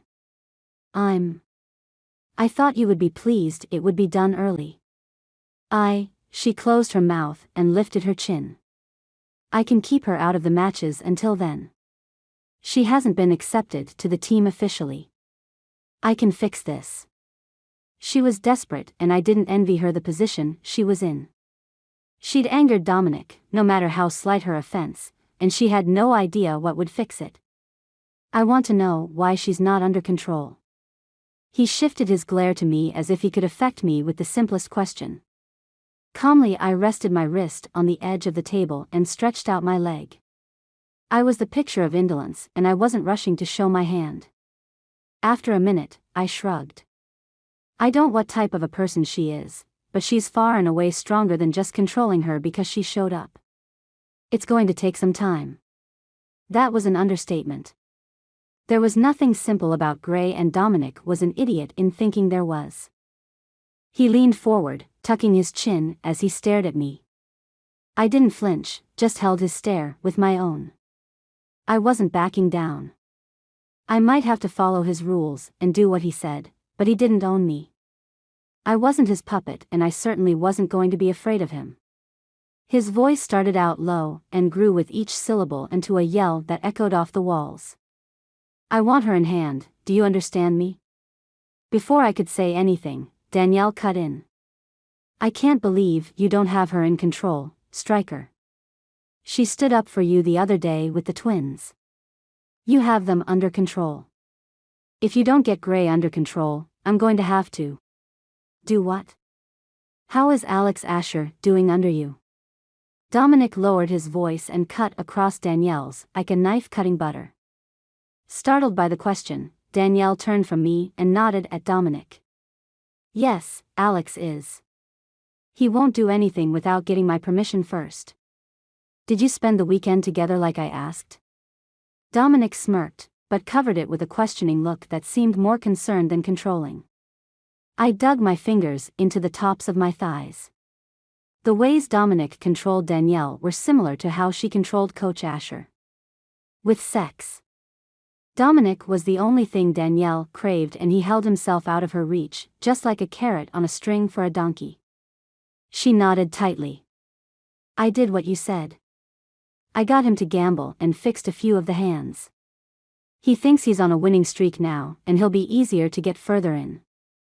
Debt with gambling and drugs was a favorite of theirs to control people. Dominic nodded, folding his hands and putting them behind his head as he leaned back in his seat. Good. The faster we get the Ashers in line, the sooner we can get the things we want. Not for the first time did I wonder just what the Ashers had that Dominic wanted. They didn't have money, and Gray wasn't his type. Unless he planned on making a play for her. That was how he got Danielle. Her father had been alcoholic and got a DUI, killing a family of 4 just south of Jameson. Dominic had just taken control of the town, and he made a deal with her father to leave Danielle with Dominic in exchange for a lighter sentence. He'd taken advantage of the situation in more ways than way, pimping her out to satisfy deals and essentially using her as his very own ego booster. He'd made her fall for him in the worst ways, and now she was his, body and soul. I couldn't look at Danielle without seeing everything wrong with my uncle and wrong with the Jameson town, everything we wanted to fix. What have you been working on, Stryker? I haven't had a chance to look over the reports. No, what he meant was he didn't believe what I'd sent over. I knew his game and I didn't want to play. Yet, if I didn't, I could lose everything I'd worked on for the families of Jameson. Keeping my face expressionless, I tapped my finger on the table. Nothing has changed since last quarter. I opened up recruitment. If I don't hit the numbers by Wednesday, I'll reach into Timber Creek and get some more. I shrugged. I'm not worried about it. We'll get there. You better. He offered the unspoken threat with an offhand tone. He studied us as the room took on a silence that I struggled against. I didn't want to feel smothered or out of my depth, but the longer he looked at us, the longer I had to worry that he knew about what I was doing, that he knew I was stealing from him, that he knew I was in a position to overthrow everything in just a few months. What would he do? Would he kill me? Would he kill Gunnar and Brock? Would he take our plans and destroy everything? I knew Danielle didn't know, or hadn't known. What if she had found out? She would have told him immediately. After another long moment, he steepled his fingers. Let's adjust our plans. Our plans meant his plans, and our execution. She'll be at school tomorrow. Make sure of that. He narrowed his eyes at Danielle and me and then continued. Get her on the team, officially. I blinked. What? Keeping Gray from the team had been one of the biggest parts of keeping her safe. If she got on the team, she'd be more vulnerable, and the more I was drawn to her, the less I wanted her in harm's way. You heard me, Stryker. I want her on the team. She wants to be seen. Let it happen. We have a rival match coming up in a month. If we can get her into a position where she's being watched, I'll have more control on my end. More control for what? I still hadn't been able to find out just what angle Dominic had on Gray. The bead he'd claimed was a strong one, and before I went any further, the boys and I had to figure things out. Every step without a strategy was a wasted effort. Another tip we'd learned from our dads. Our rival match would be with Timber Creek. There would be nothing but contention between the two teams, even more so since Gray had previously fought for them. If we did a rival bash, there would be no chance she wouldn't be in every paper in North Idaho and Eastern Washington. Everyone would know her. Everyone would want a piece of her. Add to that the fact that Blaze Divers had given Johnson information that had labeled her a prude and Gray was facing some rough times ahead. There wasn't much I could do for her, if she didn't keep her own head down. "I'll get her on the team, sir." I clenched my jaw and breathed in through my nose. I'd get her on the team like I promised, but there was nothing Dominic could do if she was injured. One way or the other, hurting Gray was going to be the only thing keeping her safe. Regardless of what was expected of me in any realm of my life, I had to listen to my gut, and my instincts were telling me Gray was the key to keeping my position in town. I just wasn't sure how, but if getting her an injury kept her off the team and out of danger, I'd be willing to make it happen. Chapter 15. Gray. Sarah looked great in my white and blue corduroy overalls and dark blue sweater. She'd pulled her blonde hair back in a French braid and pulled off the girly look a lot better than I did. I pulled the truck alongside the curb in front of Timber Creek and glanced at the clock on my phone. "Sorry, you're so early." I didn't want to leave her there by herself. She shook her head. "You can't be late. Your dad would kill you." She grabbed the small bag of school stuff she was borrowing from me. She cracked the door and then turned back. After a second of studying me, she wrinkled her nose. "Are you sure it's okay if I stay at your place all week?" She'd been asking me that repeatedly throughout the weekend, and my answer hadn't changed. I laughed, rolling my eyes. "I'm sure. Geesh. Melissa can give me a ride tonight. She texted me back when you were in the shower. She said she's picking something up over there. I'm not sure what. Probably an STD." She laughed at her joke. Melissa was just a random friend we both had who was good at some things and horrible at others. "I'll be home from practice after 5:30. Just go in when you get there." I'd given her a key that I pulled from the hook by the back door. Dad had still been sleeping when we'd left that morning. The truck had been more freedom than I think he wanted to give me, but I wasn't giving it back at that point. Sarah offered me a slight smile and climbed from the truck, folding her arms and striding across the barely lit parking lot and grassy front lawn of the school. I waited until she got inside before shifting into first and pulling away from the curb. My stomach twisted as I pointed my truck toward Jameson. I'd avoided facing the fact that I would be returning all weekend. Because I was going back. I wasn't the type to be scared away from anything. Stryker, Brock, and Gunner thought they could tell me what to do, and I'd never wanted to prove someone wrong so bad in my life. My hands shook as I shifted and pulled onto the freeway to get across the state line. What was I facing this week as I returned to a school that had been told to make my life miserable? Not just a couple people, but an entire school. I tightened my jaw as I narrowed my eyes. It didn't matter.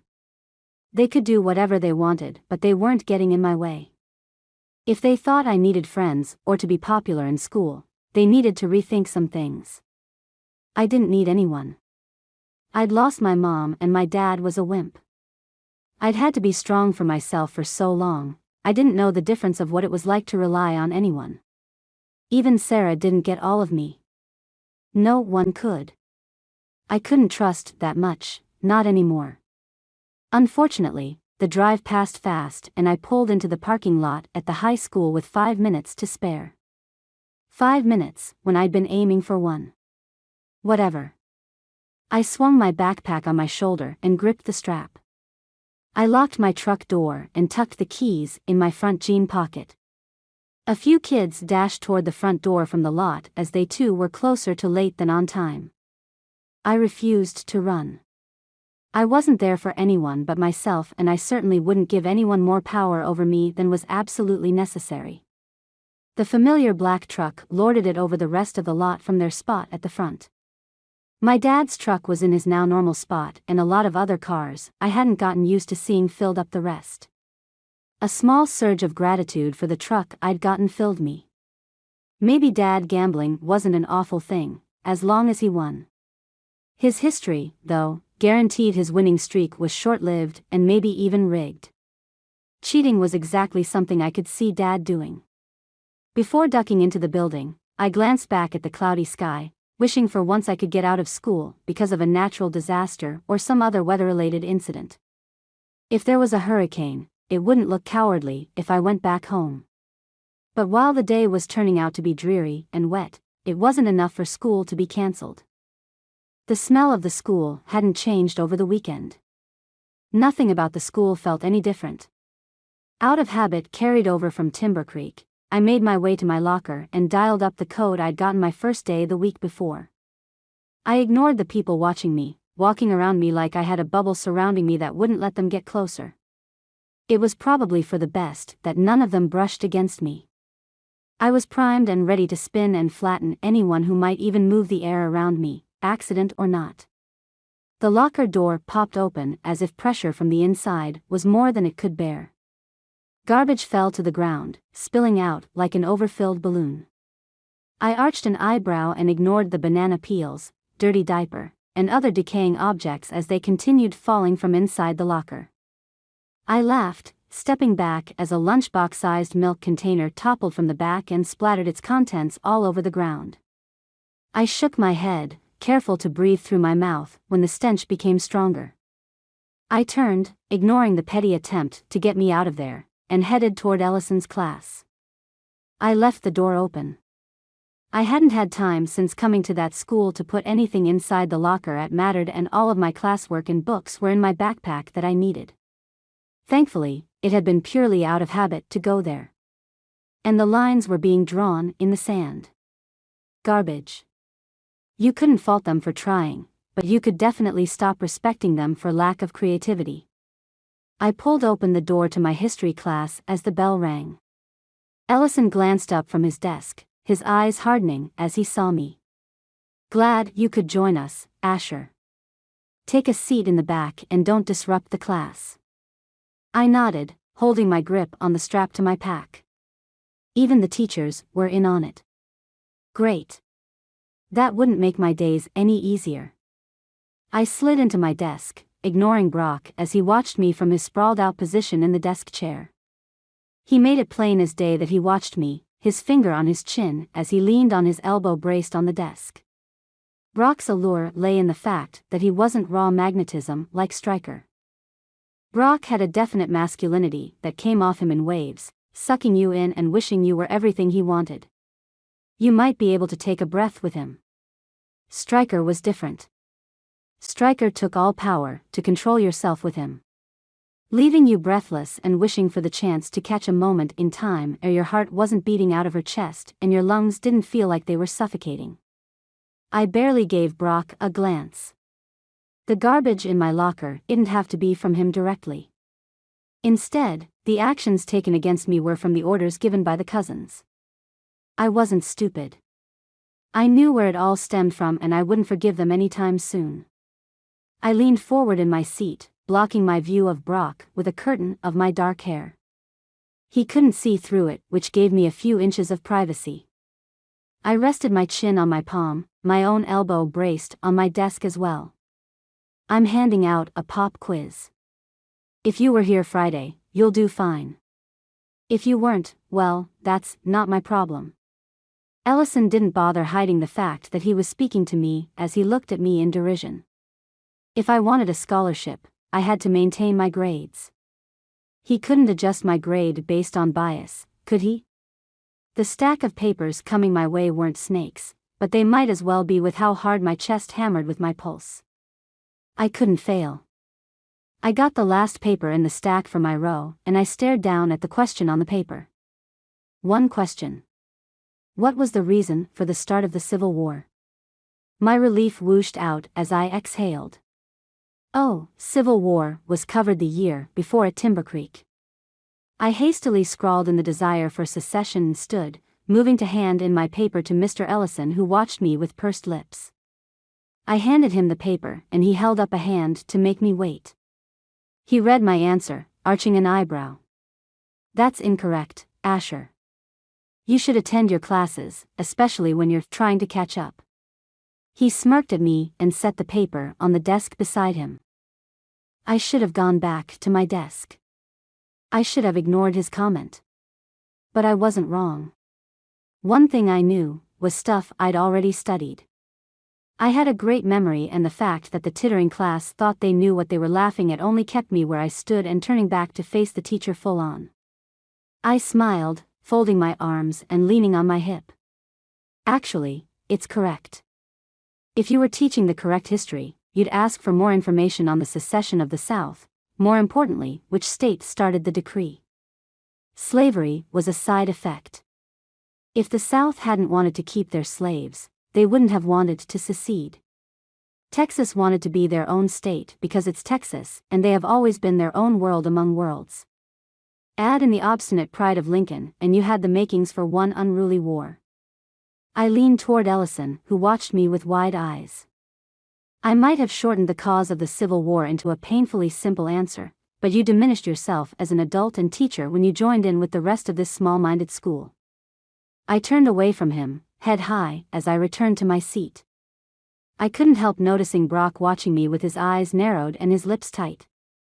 His lips were similar to Stryker's, and I couldn't help wondering what they felt like. Mentally, I could have slapped myself. I sat down to listen to Ellison's lecture, and he only needed to clear his throat for about 6 times. No matter what, I had to get through my day. I could do it as long as I ignored the attractive traits of the Jameson boys and the annoyances from the school. I was ready to leave class before the bell rang, all but jumping from my seat when it finally did. I beat Brock out of class, but ran smack into Stryker. Again. His chest and I had to stop meeting like that. I stepped back and met his gaze, my eyes challenging him to tell me what to do. I wanted to scream at him that some garbage in my locker wasn't going to do anything to me. I was stronger than a banana peel, thank you very much. He met my gaze with a challenge of his own, but he didn't say anything. He stepped aside, motioning with his hand for me to continue on. The fact that he gave me permission made me want to dig my heels in and not go anywhere. I smiled as sweetly as I could. I don't need your permission, Stryker. He leaned down, his lips inches from my ear. More than you know, little bear. Was that sorrow in his voice? I didn't care. He didn't know what I needed or what I knew. He didn't control me. I wouldn't need anything if he'd call the school jerks off me. I could ask, but I'd never ask. I'd never beg him. There were some things worth suffering for, and my pride was one of them. Keeping my chin elevated and my shoulders back, I acted like I hadn't heard him and I strode by.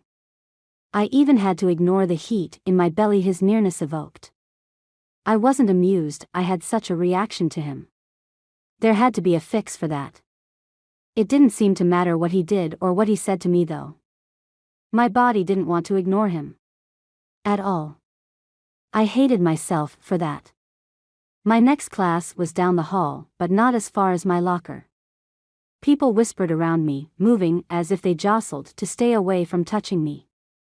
Jada and Jasmine walked by, Jasmine openly smirking at me, but she too skirted around me, giving me 2 feet of space like a bubble.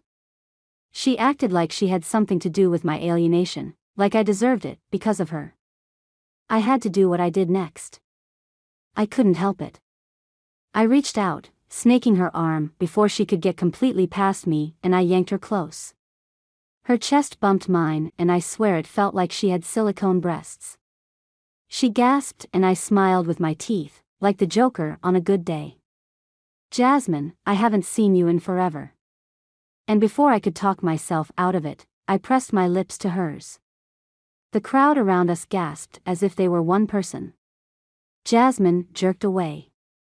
Her cheeks flushed red as she wiped her hand hard across her mouth. Her eyes flashed and she stepped toward me. I'm going to kill you for that. She shook, her face splotchy as her skin got redder and redder with anger. I winked and lightly traced her cheek with my fingernail. Baby, that's not what you were saying last night. Jasmine's expression changed from confident to unsure, turning to the now whispering crowd. I don't know what she's talking about. I wouldn't. I mean, she whirled back to me, blinking back angry tears. I hate you. Her whisper was more like a husky shout. I shrugged and pursed my lips. Honey, that's too bad. I like you. I winked and continued toward my class, smirking as I looked over everyone's heads. Sauntering was the only way to describe my walk. My hips sashayed, and I know I had the attention of everyone in that hallway. I never lowered my eyes. That was my main mistake. I knew better than to take my eyes off the adversary. I knew better and I did it anyway, cocky in my small victory. Right before I reached the open door to my next class, something popped in the air and a reddish cloud burst in front of me. Almost instantly, my eyes hurt. I dragged in a gasp at the sting in my eyes, and my lungs began to burn with increasing intensity. I coughed, along with multiple other people in my vicinity, but none quite as bad as me. I could vaguely hear the coughs as they echoed off the lockers around me. I staggered to the side, hitting someone as I tried to lean against the wall. Nope. Not here, Ice Queen. A deep voice shoved me to the side and I stumbled, searching for a steady base where I could catch my bearings. My fingers finally hit the cool metal of a bank of lockers and I wiped at the tears pouring out of my eyes. I couldn't see. The tears weren't the only things blurring my vision as I turned and shoved my back against the lockers. As long as I kept my shoulders there, no one could jump me from behind. This was the worst type of attack I'd ever been subjected to. I couldn't see clearly, and a shadow wandered into my field of view. I continued blinking, swinging my arm wide and connecting with someone or something. I didn't care who it was. They grunted and the shadow disappeared from my view. I breathed as shallowly as I could in case the air was still polluted. I needed to get to the bathroom. I couldn't figure out where I was or who was around me. My breathing filled my ears, punctuated with gasps as my lungs struggled to find clean air. Someone moved close again and I whimpered, jabbing out with my left and then crossing with my right. Why couldn't I hear? Had it affected my hearing? I coughed again, lifting my hand and gasping between racking coughs. What is going on here? My dad's voice broke through the din of the crowd. He'd see me in my weakened state. What did I do? I held up a hand. Nothing. I'm just having a coughing fit. I'm surprised I could get that out before my lungs protested and I started coughing all over again. My tongue had gone numb and I think part of my throat felt like it had been ravaged with a file. Dad's big hand grabbed my shoulder. He's lucky I recognized him in my fight mode. Come on, let's get you to the fountain for some water. Fine. I didn't care. I needed to get control of my breathing, and then I'd find out who did that to me. I was prepared to mess them up in the worst ways, ways that would leave them unable to walk. The whole school had been a part of that.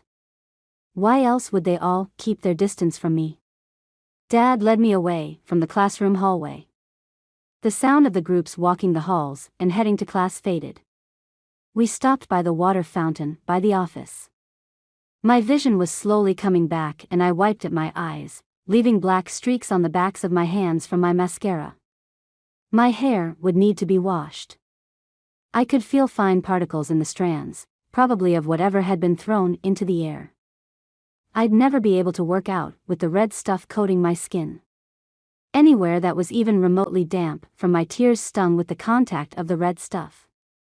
If I could hazard a guess, I'd think they did some kind of ghost pepper powder or something in a balloon.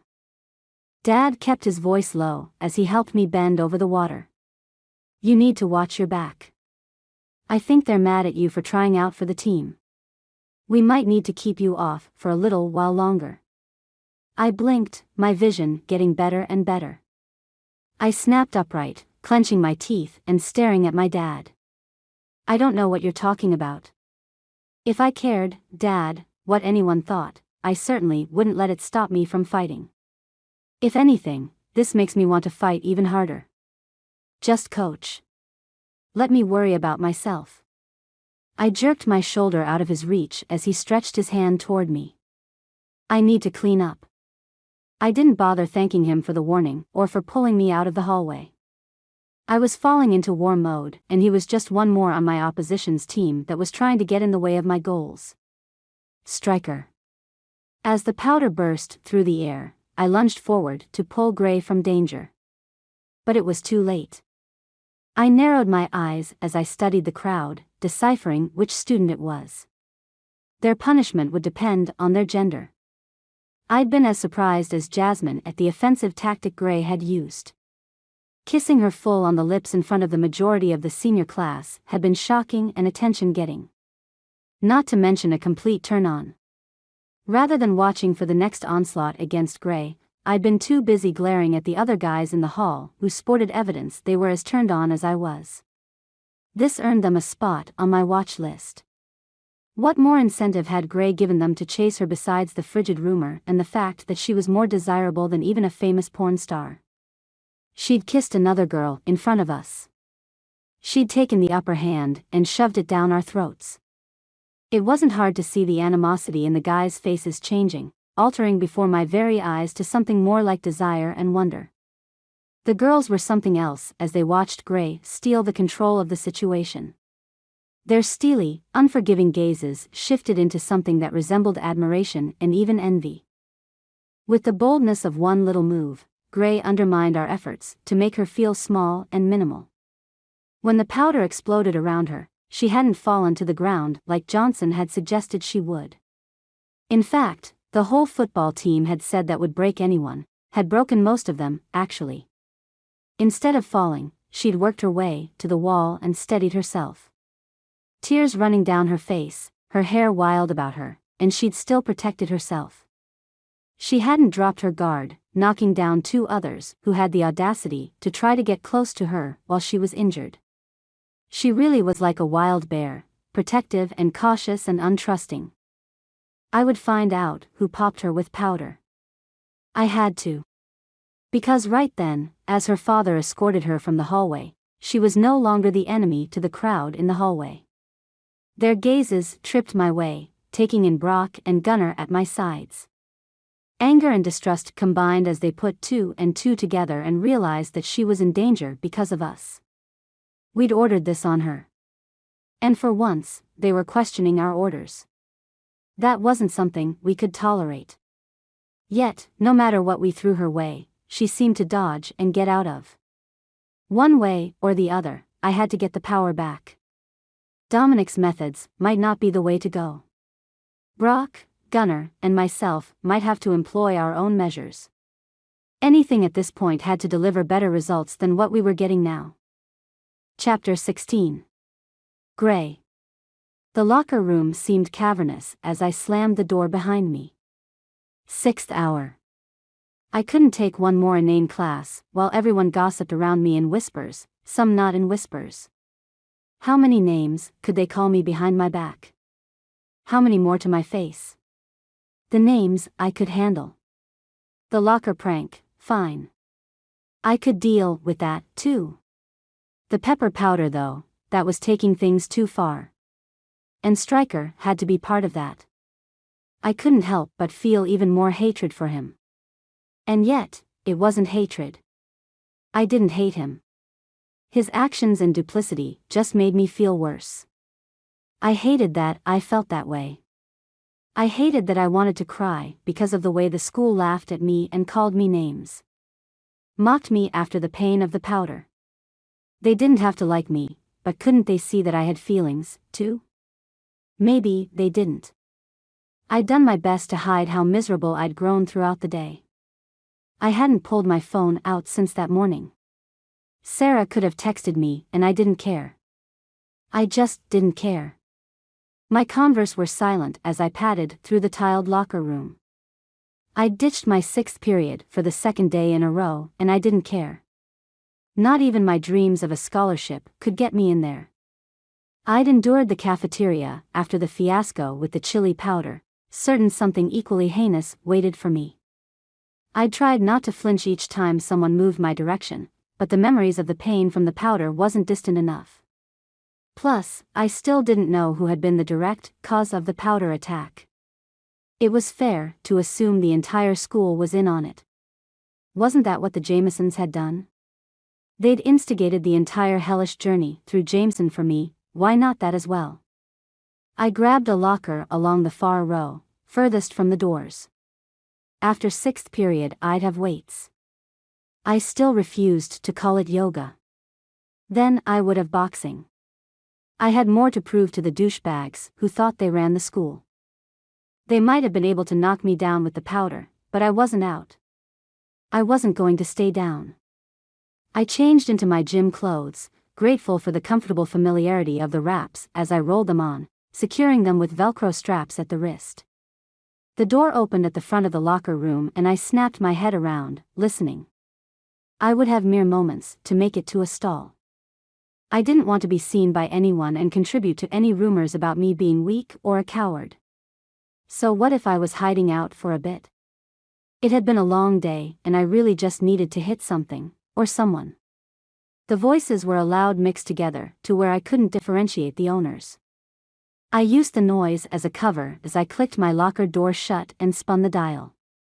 Then I moved in the opposite direction from the girls and moved into the last stall on the end. I wasn't scared of the girls, not even a little bit, but for some reason, my heart pounded in my chest and my breathing quickened. I closed my eyes, softly shutting the door and then letting it fall open by a few inches. I could only hope they wouldn't try to come into that stall. If I had a joint or a cigarette or something, I could pretend I was in there doing something I shouldn't and it would lend me a modicum of credibility. But I didn't. I moved on to the toilet, placing my chucks on the seat and half-crouching as I quietly steadied myself with a hand on the wall and the other on the cubicle partition. What was I doing? There was nothing brave about where I stood or how I hid. But even thinking about getting down and facing more Jameson idiots just filled me with a fury that I wasn't sure I could control. What if I couldn't do anything and I cried out of frustration? No. No more tears. No more weakness out of me. I could handle what they dished out. I just needed a break. I wasn't hiding to protect me. I was hiding to protect them. I just keep telling myself that. I can't believe she kissed you. I recognized the voice, but the name escaped me. Of course, they were talking about me, which meant Jasmine was one of the girls there. I closed my eyes and leaned my head back, more determined than ever to hold my position. There was no way I would let her find me. I had to stay hidden. Well, honestly, I couldn't touch her or she would be bleeding by now. Interesting that Jasmine thought she could take me. She didn't know anything about me, if she thought she could do that. I slowly started to grin at her bravado. Why didn't you then? Jada's taunting was subtle, but no less challenging. Look, if we can just stick to the plan, we'll keep our spots. I don't want to lose them. Jasmine mentioning her position again struck me with a wave of curiosity. What was she talking about? How do you get a spot like that? The third girl's voice was going to drive me crazy until I placed her. Brock said they're taking some more recruits. I'll put in a good word for you. Jada's soft tones severely contradicted the harsh nasally tone her twin sported. We need to worry about ourselves first, Jay. No offense, Jenny. Jenny. Was it Jenny Davies they spoke to? The girl I'd seen at the Pike? As she continued talking, it clicked and I realized I'd been smart to keep myself in check around her. A job like that could really help my family. Jenny must have turned on the water because her voice became the hardest to hear. It shut off and then Jasmine spoke. Yeah, it turned things around for us, too. They don't like older people working there. Said it's too easy to turn on the company. Plus, they need old people like our parents to work in the mines. She scoffed. Old people can't keep secrets. Our parents weren't old, which just screamed how clueless Jasmine really was. Look, show up at Curly's on Friday night and I'll intro you to Brock. Even if he already knows you, it helps to come at him like that. If you sleep with him, he won't give you the job. So, if you tell him no, you're guaranteed to get in. Jasmine spoke as if she were giving a secret worth gold. How did you get the job, then? Jada laughed, her question soaking in insinuation. I went through Gunnar. He doesn't care if you say yes or no.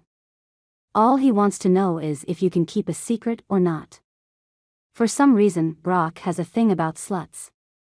He can't stand them. I could almost hear the shrugging in her voice. She was the queen of the tramps, and I didn't have to know her intimately to figure that out. What about Stryker? Jenny's voice twisted something inside me. She had to know I was interested, and yet, there she was, stabbing me as hard as she could without even knowing I was listening. Maybe that's what made it even worse. I knew she would do whatever it took to get attention, to get noticed. I didn't realize she'd screw over someone she'd been nice to. That just seemed weird to me. The twins fell silent and I realized I was holding my breath, waiting for their answer. Stryker, what about him? What could they know about Stryker that I didn't already know? What did they know that Jenny didn't? He's off limits. Jasmine's voice was hard, unrelenting. Is he yours? Jenny's suspicion was palpable. Stryker didn't act like he cared about Jasmine. If Jasmine was Stryker's, he treated her worse than a shoe in his closet. He will be. I'd hate for you to be turned down for a position with the factory. If you sniff around Stryker, you'll be out of a job. Understand? Jasmine's tone brooked no argument, and for the first time I understood why she thought she had power. Somehow, the factory and her position there gave her some. If she had power at the factory, that might mean I needed to do what I needed to get the factory put out of business. Chapter 17. Gray. All through waits I didn't look at anyone directly. I stared above everyone's heads, and I don't care that I came across as a haughty witch. What they thought wasn't my concern. When class ended, Jenny walked by me, calling out, "Hey, Gray." But I ignored her. I didn't need a friend who was a sellout. Not when I was just trying to survive on my own. Lame as it was, Dad put us on cardio for the entirety of practice. One of the guys spoke up and complained about having to run suicides, saying something about the drills being a basketball exercise. Dad pointed at me and grinned. She beat out your best in cardio. I'd think at this point you'll do what it takes to get better. If nothing else, Dad knew how to make a point. They didn't acknowledge me other than that. The next few days of school went by without incident. No more pepper bombs, nothing in my locker. Okay, I don't know about this for sure. I didn't go back to it. No more having to kiss girls to get them away from me, nothing. It was like I didn't exist as I went from class to class and then to boxing. Maybe limbo was exactly where I was going to be placed. Stryker, Brock, and Gunnar were absent most of the day until boxing, where they would do what they wanted. All three of them did the cardio without effort or complaint. They lifted after practice since they weren't around for class. Maybe it was their absence which made things more bearable. Maybe it was their absence that set me on edge. Each day I drove Sarah to school and she found her way to my house after. Her spirits were up and she seemed more optimistic about what she was doing. I wanted her to move in with us and just go to Jameson, namely so I wouldn't be alone, but I wouldn't do that to her. She'd have to figure out what she was doing with her parents before we could do anything permanent. Thursday rolled around and I cautiously accepted another day of classes ere the Jamesons weren't staring brutally at me as a win. Maybe they had changed their minds about something. I wasn't sure what that could be. An education?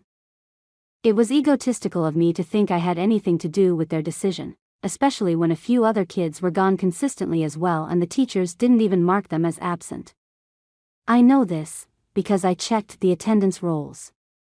Something wasn't making sense and I hated not knowing what it was. I made it to boxing practice without yet another incident, and that left me in a good mood. I didn't smile at anyone or even speak, but I felt good and I was ready to punch on something. Hopefully, we had something more to do than run drills. I sat on the weight bench, waiting for class to end and practice to start, rolling my head back and forth in a neck stretch. I'd lifted hard enough that my muscles were going to tighten up if I didn't stretch them while they were warm. The gym smelled like sweaty boys, and I was starting to understand why the girls did yoga on the other side of the large room. They all probably smelled better than the unwashed bodies of the male students. Jada and Jasmine were notably absent for the second day in a row. Were they sick together, too? My whole body perked up as Stryker, Gunnar, and Brock strode into the gym and approached my dad. I couldn't hear what they said, but 2 minutes passed while they talked earnestly. Dad finally nodded and looked back to his clipboard. I furrowed my brow and tried not to look like I was staring. Stryker glanced my way, his lips curving in a knowing smile that was nothing if not mocking, like he knew I watched him. The smile only amped up my awareness. Maybe there was something about the cocky jerk I liked, even though he was nothing but a huge douche to me. Or maybe I considered him a challenge. I don't know, and I honestly didn't care. I needed to get him out of my system as soon as possible. Gunnar and Brock got the guys from the boxing team and pulled them aside. After handing the boxers each a small wooden coin, they all left the gym. I could tell by the look on their faces, this was normal. They most likely wouldn't be back. The girls in the yoga section and the boys who were left in the weight area all watched with obvious longing as Stryker took his team and walked out. Sans me. I was on the boxing team. Why weren't they including me in this?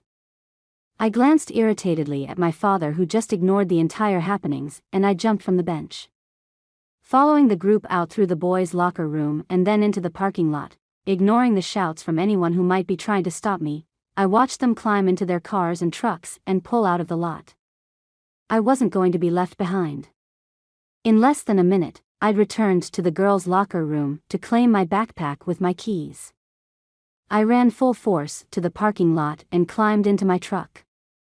All of the vehicles were already gone. It was a small town. I could drive around until I found them. I pulled out of the lot and drove east, the same direction the rest of them had disappeared. Jameson was a small town. Very few stores lined Main Street, which wasn't a bad thing, but did create a type of monopoly of businesses when there was only one grocery store, one laundromat, one gas store, one liquor store, and one cafe. Each business had the corner of the market. My truck sputtered smoothly down the main road, then back out along the side streets. With that many cars and trucks, they wouldn't be able to hide that size of a gathering. I wasn't sure where the Jameson cousins lived, but chances were that was where they'd gone. I had to figure out where I was going before I drove any further. Pulling over, I grabbed my phone from the front pocket of my pack and used the map app to look up the town of Jameson. I wasn't sure what to look for, but there had to be a place big enough to hold all those vehicles. With the satellite view enabled, I groaned. Yep. I was right. The only place that was big enough were the mines on the north side of town, but what teenager wanted to go to the mines? I sighed. The fact of the matter was, it was the only place big enough that I hadn't checked yet. Short of thinking they'd gone to Curly's, just outside of town, which wouldn't even be open at 3 in the afternoon, I had to think outside the box. I'd checked all of the business part of town. Why not do the simple thing and drive by the mines? Was there something wrong with that? If they weren't there, I could text Sarah and let her know I'd pick her up and we could make an early night of it. If they were there, then maybe I could get some information on what my team was doing. I pulled back onto the potholed road and turned right at the next stop sign. Driving north, I frowned as I realized the deeper north I went, the darker the streets got. The bull pines overhead seemed to hunker inward toward each other. The pavement ended with a bump and my tires ground over gravel on a dirt road with a ferociousness I had to slow down to control. The road seemed narrow and unending until suddenly it wasn't. The mouth of the road opened up into a clearing that was easily the width of 3 football fields. On one end of the gravel lot, a double-wide trailer had been planted like a weed, sticking up out of the plainness of the site with an eye toward claiming attention. I paused as I took in the vehicles I'd been hunting on the far side of the lot, opposite the trailer. The trailer had a porch light on, but no lights glowing from inside. Middle of the afternoon, and the outside light was on. Made me not want to go near it even more. I slowed way down, barely inching forward in first gear as I continued taking note of my surroundings. On the other side of the vehicles was a large chute-style opening into the side of the mountain. Double metal doors large enough to allow a semi-through closed off the entrance, but the graffiti-free exterior told me this was the spot I was looking for. I came to a stop, tucked against the side of a station wagon, probably from 20 years ago. I wasn't sure whose vehicle it was, but it was cheap enough for a high schooler. My truck was still small compared to the wagon-styled vehicle. On my other side, the forest beckoned to me, like I could hide in there and no one would be the wiser. If I sat in the truck, someone would notice. I wasn't sure where everyone was, but I had no doubt someone sitting in their truck would be noticed when no one else was around. I slipped from the cab, leaving the keys inside in case I needed to make a fast getaway. The entire aura about the place reeked of danger and illegal activities. How was my boxing team wrapped up in whatever was there? I'd heard about the silver mines of Idaho, but mostly as tourist traps. Nothing illicit would go on there, since the mines were closed half the time. I jogged across the 10 feet of gravel to the woods and ducked behind a white fir to watch from a better position. I wasn't sure what was going on, but I could guarantee whatever it was, the owners of the big black Ford were involved. The truck taunted me, as if it knew I was there and was going to tell on me from its position nearest the entrance. I breathed in, grateful for cleansing rain that kept the dust out of the air. Nothing happened, and for 5 minutes or so, I stared at the lot of cars like I expected them to change in front of me. The doors opened with a metal grinding, and I covered my mouth with my hand to smother the gasp. I wasn't scared, it just startled me. I was in the middle of nowhere, with no form of protection. Of course, I was scared. I wasn't an idiot. I didn't need anyone to find me. Who knew if that would make my situation worse? Gunnar and Brock stepped out of the tunnel, moving toward the truck. I had a clear line of sight and I couldn't help noticing how well they moved, like they had plenty of muscles and were aware of each one. Holstered to their hips were the metal butts of some handguns. I couldn't tell from my spot what kind. Okay, honestly, I couldn't tell the difference between a Nerf gun and a police handgun, so I wouldn't be able to identify their guns no matter how close I got. However, that didn't stop me from knowing they would be carrying real guns. Gunnar, Brock, and Stryker weren't posers. They approached everything hardcore and didn't mess around with the fake crap. Nothing about them was half-assed. I respected that, which made it hard to fully hate them. They lowered the tailgate on the truck, grabbed some boxes, closed the tailgate and then disappeared back inside the entrances. They didn't close both sides of the doors, leaving one side propped open while shutting the other. I wasn't getting in there. Not without letting them know I was there. That couldn't happen. They couldn't know I was curious about them or that any of them affected me in any way. I couldn't allow that. Not even a little bit. A part of me felt decidedly left out, though. I knew I wasn't part of the group. I got that. I even accepted it. What I didn't get, though, was why. Why didn't they want me? I could fight. I was loyal. I could do what needed to be done. The last week's worth of being an outcast caught up to me, and I turned, leaning my back on the trunk of the tree. I closed my eyes, breathing deeply of the pine-scented damp air. I just wanted to fit in somewhere that would help me get my dreams off the ground. In weak moments, like that one, I needed my mom. She used to have the right answers for everything. Except, if her answers were right, why would she leave? Why couldn't she stay with me? If it had been something Dad did, she could have taken me with her. We could have left him behind. I didn't care. I needed my mom and she was nowhere around. I wiped at my suddenly wet cheeks. No. I'd already cried over her. I wasn't going to do it again. Not anymore. She didn't deserve me missing her. Not when she wasn't a good enough person to stick around for her daughter. How long was I going to wait for someone to find me worthy? Chapter 18. Gray. The weather didn't hold back the chill of the fall day as I hunkered behind that tree.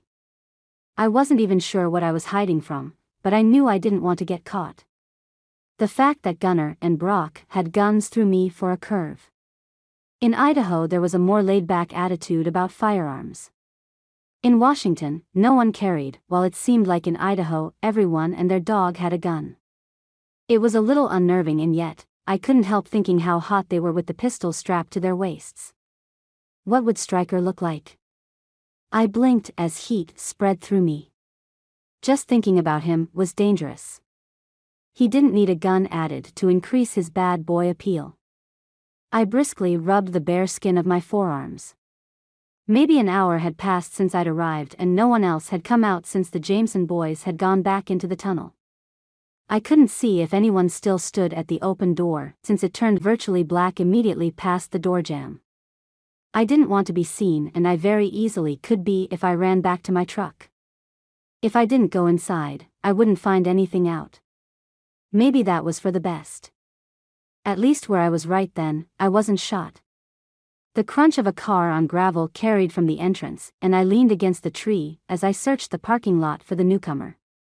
Maybe it was someone I knew. A bar of red and blue lights mounted on top of the new car made me catch my breath. I knew the Jamesons ran the school, maybe even part of the town, but they wouldn't be able to control state police. If nothing else, the fact that Brock and Gunnar were underage and carrying wouldn't be permitted. The police car slowly moved up the line of parked cars, inspecting each one as if they held the secrets to the world's crime problem. It rolled to a stop beside the black truck and the officer climbed out, searching the lot for something or someone. He approached the truck slowly, peeking through the overly tinted windows as he moved toward the back. I wasn't sure what was in the last few boxes the boys had left in the bed, but I wasn't taking any chances. I jerked some of my shirt up, pulled the strap to the side of my shoulder. Taking a deep breath, I burst from the forest line, panting and crying. I glanced behind me as if someone was chasing me, and I stumbled through the gravel, making as much noise as possible. Falling against a Toyota Camry, I pushed myself up, whimpering. "Help. Help me, please. Miss?" The officer stepped toward me, furrowing his brow as he watched me and flicked his gaze the direction I'd come from. I inhaled sharply and limped his way as if I hid a serious injury. Tears coursed down my cheeks as I let all of my pent-up emotions out. I sobbed. Finally reaching him, I stretched up a hand and clutched his bicep, leaning on him, much like the tree I'd left behind. My lips quivered, from the cold, my emotions, or something else, I wasn't sure, but it added to the image I was trying to put off. "Can you help me?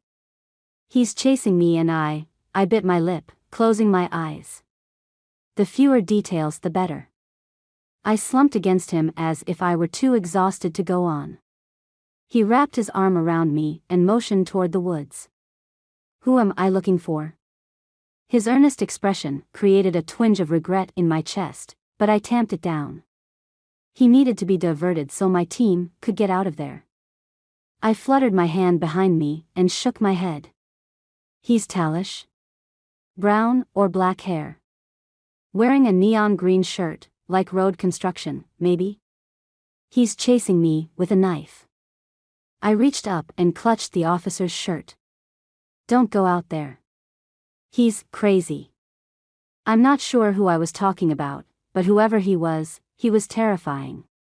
The officer left my side, walking toward the perimeter of the forest and peering into the dark shadows. He glanced back at me, as if I were going to run, and then he climbed into the woods, hidden by the deepening shadows. After a second, a beam of light bounced around as he looked. I was feet from the tunnel entrance, and I didn't move as I waited for the cop to come back. Gunnar burst out of the entrance, gun drawn. He jerked to a stop at the sight of me, his eyebrows drawn in worry. I motioned him back into the doorway, careful to keep my voice down. "Get back. There's a cop out there and I know he can see this area." Gunnar complied, stepping back into the shadows and studying the scene. He took in the cruiser by the truck, my disheveled appearance, and then in the direction I faced. I didn't continue looking at the tunnel entrance, instead staring at the flashlight beam that moved around the forest edge. Gunnar spoke, his voice soft but distinct. "You didn't have to do that, Gray. Go away, Gunnar. I'll get him out of here, but I can't promise it will be long." I bit my lip, shaking my head and wiping at my still tear-damp cheeks. "I didn't do it for you, either. I did it for the team. We need numbers to be able to qualify for the match." It was a lame excuse and we both knew it, but I'd stick to it to the death. He must have sensed I was at my limit and didn't want to talk anymore. There was no other sound as he seemed to fade completely into the dark. My anxiety was real as the cop wandered back to me, flicking his eyes between me and the woods. I didn't see anything. His gaze was suddenly suspicious. He motioned the now dark flashlight at the trucks and cars parked around us. "Are you sure these aren't one of yours, and you're trying to protect your friends?" I shook my head, more tears spilling out. Pressing my hand to my chest, I sobbed. "Friends? I just moved here. I'm out for a run and that psycho tried to kill me. I don't know what I would have done if I hadn't found you." I peered past his shoulder. "Are you sure you didn't see anything? I can't go back that way. What if he's waiting for me, but hiding from you?" I looked up at the sky, which was darkening rapidly in the early fall evening. He studied me like he couldn't tell if I was lying or not. After another minute, he seemed to make up his mind, and he motioned toward his black car. "You stay here. I'll go look again." He moved as if to study each of the cars as he passed toward the tree line. I shook my head and reached out, clinging tighter to his arm. "No, please. Can you just take me home? I'm terrified and I'm so cold. I feel like I've been running forever." I searched his face, sure I looked like a scared mouse. He took in my workout clothes and seemed to buy my story. He nodded, motioning toward his car. "Sure, I'll give you a lift. I can come back here later." He seemed to watch me with suspicion as if he expected me to use a phone and warn someone. I didn't do anything, but cross my arms and climb into the cruiser. He had me sit in back, which was totally fine. I was lying to the law, I basically was a criminal. I glanced back at the woods as if I were still scared my attacker was out there. I leaned forward. "Thank you so much. I appreciate it." "Yeah, no problem." The cop pulled out of the parking lot and I didn't look back at my abandoned truck or the other cars. I'd done my best to get them time, I just hoped they were smart enough to use it. Chapter 19. Stryker. What is that noise? I craned my neck toward the exit where echoes of footsteps thundering closer and closer had taken over the quiet of the meeting room. Gunnar broke through the door, his eyes wide as he sought me and Brock, each at our normal positions for meetings. He ignored all the other people in the room as they organized the labels for our newest shipment. "What is it? What's wrong?" I half turned toward him, lowering my hand to the sidearm tucked in my holster. "We wore the guns as a safety measure. The last time we brought a new shipment in for distribution, we'd been attacked by Russian upstarts from Timber Creek who didn't realize we were the main runners of the inland Northwest. We haven't been without the pistols since." Gunnar blinked at me, taking a second to breathe as he gasped to catch his breath. He licked his lips and looked around at the packed room. We have a bacon fest." The code phrase split the silence in the room and all 35 people stood, some older, some teenagers and some in between. They silently gathered the items in front of them and dropped their armfuls of product into the box on the side of the room. They didn't look at any of us as they each ducked out of the door into the tunnel to wait for further orders. A bacon fest was a cop warning.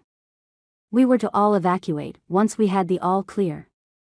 I grabbed the inventory sheets, plopped them on top of the bags and labels and shoved the box into the hidden storage unit behind the doors. Gunnar and Brock ducked out of the doors ahead of me, and I hit the automatic locks as I left the room, letting the lights go out as the door clicked shut.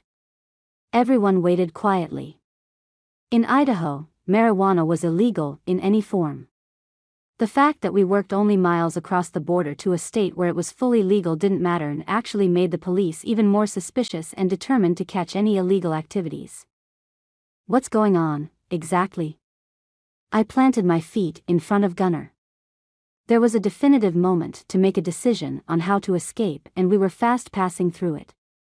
I glanced behind me, looking at our boxing teammates and the other people we had lined up for the work we did in the factory. They didn't only rely on us for a living, but they were depending on us to get them out of there without being arrested or harmed in any way. I took a deep breath and nodded at each of them. Hang in there. We've been through these drills. We'll get you out of here. I offered a reassuring smile and turned back to Gunnar, waiting for his answer. He watched me, waiting for me to give him my attention. We don't have very long. There was a cop poking around the cars and he swallowed, his eyes even wider as if he didn't want to tell me, but he knew he had to. Look, Gray was here. She got him to give her a ride home. I'm not sure how long he'll be. I'd say we have 10 minutes at the most. My heart could have skipped a beat at the mention of Gray's name. What was she doing getting mixed up in our business? Rather than dwell too intently on the fact that Gray had put herself in danger and shouldn't have even been there in the first place, I shook my head, raising my voice. Listen up. You'll get in your cars and go out the east entrance. Go around town and then come in through the mill road. It will be about 5 miles out of your way, but if you stop and take your time, get dinner at Curly's and put it on my tab, you'll be fine and still get home tonight. They would all do as I said as they filed out of the tunnel carefully. Thankfully, we were already pretty much finished with this latest delivery. Nothing Brock, Gunnar and I couldn't finish in less than an hour of time. We had plenty of orders for the newest batch and we all needed the money. Gunnar and I moved to the front of the tunnel, watching as each of our independent contractors climbed in their cars and calmly drove behind the tunnel, heading out of view for the east exit, which wasn't easily seen from the west side. In moments, all of the vehicles save ours and a lone light blue Chevy Love truck were gone, the same truck I'd seen at Gray's house and assumed it was some guy's. If what Gunnar was saying was true, the small blue truck was Gray's and she was on her way home with police. She'd left the truck and distracted a cop for what reason? After what we'd done to her? The chili powder had to have broken her, should have, but instead she'd shown up for practice, continued to her classes, acted like no one else was there in the entire school, but her. Her tenacity was helping her and costing me. Her dad hadn't paired anyone up for sparring practice yet, and we had a fight in less than 2 weeks. I couldn't figure out if it was because he was protecting Gray or if he just wasn't sure what to do as a coach. The man seemed like he was undecided in a lot of things. Dominic assured me he was the best coach for what we needed, but so far, we'd only been doing cardio-based exercises. I liked working out as much as the next guy, but running sprints for an hour wasn't my idea on how to get myself ready for the ring. Leave the door open. I jerked my head toward the tunnel. The doors to get into the meeting room and the rest of the mines and factories were impenetrable. If anyone went through the double tunnel doors, open or not, they would walk through what looked like an empty shaft and reach the back which, after I'd secured it, would just appear as if it had been boarded up for years instead of locked by a grade A security system. Gunnar nodded at my order and Brock pulled out his keys. I strode to the little blue truck, more than aware we might only have a couple minutes left. Peeking through the window, I motioned the boys on. Meet me at Curly's. She'd left her keys in the ignition. She probably hadn't planned on doing what she did, which made her decision that much more perplexing. Why would she put herself in any situation like that to give us time? It didn't make sense. After everything we'd done to her. Everything I'd done to her. Everything we'd made others do to her. I still didn't know the far-reaching consequences of what we'd set in motion. I climbed into her truck, annoyed by the sudden presence of her scent, a mix of baby powder and cucumber. I wasn't sure why it distracted me, but it took me a second to turn on the engine. The little motor buzzed to life and I went out the west entrance, while the guys went down the east. I just wanted to see where the police were and what exactly Gray was up to. I'd meet the guys at Curly's, and we'd get the rest of our plan together. Reconnaissance was one of our strong traits. Especially on someone we couldn't stop thinking about. Gray. I had the police officer drop me off 5 houses down from mine, assuring him my parents would be home soon and thanking him for helping me. He wasn't going to leave until it looked like I got inside or did something. I could just barely see my house from where I stood. I waved at him and thought, please, oh please, be open. I rounded the side of the house and pushed the gate open and waved again, closing it behind me. I stood there a full 5 minutes before I heard him drive away. Turning back toward the front, I sighed in relief and left the backyard. I had no idea how I was going to get my truck back. The mines were at least a 10-minute drive from the center of town. I was looking at 20 from my house. Maybe I'd have to walk it. That might be 3 miles or so. I couldn't ask my dad for a ride. He'd never understand why my truck was out there, abandoned. I couldn't explain it to myself. Why had I ditched my truck? I didn't care if Stryker and the guys got in trouble. Part of me really wanted that. But a bigger part of me just wanted them to back off and leave me alone. That's not why I did what I did, though. I'd probably say they wouldn't stop no matter what I did, which was fine. I didn't care. Not anymore. What I didn't want was to find out my team was in jail. If we went to a match and didn't have enough fighters, the entire team, me included, would be forfeited, which meant I wouldn't be able to fight. That just wasn't going to work for me. I made my way home, groaning as I realized I left my bag with my money, clothes, homework, and phone in the truck. I'd probably have to sneak out that night and get over to the mines. Maybe Sarah would go with me. I couldn't tell if she was at the house already or not. We were already burning ourselves out at both ends. I couldn't imagine she'd want to cut into her sleep to walk clear to the mines to grab a truck I'd abandoned for guys who she knew nothing about. If she did find out who and what they meant to me, she'd probably walk to their house and beat the ever-loving crap out of them. The thought of her sticking up for me brought a much-needed smile to my lips, and I picked up my knees a little more as I closed the distance to my house. My arms were chilled, and the sun had begun its descent for an early fall evening. Right in that moment, what I wouldn't give for a sweatshirt and a cup of anything hot. Literally, anything.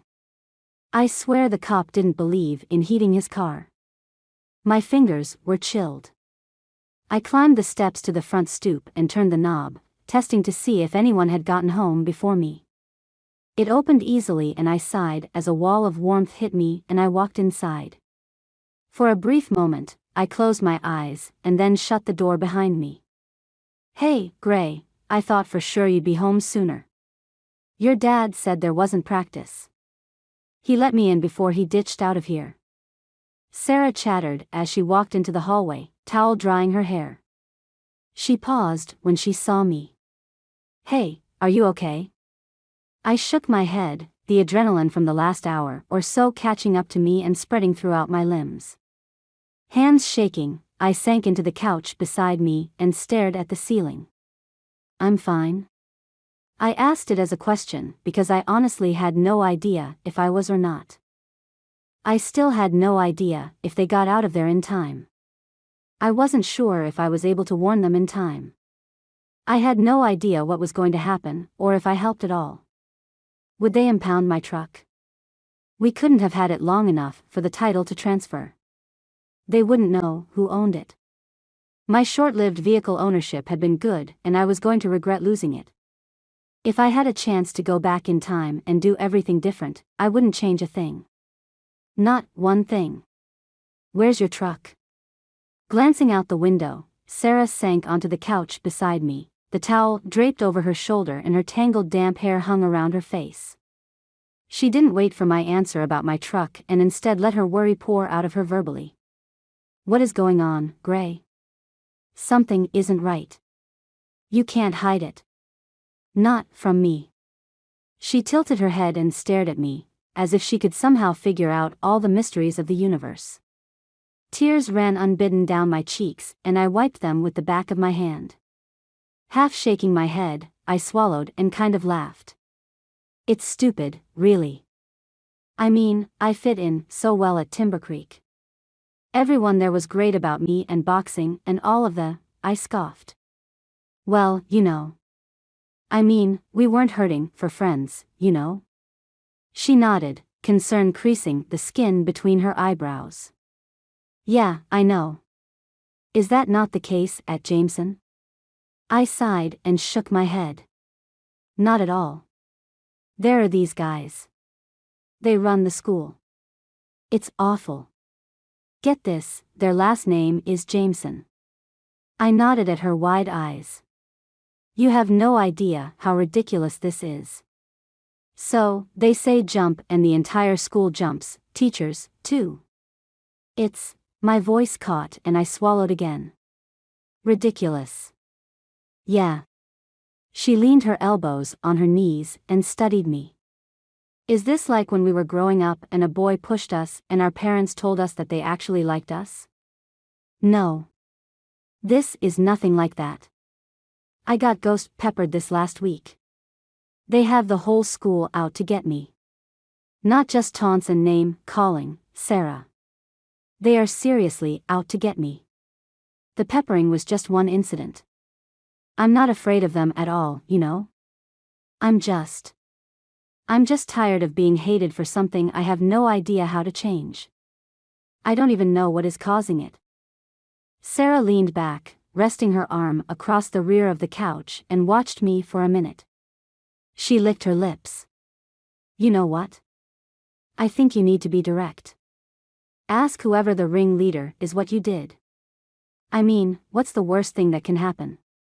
Would he hit you? Hit back. You're almost a pro at that. She winked and then glanced out the window, pausing as she blinked and then looked at me with a grin. I don't think you're as hated as you think. I cocked my head to the side, my lips pressed into a thin line. Sarah, I'm not making this up. It's not in my head or whatever psychobabble crap you're going to spout at me. She chuckled and pointed past my shoulder. I didn't think you did make it up. Gray, sometimes you're too sensitive. I slowly followed the direction she pointed, turning to look at what she saw. My jaw dropped at the sight of my blue truck parked on the side of the road, windows rolled up, and everything intact. My truck. How had it gotten there? Could Gunnar have been the one to return it? He'd been the only one to see me. Maybe he and I had more of a connection than I thought. It wouldn't be such a bad thing to have someone return the attraction. As it was, I just felt like I was floundering all of the time. With the truck back, I had to rethink what had happened and how I was supposed to approach everyone the next day. Was I supposed to talk to Gunnar about what had happened? Or did I act like nothing had gone down and we were all still part of a huge feud with them on one side and me on the other? I turned back to Sarah and gave her a tight-lipped smile. I only have to get through Friday. We partying this weekend? Sarah's eyes grew bigger and she bit her lower lip. I want to, but my parents will be back tomorrow night. They want me home. Dad isn't happy I left the house. Did you tell him what happened? Aghast at how naive and stupid her parents were, I shook my head. You're welcome here as long as you need to stay. If I was honest with her, I'd admit that I wanted her to move in with me and Dad, change schools, and never leave me alone. But a huge part of me recognized the fact that I didn't want to be alone because I was always alone. I'd been abandoned by my mom and my dad wasn't exactly the model parent. If anything, he could be more like a kid than I was. Sarah twisted her lips to the side.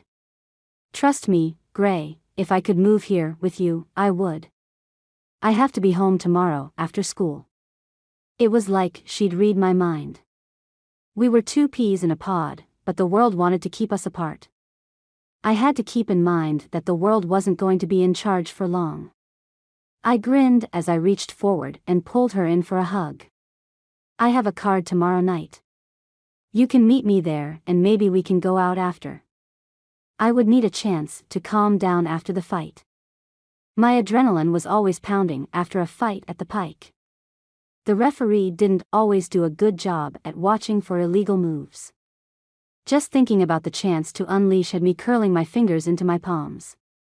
It was going to be an easy win, but I'd still get to pound on someone. Wasn't that what it was all about? A thought flashed unbidden to my mind. What if Stryker could see me fight? Maybe he'd respect me more. Maybe he would see me as a valuable team member. Maybe he would see me the way I saw him, as someone I craved with an insatiable hunger. Or maybe it was Gunnar I needed to set my eyes on. One way or the other, getting one of the Jameson cousins on my side might be the only way to survive the last chunk of high school I had left to endure. Chapter 20. Gray. You coming with me this weekend, Ice Princess? Double entendre clear. Johnson walked by me in the hallway outside of my statistics class, his gaze roving all over the length of my body, leaving behind a greasy feel I would probably never be able to rinse off. Suddenly Stryker was there, blocking Johnson from moving forward. The football jock bumped into Stryker's chest while still checking me out. He started, turning back to Stryker, whose flanks were backed by Brock and Gunnar. The anger faded from Johnson's face, and he held up his hands at chest level. Sorry, man, I wasn't looking where I was going. Thunderous fury tightened Stryker's features and I clutched the strap of my backpack tighter in my fist, keeping my face neutral. Now what? Stryker didn't look at me, leaning down to meet Johnson's gaze. It struck me how different they were in height, with Stryker a good 3 inches taller. Johnson nodded, jerking back and staring at Stryker like he'd told him to do something atrocious. All I could think was, now what? Now what did I have to deal with? I wasn't sure what Stryker had told Johnson, but I had no doubt it didn't bode well for me. Stryker shifted his gaze to me, his eyes sparking as he took inventory. He could have been running his fingers over every centimeter of my body. His eyes hovered at my hips and then again at my waist. Heat flooded my skin, starting at my feet and rushing toward my head with the speed of a lightning bolt. The people between us parted like a sea, and I couldn't drag in a full breath. Why wasn't he moving? What did they want? Standing there doing nothing wasn't my style. I licked my lips and took a deep breath, hiking my bag higher on my shoulder. It was as good a time as any to try to change the course of things. Moving toward the Jameson boys with a steady stride, I fought to hide my nerves. I held Stryker's gaze as I got closer and closer. They didn't move.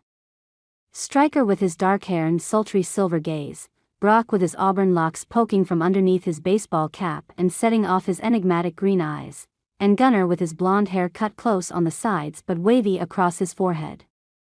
I didn't want to admit that Stryker's gaze made me hold my breath, or that I could feel him like a wall of heat even from where I was. I shifted my gaze, taking in Gunnar's questioning expression as I got closer. The hallway was emptying of students as they rushed off to their classes. No one the wiser to what had transpired or what was about to. No one caring. Maybe I was becoming stale fun, something they were bored with. I could handle that, and yet something inside me wanted to refuse the fact that I could be pushed to the side so easily. None of that mattered as I got closer and closer to the cousins. Stryker watched me as if he expected me to kneel before him. I wanted to scoff and point out that would never happen. For one, I wasn't a meek person, and for two, there was no way I would ever put myself beneath anyone.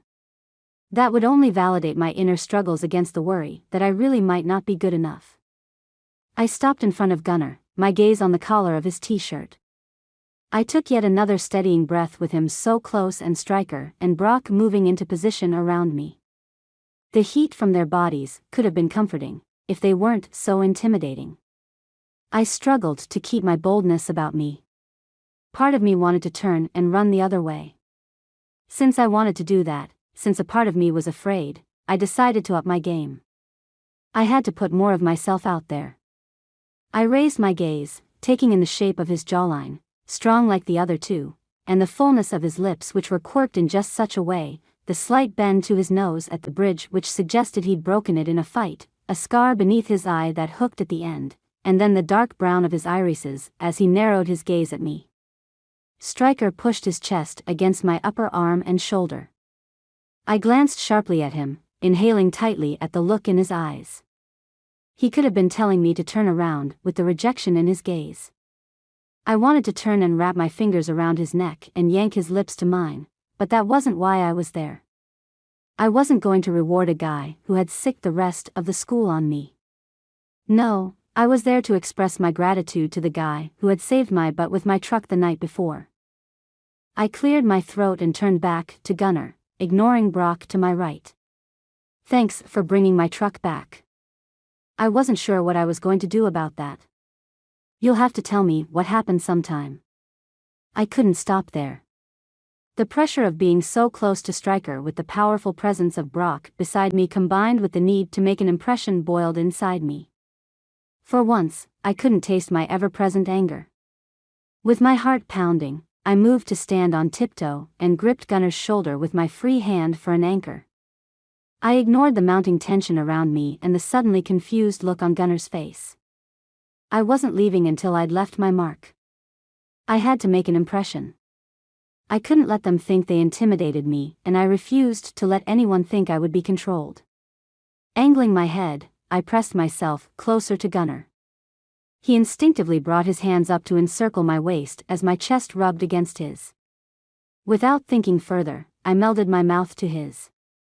Warmth spread from my lips outward with a comforting strength, nothing earth-shattering or mind-blowing, but different from kissing Blaze, which was like kissing a car salesman. Intrigued by the difference, I opened my mouth to let him deepen the kiss. Instead of exploring that further, I was jerked backward while Stryker growled and Brock watched with the all-too-knowing gaze of someone looking at The Walking Dead. Gunnar's grin spread like the Cheshire and he folded his arms while he watched me, but he didn't say anything, completely out of character for him. Stryker whipped me around to face him, pure fury chiseling the lines of his face into an even more intimidating mask of both beauty and rage. His fingers bit into my arm, tingling where our skin connected and burned as if he could transfer his anger to me. Maybe he could. I jerked my arms from his grasp and thrust my finger into his face. Back of, Stryker. This doesn't concern you. I bit it out because my entire body hummed at the contact with him, at complete odds with what my mouth verbalized. I should have slapped him, or screamed, or punched him or anything to release the pent-up frustrations from being near him and not getting anywhere, but I worried that I might jump on him and wrestle him to the ground and rip his clothes off. I needed distance between those silver eyes and those lips that promised things I wasn't sure about and others I wanted with all my soul. I ignored the pure pissed-off vibe coming off him and glanced back at Gunnar, offering a slight smile.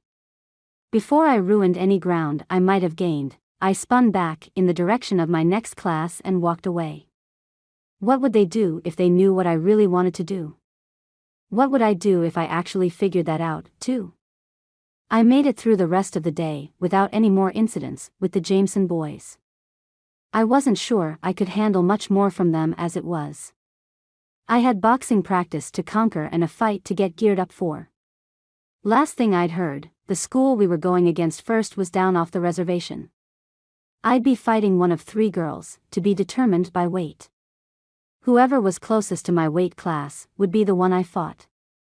I could handle that. Making weight wasn't as psychotic for boxing as it was wrestling, but it could still be intense if you were trying to make the weight class below your average weight. I usually hovered in bantamweight with the limit of 123 pounds, but I'd been in flyweight at 115 pounds. I was finding I could do either, but the more muscle I put on, the closer to lightweight I got, which was 132 pounds. Muscle really did weigh more than fat and I looked leaner the heavier I got. I wasn't light by any definition, but people usually thought I was because I didn't take up a lot of space and I wore comfortable clothes rather than tight trampy outfits like other girls my age. For weight class and then boxing practice, I pulled my hair back into a French braid, careful to wrap the rubber band tightly around my thick tresses.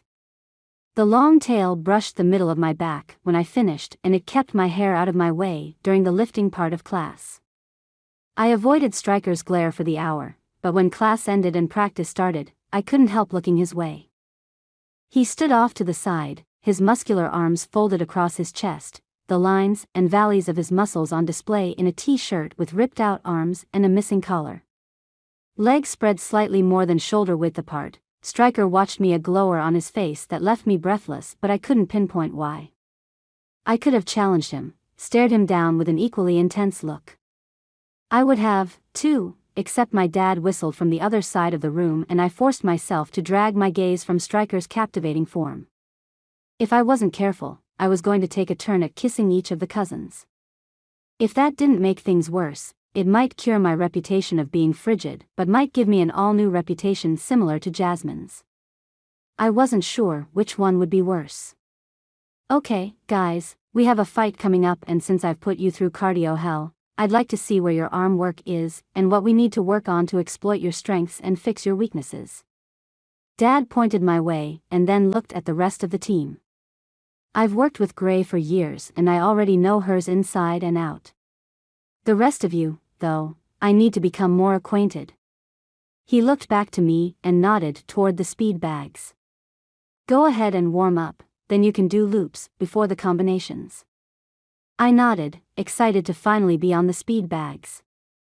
In the new house, we didn't have any of my bags up since they were still packed in the one-car garage. Not much had been unpacked in the new place, and I wasn't sure either Dad or I was ready for that much yet. I pulled out my wraps from the front pocket of the sweatshirt I'd cut, similar to the way Stryker had his cut, but I'd kept the collar and hoodie on the sweatshirt. I leaned my head side to side as I rolled my black wraps on my wrists, past my thumb and up around my knuckles and back again. I could rap in my sleep. Once the Velcro was in place and I bounced on my toes a bit to warm up and release the tension in my calves, I leaned forward, hunching my shoulders into the protective stance and bringing my fists up to protect my face. It was my starting stance, with anything and everything. Almost second nature as I slid into place. The front speed bag was up too high since I couldn't keep it in the window between my fists. I twisted my lips to the side as I scanned the rest of the bags lined up on the cement block wall. One was down almost a full foot from the others at the end. Some guys were shorter, but obviously in this school not many. I dropped my arms and sauntered over to the shorter bag, unable to hide my smile as I realized it was set up exactly like I would have set mine up at home. Maybe this wouldn't be so bad. I could do bag work and ignore the other guys. I was doing a pretty good job of it already, if I did say so myself. I could feel Stryker's eyes on me like he had lasers in his gaze, and he was slowly burning a brand into my skin. I wasn't sure what my kissing gunner had declared, but I was pretty sure it hadn't labeled me as available for ogling or whatever the crap Stryker was doing. I refused to turn around and look. I could play this stupid game he'd trapped me in and I would come out the winner. I had to win. Hey, Asher, you gonna hit a bag or just look at them all day? Seth, the guy I'd outlasted the last time I'd been challenged in practice, stepped up beside me. He narrowed his eyes and lifted his eyebrows. I'm not just good at endurance, little girl. A slight chuckle escaped me and I shook my head. If that was good, I'm scared to see what your awful is. The rest of the team seemed to be waiting for me to take the bait as they suddenly converged around us. I shot a glance at my dad, wondering if he was ever going to put a stop to me being hazed. The defeated look in his eyes reminded me why I had to be stronger than he ever could be, because if I wasn't, I'd end up like him, alone, broken, and weak. Nothing I would ever be happy with or ever settle for. Not seeing any help from his direction, I straightened my shoulders and glanced at Gunner, who stood beside Stryker on the opposite side of Brock. No help from that arena either. Fine. If they wanted to go through this again, I could do this over and over and over. I tightened my jaw and looked back to Seth, who was flanked by the other guys, John and Nick. Is this what I have to do to be part of the team, you self-righteous pricks? I thrust my hands on my hips and narrowed my eyes. Fine. Let's make a bet. Stryker and his cousins stepped forward as if they could determine the terms, and I held up a hand, shaking my head. We'll keep it simple. I pierced each one with an intense look until I moved on to the next one, taking them all in, even my dad. Once I start banging this bag, the competition has begun. Once I stop, it's over. If any of you are still going, I'm out. I'll leave and I won't come back. You guys can tag team in, but the bag can't stop moving or you're out. The room was silent. You could have heard sweat drop. I pushed my hand back on my hip and raised my voice, my tone brooking no argument. When I win, I get to stay on the team. No more shit, got it? Nick and John elbowed each other, smirking as if they knew something I didn't. A crease between Stryker's eyebrows confused me. Was he worried they'd lose, or that I would lose? Wouldn't me being off the team satisfy everything he wanted? I'd be out of his way and one step closer to being controlled. Wasn't that what they wanted? Yes, or no, guys. I've got to practice to finish. I ignored my dad as he stepped closer to the circle that had formed around the bags. I really didn't care what he said or thought. He was fast losing my trust. I pushed the things Blaze had said at the pike about the boxing team at Timber Creek. Right then wasn't the time to inspect anything too deeply. I was fighting for a place on my new team. If I failed this, I was out of options. I couldn't accept that, and I wouldn't. Nick, John, and Seth nodded their agreement, looking to Stryker and the guys as if seeking their approval to make it official. Stryker tilted his head to the side, studying me without rancor. Gunnar and Brock both had their jaws thrust to the side as if they were angry but weren't sure why. After a lengthy pause filled with Stryker's gaze on me, he slowly inclined his head, but that was it. I didn't know why, but I felt like I'd been released from some hidden string holding my muscles tense. Everything loosened up and I turned back to the bags with a grin. Who's first? Even though Seth stood beside me, Nick stepped forward, raising his hand. His grin said everything as he looked me up and down. I can bang with you. I rolled my eyes. Your originality is astonishing. I didn't look at Stryker or anyone else as I stepped into place in front of the lower bag. The black teardrop-shaped sack didn't move as if it waited with bated breath for me to connect with it. This was what I'd been missing since my dad announced we were moving, since he'd packed up my bags before the start of the season. I relished in the fights at the pike, the sparring and practices, but I longed for the mindless bag work, where I could lose myself in my thoughts as my body lost itself in the exercise. You couldn't beat the bags. No one could. It was the pure magic of the bags, you hoped, but it wasn't possible, and that made them so much fun to beat on. Once I started, I couldn't stop. I had to give myself over to the trance and just let it go. I could feel everyone's eyes on me, and for one brief moment fear petrified my muscles and I couldn't move. What if I failed? I would have to walk away from the last chance at a team I had.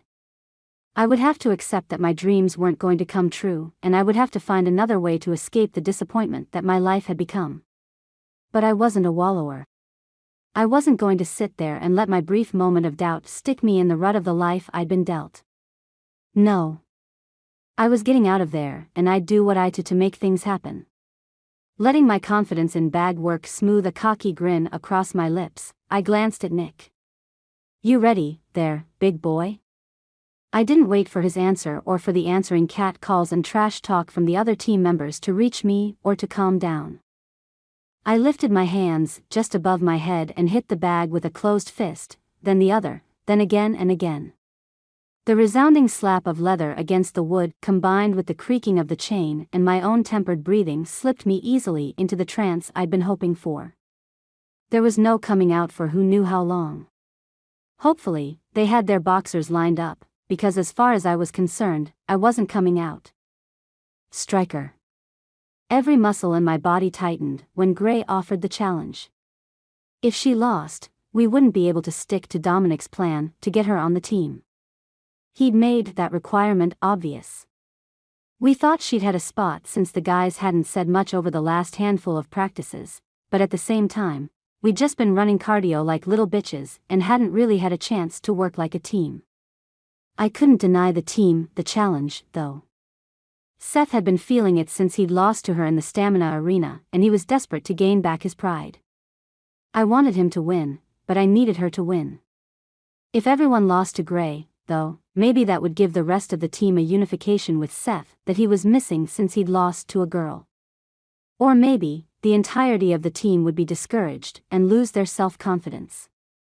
I couldn't be certain. I'd never been in a situation like this before.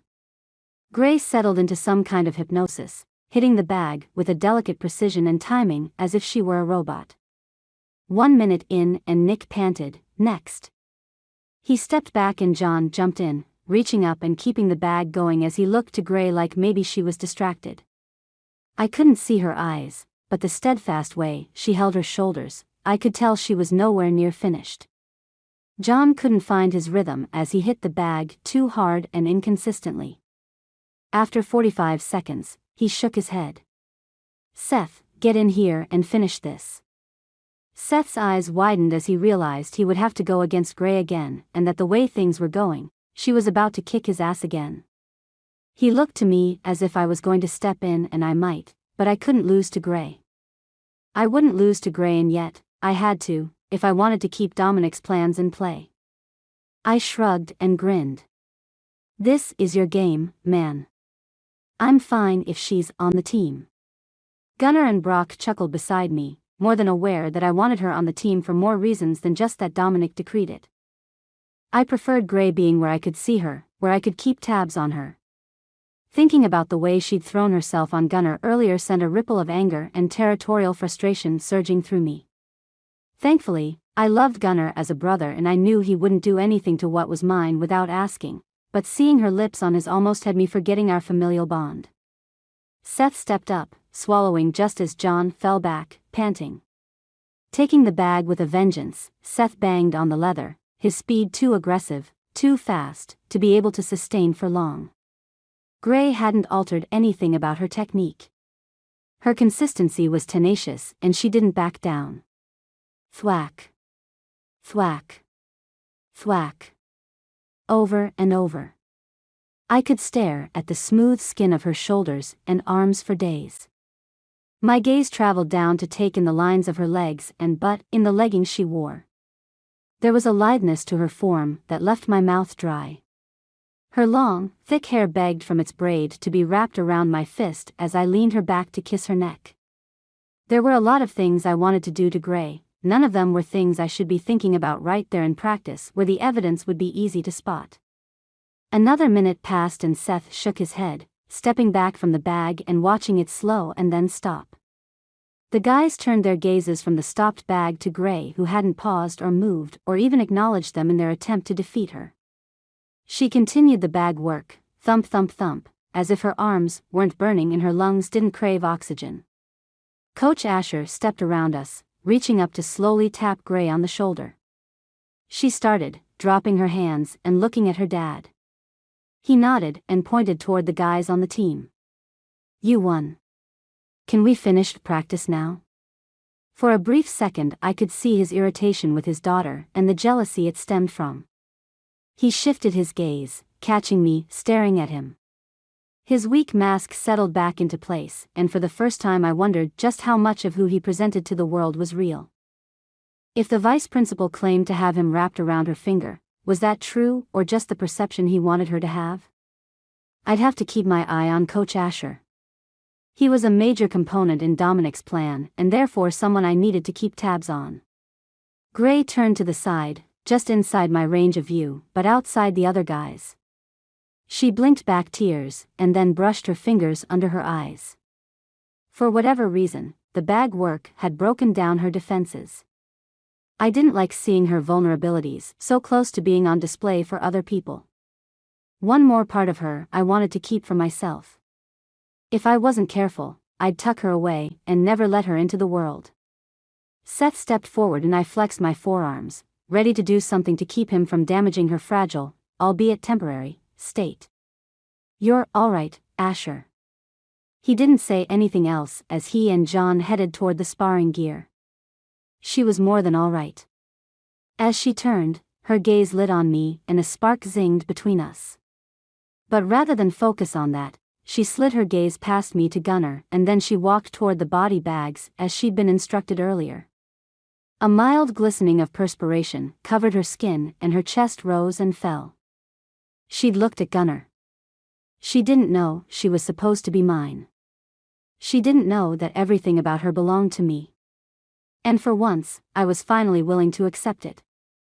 I just had no idea what to do about it. Chapter 21. Gray. I didn't wait around after practice, making my way to the locker room where I grabbed my bag and my gear and got out of there. I wasn't even going to try to change in the suddenly oversized area. The other guys wouldn't be done showering or changing for a bit and I could go to my truck without worrying about running into them.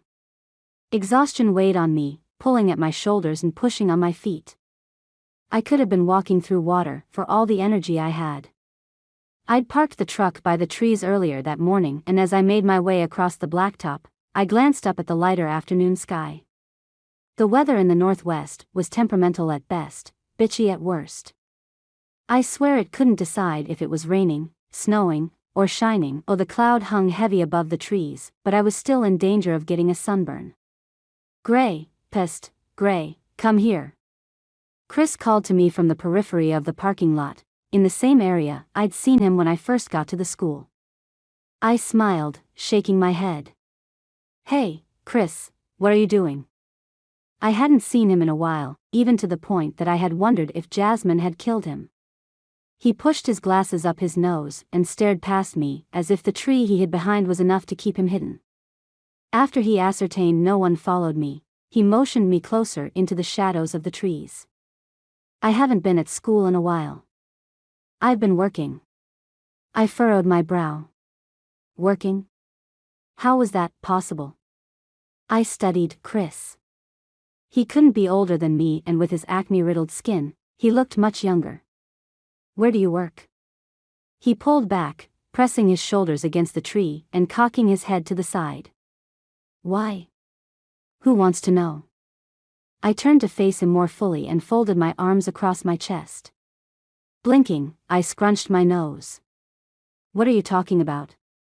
You said you've been working. I asked where you work. What is the problem? I was too tired to play games, and if Chris turned out to be one of those conspiracy theorists, would have to walk away. He stared at me, hard, his eyes narrowing the longer he looked. I'm not in the mood for this, man. Done. I shook my head and moved to step past him, but he reached out, pressing me back with one hand on my shoulder. I'm sorry. If I tell anyone and they find out, I'll lose the job. My family really needs this money, and I think I got the job because you stuck up for me. He no longer looked at me like I was trying to sell him a quart of air. No, his expression had taken on one of hero worship and I definitely wasn't comfortable with that. I shifted in my tennis shoes and folded my arms. Look, it's no big deal. I seriously have no idea what you're talking about, though. He shook his head. No, seriously, I could lose my job and if you tell them, I'll for sure lose it. He glanced back over his shoulder in the direction I'd come from, then back to me. His puppy love look hardened and he asked dryly, so, the story is you're both off limits and on highest demand. Which is it? You're talking crazy, Chris. I have no idea what you're talking about. A job and now this? All I know is the school isn't throwing pepper bombs at me anymore. At least for the last few days. I winced, remembering how cruel the students had been. Even now, as they ignored me and walked around me without really acknowledging that I was there, my feelings were raw and I needed some downtime every night to try to recover. You weren't kidding about limbo being the worst kind of hell. I laughed, but not enough to bring a smile to my face. That night, I had a serious plan to get my stress relieved, and the longer I stood there chatting up Chris, the less time I had to get ready. I've just never seen anything like it. You're being called the Ice Queen, a lesbian, Jasmine's bitch, and a few other names, all while everyone knows they can't even attempt to touch you in any way. There's even a rumor that Jasmine paid you to kiss her to get Stryker to pay attention to her. His eyes widened more and his eyebrows almost reached his hairline. The craziest thing is they're still taking bets on which Jameson you'll be sleeping with by this weekend. I huffed in a semblance of a laugh, but that's as far as my humor went. Sleeping with a Jameson when I couldn't even get full sentences out of all of them? That would be the day. Blaze talked to me all the time and I'd refuse to sleep with him. Where did the Jamesons get off thinking they had any special privileges or rights? I'm not going to be sleeping with any Jamesons this weekend. I'd rather sleep with a random stranger than get anywhere near those buys. Anger curdled inside me and I realized it was only a matter of time when I blew. I had to get home, get my fight gear and head back to the pike. There was only so much stress a girl could take. I was at my limit. Chris pushed away from the tree and ran his hand through his oily hair. So, wait. You'll sleep with anyone but them? His overeager voice cracked and he cleared his throat. There are some parties this weekend. Do you want to go with me? I offered a weak smile. How sad that the only thing he'd heard was that I would rather sleep with anyone else than the Jameson boys, and he immediately wanted to volunteer for the job. I shook my head and stepped back into the modicum of daylight, albeit filtered through the clouds. Thanks, but I have a fight. I'll see you Monday. I didn't have any intention of attending any parties in Idaho all weekend. I was still trying to figure out how to get Sarah to come out with me. I didn't want to deal with the Jamesons, which meant I had to stay on the Timber Creek side. No matter how much they threatened me, I wasn't going to be controlled. Most importantly, I wasn't going to be confused by the way Stryker looked at me or the way he made me feel. I didn't have to do what he said. Even as I climbed into the truck and shifted into first, I couldn't fight the thrill rippling over my body in goosebumps as I thought about what he would do when he found out I hadn't done what he said. Because, of course, he would find out. For some reason, he knew everything that happened, sometimes before it happened. But not that night. That night, my card was up and I was going in as Alex Asher. I never fought under my own name. I couldn't chance a spotty reputation with my real name. They'd never questioned me using my dad's. Rather than chance going home and running into Dad as I was running out and have to make something up about where I was going, I'd packed my gear earlier that morning before school. All I had to do now was go to the pike and sign in. In no time, I'd be pounding on some stupid wench who thought she knew how to use her fists. That likelihood thrilled me almost as much as the thought of Stryker dealing with me for disregarding his orders. 58, 59, 60. I hung the gym jump rope on the hook for the fourth time since I'd started warming up and rolled my head on my shoulders, side to side to side. I bounced on the balls of my feet as I swung my arms in front of me and then back to my sides. Asher, you're up. Bruce would act as ring security while a couple other guys bounced the door during my fight. I wouldn't let anyone else stand ringside. He was the only guy who had never tried to manhandle me as we walked through the crowd to the ring. Per the Pike's policies, I had to wear a skimpy black sports bra with brightly colored shorts for my uniform. I didn't care what I wore so long as I got to braid my hair back. The last thing I needed was for some of my hair to get in the way while I fought. I was ready and followed Bruce from the women's locker room. It would be empty for the rest of the night except for me.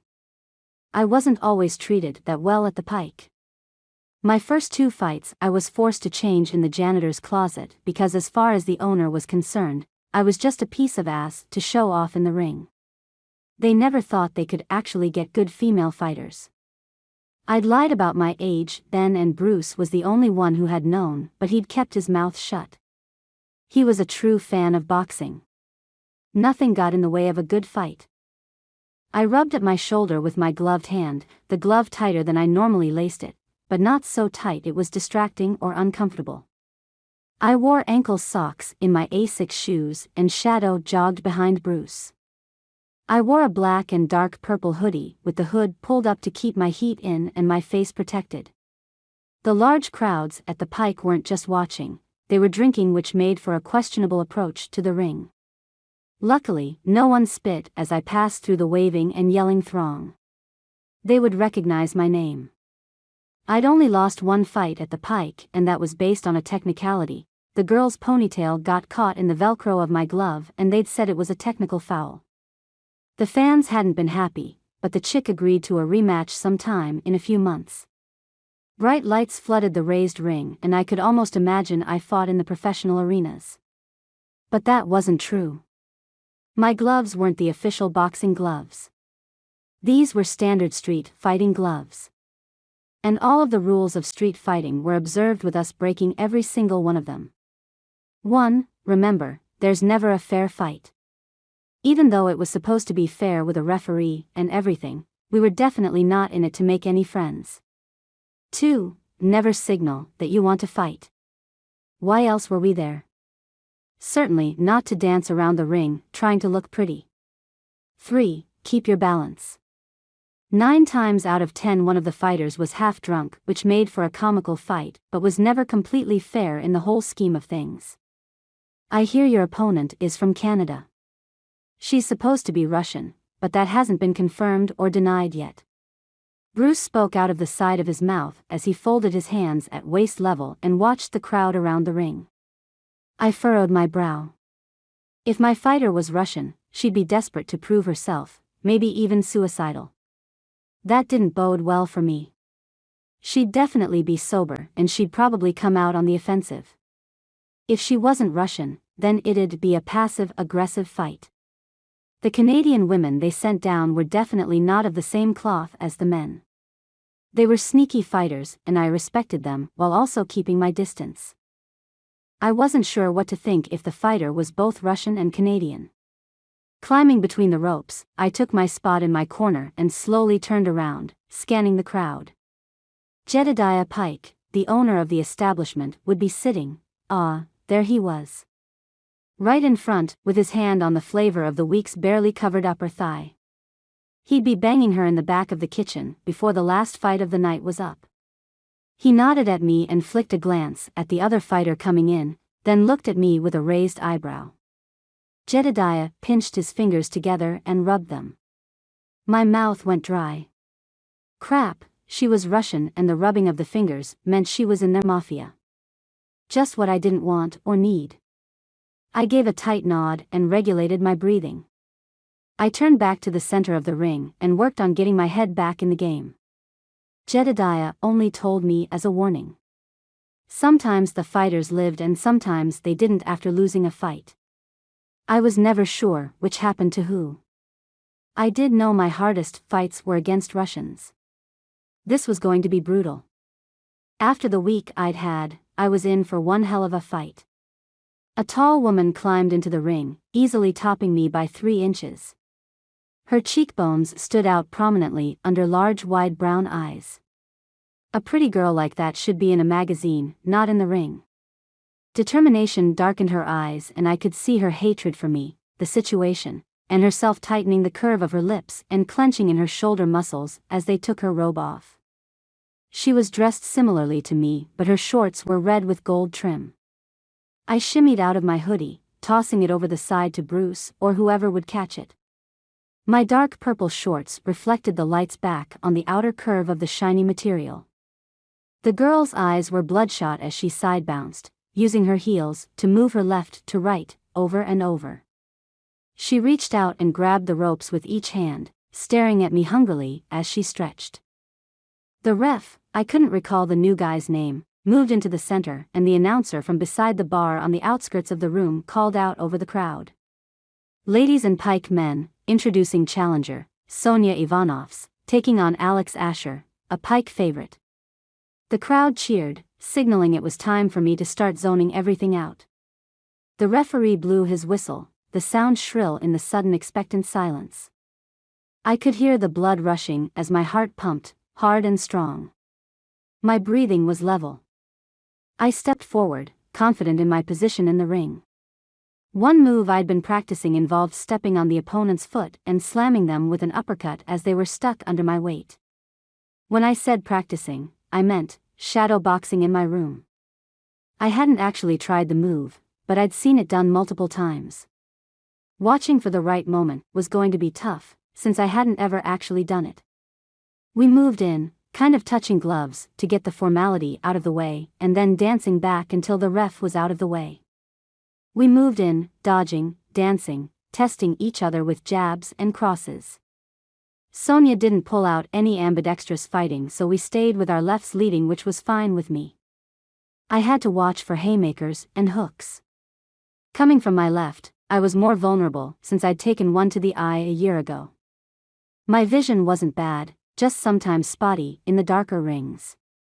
We parried each other, jabbing, hooking, and throwing crosses more. Enough, Asher. Get it over with. That voice. I couldn't look away from my opponent, but I'd be hanged if that wasn't Stryker. He'd be the only one who could break through my concentration. Which meant he was there, and so was Gunnar and Brock. I was surprised they hadn't come in and broken up the fight to yank me out of Timber Creek's territory. Sonia suddenly leapt forward, jab, jab, jabbing, and then slam with a cross that broke past my raised fists and jacked my jaw. I bit down on the mouthguard Jedediah required me to wear, stepping back while my brain resettled. I couldn't wait much longer to use a combination designed to flatten her. The girl was after blood, and she wasn't going to stop. Luckily for her, neither was I. We moved in, both of us determined to get the fight done. I hated hanging out in the ring. I just wanted to get my frustrations out and be done with it. Trading crap shots wasn't my idea of getting anything released. She threw a fake punch, but I dodged the hook she tossed at me while stepping forward onto her foot. I ground down, holding my heel there while I used the spare second to slam my fist under her jaw with a full twist uppercut. I heard and felt her lower teeth connect with her top, even with her mouthguard in place. I leapt off her foot to avoid getting called out and stepped back, watching as she stumbled backward, catching herself on the ropes. She shook her head, her eyes closed. Blood dripped from her nose, bright red on the faded white canvas at her feet. I hadn't touched her nose.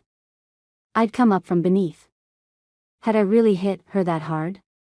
She tried to push off the ropes and slid forward, her arms still hooked on the black cables.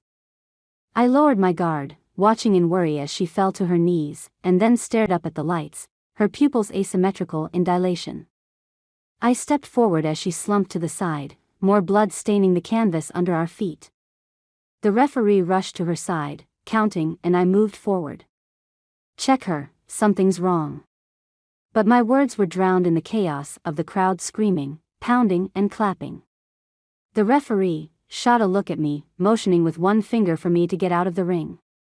I nodded, turning from the scene and crawling through the ropes. Bruce was there, his expression grim as his eyes shot around the crowded area. He wrapped an arm around my shoulders, holding my hoodie in his other hand.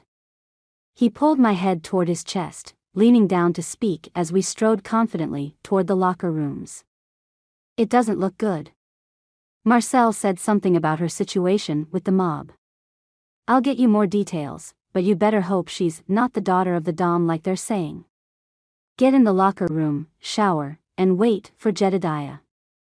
I crossed the threshold with one mighty shove from the security guard and pressed my fingers to my forehead.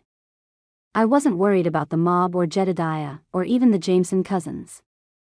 I had a sinking sensation in my gut. I'd just killed that girl. That wasn't something I could wash off my skin and leave behind to rinse down the drain. Bile rose in the back of my throat. I rushed to the toilet, losing everything I'd eaten that day and then some. One thing was sure, if I was arrested for killing her, I couldn't do it in that sweaty outfit. I pulled my clothes off and tossed them in the general direction of my locker and rushed to the showers. Maybe the nausea had passed. Maybe I was wrong about her condition. Or maybe I just liked lying to myself. Chapter 22. Gray. The hot water poured over me, but I couldn't get warm. I swear my blood would never run smoothly again. An aching pit in my stomach knew Sonia Ivanov's wasn't going to get back up again. There was something wrong with her eyes, and I couldn't place what it was at the time, but they're in the tiled shower. I knew. That was a loss of life. That's what it looked like when someone wasn't long for this world. I'd done that. I couldn't breathe again as I bent over, water pounding on my back and splattering off my skin. Even though I retched, nothing came up. I didn't even get the relief of bile as I dry heaved, over and over. After that bout of nausea passed, I stood, pushing from my thighs with my hands where I'd braced them as I bent over. The hot water sprayed my chest and I pushed my still braided but now soaking hair behind my shoulder and took a deep breath of the steam-filled air. I was breathing while I knew my opponent wouldn't be. Why had I tried the new also illegal move? Why couldn't I just leave well enough alone? There was a reason some moves shouldn't be used. I blamed the heat on my cheeks on the shower, but when I turned off the shower, the tears didn't stop. Eventually, I'd have to admit that I was shaken by the loss. I didn't even get a chance to check on her. I grabbed a towel from the shelves and squeezed the white terry around my braid. The water dripped behind me, the only sound in the whole of the smaller-sized locker room. On the other side of the room, the door opened, letting someone in. Bruce had locked the door. I couldn't help hoping it was him. I shoved the now wet towel into the hamper by the metal shelves and grabbed another, wrapping it around my body and tucking the ends under my armpits. Bruce? Do you know what's going on? I padded across the tiled flooring toward my locker and stopped moving at the sight of Stryker, Brock, and Gunnar standing at the far end of the aisle. Jetting my jaw to the side, I stared them down. What are you doing in here? In case you missed it, this is the ladies' room. I doubted they cared. I doubted they understood boundaries. Right then wasn't the moment for a confrontation. For all I knew, they were there to gang rape me. Hadn't they proved they had nothing but my torment on their minds? As intriguing as the thought of being with all of them was, I'd most likely just killed someone in the ring. Mentally, I wasn't where I needed to be to take them on sexually, physically, or even mentally. I shook my head, my guard up, but my fatigue higher. They didn't speak as they watched me move to my locker and stop there. What do you want? I opened the already unlocked door to my things and glanced at them, taking in Stryker's thunderous expression, Gunnar and Brock's neutral features. They saw the fight. They would know I was a killer and a cheat. I hadn't meant to kill her with the move. I just wanted to try it since someone had once pulled a foot stomp on me. I reached into my locker and pulled out the clothing I'd arrived in that night, which seemed light years ago. They still didn't answer and I turned to face them, my towel still in place, but my patience wearing thin. I just got out of the shower and I obviously need to change. Are you just going to stand there and watch? The challenge fell from my lips as if I had a weird wish to be observed. Maybe part of me did.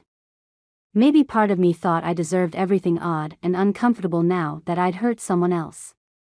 Brock scowled, his eyebrows pulling together as he folded his arms. If you get more naked than you are, he didn't finish his sentence and instead turned and walked toward the door. He must have stopped there and waited because I didn't hear the door open or close.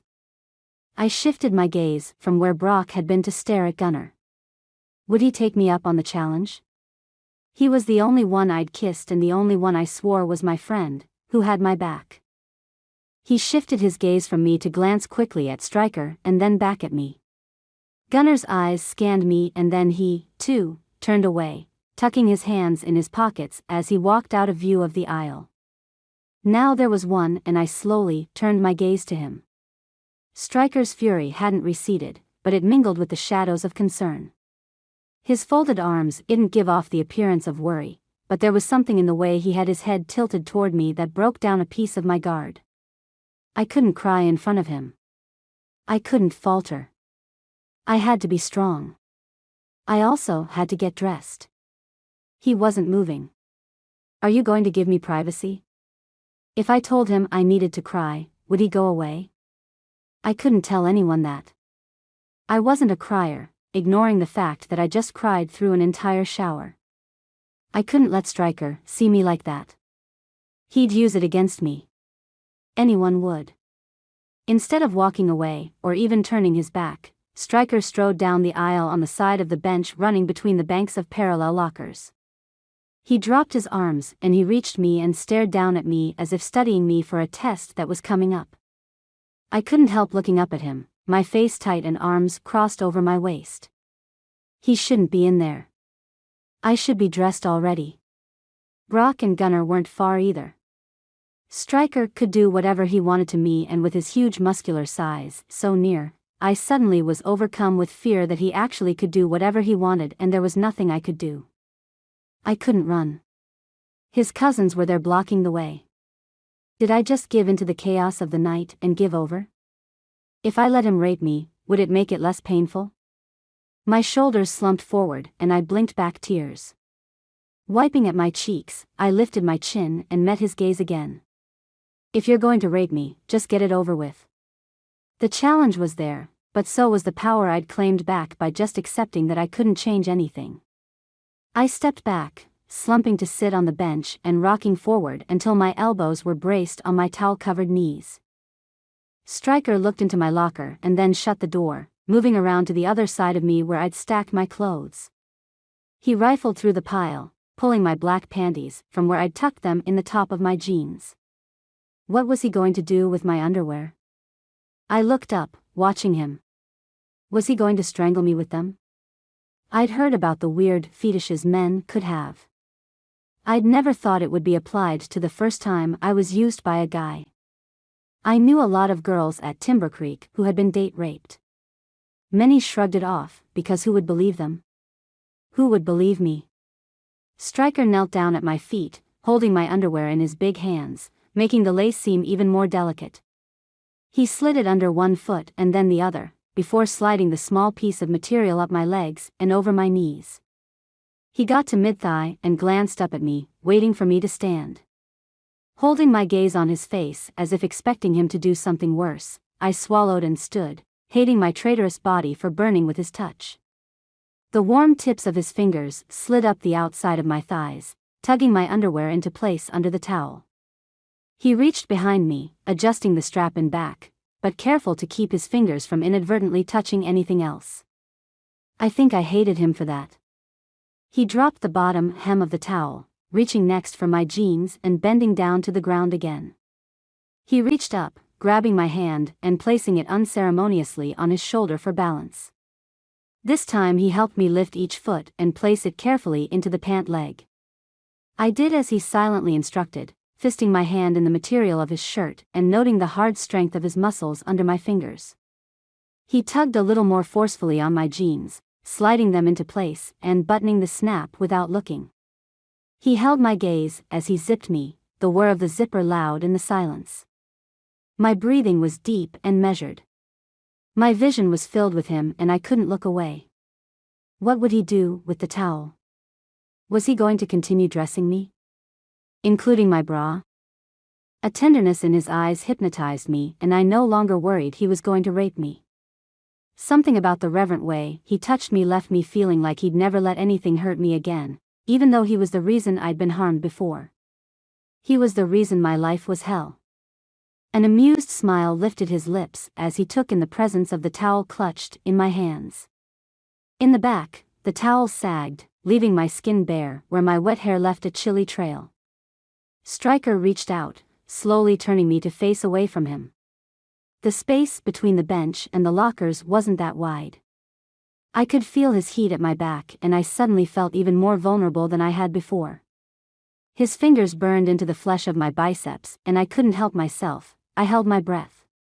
Running his knuckles down the backs of my arms, he tugged at the edges of the towel, pulling it from me with caution, like he doubted I would let him have its terry protection. With even more hesitation, I untucked the towel from its secure position, more than aware as the cool air hit my nipples and my stomach. I inhaled sharply at its disappearance. What if Brock or Gunnar rounded the corner? They would see me without a shirt on. Suddenly, I'd never felt more exposed. Was that when Stryker was going to take advantage of me? He reached down, pulling my black bra from the shrinking pile of clothes on the bench beside me. He raised his arms on either side of me, boxing me in as he held up the bra by the shoulder straps. I placed my hands in the holes, and he pulled it up past my elbows to their places on my shoulders. I adjusted the cups as he hooked the back strap. I have no idea how he knew which set of hooks was the right one to use, but he nailed it. My bra fit snugly. Suddenly, more protected than I'd been, I slowly turned to face him, staring at the breadth of his shoulders and chest. I glanced up, slowly lifting my gaze to his face and the sudden nearness of his lips so close to me. The warmth of his chest permeated the small distance between us, and I could feel him replacing the chill on my chest and abdomen. I parted my lips, licking the bottom one because I didn't know what to say, and a huge part of me wanted to beg him to undress me. I couldn't do that. As much as I wanted to, I couldn't. He held my gaze, claiming my shirt and positioning it the right way before holding it out for me and helping me pull it on. He reached up, once my head and arms were through, and tugged my hair out of the collar of my shirt, setting the braid carefully against my back. He studied me as if he wanted to make sure I was fine, but wasn't sure how to ask. The buzz of a phone broke the silence in the locker room. What did Gunnar and Brock think was happening as Stryker had disappeared into my aisle? What were they hoping to happen? Brock moved from the door, his boots announcing his plans, before he did. He poked his head around the side of the lockers. "Stryker, we got word. The girl is dead. We gotta get her out of here." I closed my eyes and swallowed, clenching my fists at my side. My gut instinct had been right. Sonia Ivanovs was dead. I'd killed her. Stryker reached down and shoved the rest of my things into my bag and hoisted it onto his shoulder. He studied me and turned back to Brock as Gunnar joined him. "I'll drive her truck. She's not in a condition to make that trip right now. Clear the way." "She's coming out." "Clear the way? Why would they need to clear the way?" I didn't question Stryker as he took my hand and led me through the locker room to the door. He bent his head to look at me. "Get ready, Gray. It's a madhouse." Brock opened the door and the noise hit me like a slap in the face. People lined the hallway both toward the dance and fight area of the pike and also toward the back exit. They pushed and milled amongst each other, some groups 5 people thick and blocking the hall like a blocked artery. At my appearance the crowd grew frantic, pushing in from either side and screaming in my direction. Hatred spewed from some, spittle clinging to the side of their mouths and their features twisting into unrecognizable masks. Others stared after me, their eyes wide as they yelled at me to go, run, get away. What was I running from? I glanced up at Stryker, suddenly aware that he'd wrapped his arm around my back. The sides and rear of me were protected by the other 2 Jamesons. They created my own security detail and I was powerless to stop them or anyone else from the events rolling forward. Stryker used his arm and blocked anyone from getting to me, pushing through the crowd as if he were pushing through clouds. Claustrophobia threatened and I suddenly couldn't breathe. The walls pressed in on us and the concrete flooring loomed. Stryker tightened his hold on me and murmured in my ear. "If you'd been at Curly's, like you were supposed to be, we would have already made it outside." I glanced sharply at his face, everything coming back into focus. Could he really be lecturing me at a time like that? The smirk on his well-molded lips suggested that he already knew it wasn't the time or place for "told you so," but that he was doing it anyway. I jerked my head in a short nod and growled, "Well, the pike has been like a home to me. I can't just abandon them." The moment we burst out of the exit doors, I could breathe. The fresh night air cooled my face and lungs as I breathed deeply. I pointed toward the parking lot perimeter of trees. "I'm over there." "We know." Stryker lifted his chin in the direction of their shiny truck blocking the view of my little blue one. Of course, they knew. The crowd milling around outside would see me soon. A television crew had already arrived. How long had I been in the locker room? "Let's go." Stryker moved me toward my truck, tucking me in the passenger side door and buckling my seatbelt. He studied me for a moment and then shut the door, rounding to the other side and folding himself into the small driver's seat. Somehow, he made the minuscule truck more masculine and it didn't detract from his strength. It was disturbingly hot. "They're going to be looking for you." He started the truck engine and glanced at me. "Who are?" "The police?" "I would be arrested. I'd lose my shot at my dreams." "No, the Russians." He shifted into first and pulled out of the parking lot. "The Russians. So much worse than just the police. No one could protect me if that were the case." Chapter 23. Stryker. Touching Gray could have been sensual, if I was the type of guy to take advantage of a girl's vulnerabilities. While I relished in just the simplest of contact, I also recognized it wasn't the time or the place to get a hard-on for her. She needed understanding and protection. Gray's phone buzzed as she sat beside me in her little love truck. I glanced at her as I shifted into third on the side street from the pike. "Who is it?" Gray curled her fingers around the phone, whose screen was still glowing. She shook her head. "Sarah. My friend. Her uncle won't leave and she has nowhere to go." I'd have to ask for details on who Sarah was later. As it was, if something caused Gray distress, I wanted it resolved now. "Where do I pick her up?" "There's not enough room in here." Gray wiped at her cheeks and stared out the window. Her pride probably couldn't handle the onslaught after what she'd been through already. I'd never killed someone in a fight. I couldn't quite wrap my head around it, but her moves were badass and I'd been impressed with her skill in the ring. It wasn't easy to impress me. It was an accident and there was nothing she could do about it. I pulled out my phone, ringing Gunnar as I shifted down to first as we pulled to a light. I spoke before he said anything. "I'm giving you Gray. Go where she says.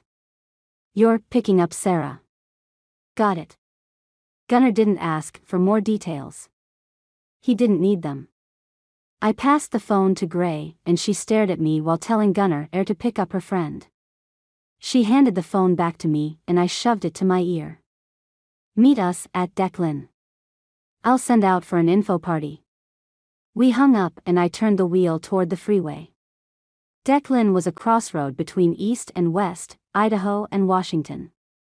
The crossroad had a piece of property with a half-destroyed barn that had been painted a long time ago with a cursive Declan. I had a feeling it was missing an E at the end, but I couldn't prove it and everyone had called it Declan for so long, the name would never change. We met there with Timber Creek leaders sometimes. It was solid neutral ground and served its purposes. Tonight, it was going to help us get information on what had happened at the fight and also what was happening with a few shipments as well as get some deliveries out. The list was endless. We fell into an easy silence. I shifted into fifth as we reached the truck's max speed of 65. It might have been able to go faster, but I wasn't going to push it. Who knew what kind of a clunker Danielle had set up to be lost to Coach Asher? The chill of the night tried to get to us, but the small truck fought it with an overactive heater that whirred while it worked. Taking the next exit, I drove north toward Declan and the state line. We passed street lights, which illuminated the inside of the cab for brief moments. When I glanced at her hands sitting in her lap, I could easily remember what it had been like to touch her as I dressed her. Suddenly, the discomfort I'd fought in the locker room came at me unbidden and I shifted in my seat. I wanted her and I didn't know how to control it. "Do you? I mean, do we know for sure that she's dead?" Gray's voice was different from what I was familiar with. The timid tone she offered beside me in the dark scared me in a way I wasn't sure I could explain. Gray was a fighter, not someone to back down. She hadn't backed down from me once. There weren't many people who could claim that. I didn't look at her, but kept my gaze focused on the dark road ahead of me. "We got it confirmed. She died on the mat after you left. It was my responsibility to know what happened when and who was involved." This wasn't hard to know since I'd watched the entire event. Gray lifted her arm and rested the elbow on the armrest of her door. She sniffed. I can't believe I killed her.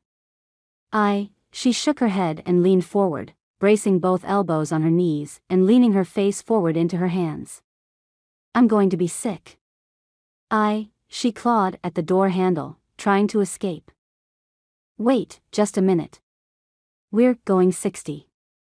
I shifted down as fast as I could and pulled over to the shoulder of the nearly empty highway. Gray leapt out of her door, falling to her knees in the gravel and leaning forward.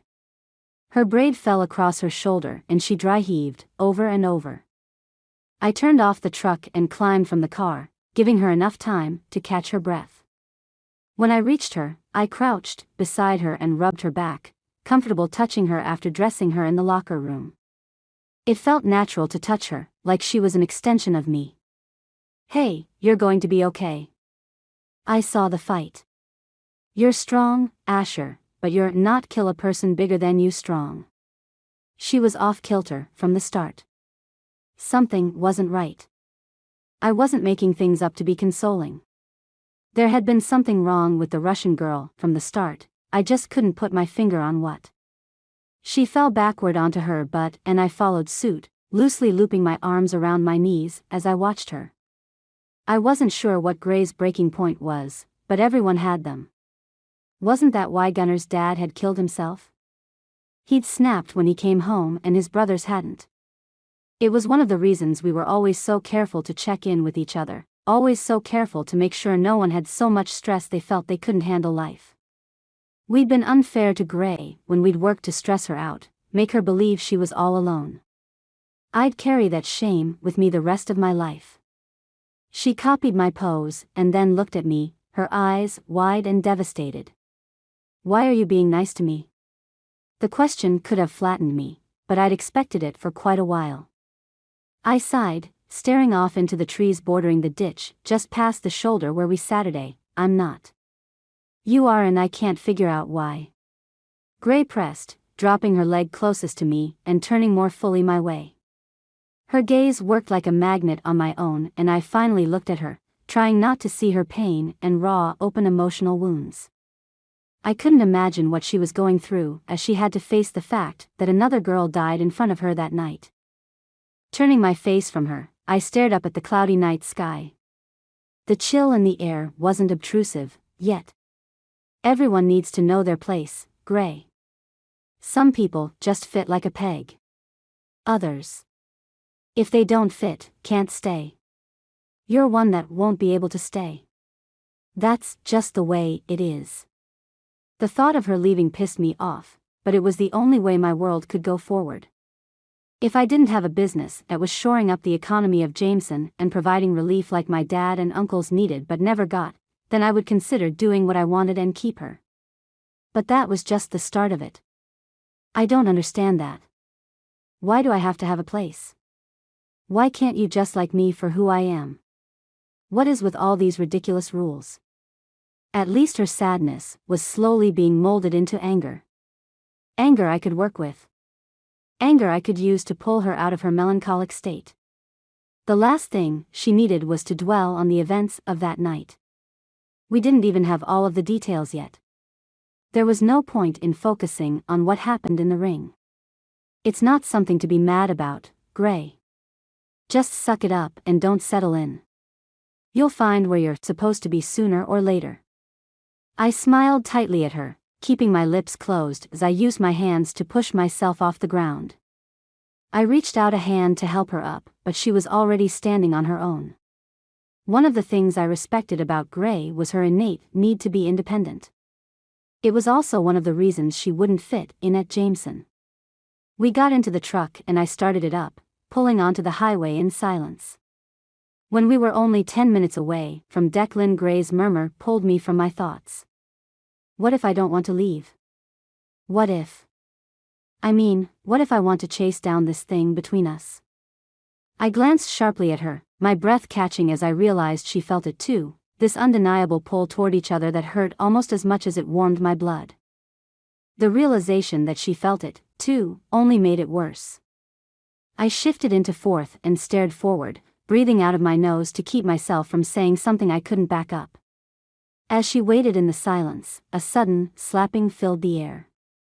We only had 4 minutes until we were to BLAINE. Gray jerked her head around, staring out the rear window like the answers would be there. What is that? We have a flat. I ignored her question. Why focus on that when we had to make it to BLAINE with the flat? There was nothing else to be done about any of it. She wasn't going to be welcome at Jameson. I couldn't allow it, but I also couldn't see her going anywhere else at that point. She didn't push her question, didn't push the unveiling of her statement about the pull between us. But that meant that if she felt the things I was feeling, then she'd been aware of my hands on her as I'd dressed her.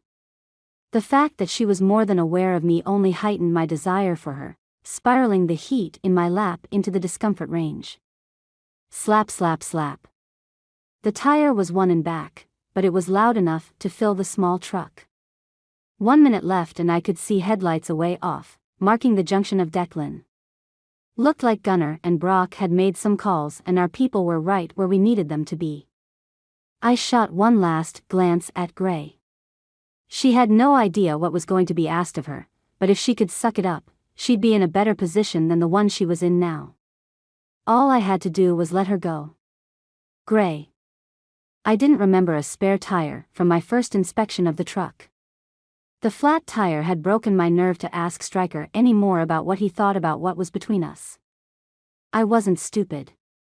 There was something there, even as he acted like he hated me, even as he'd set the town on me, there was something there. And a part of me hated him for it. The truck limped the last few hundred yards into the gravel-covered parking lot.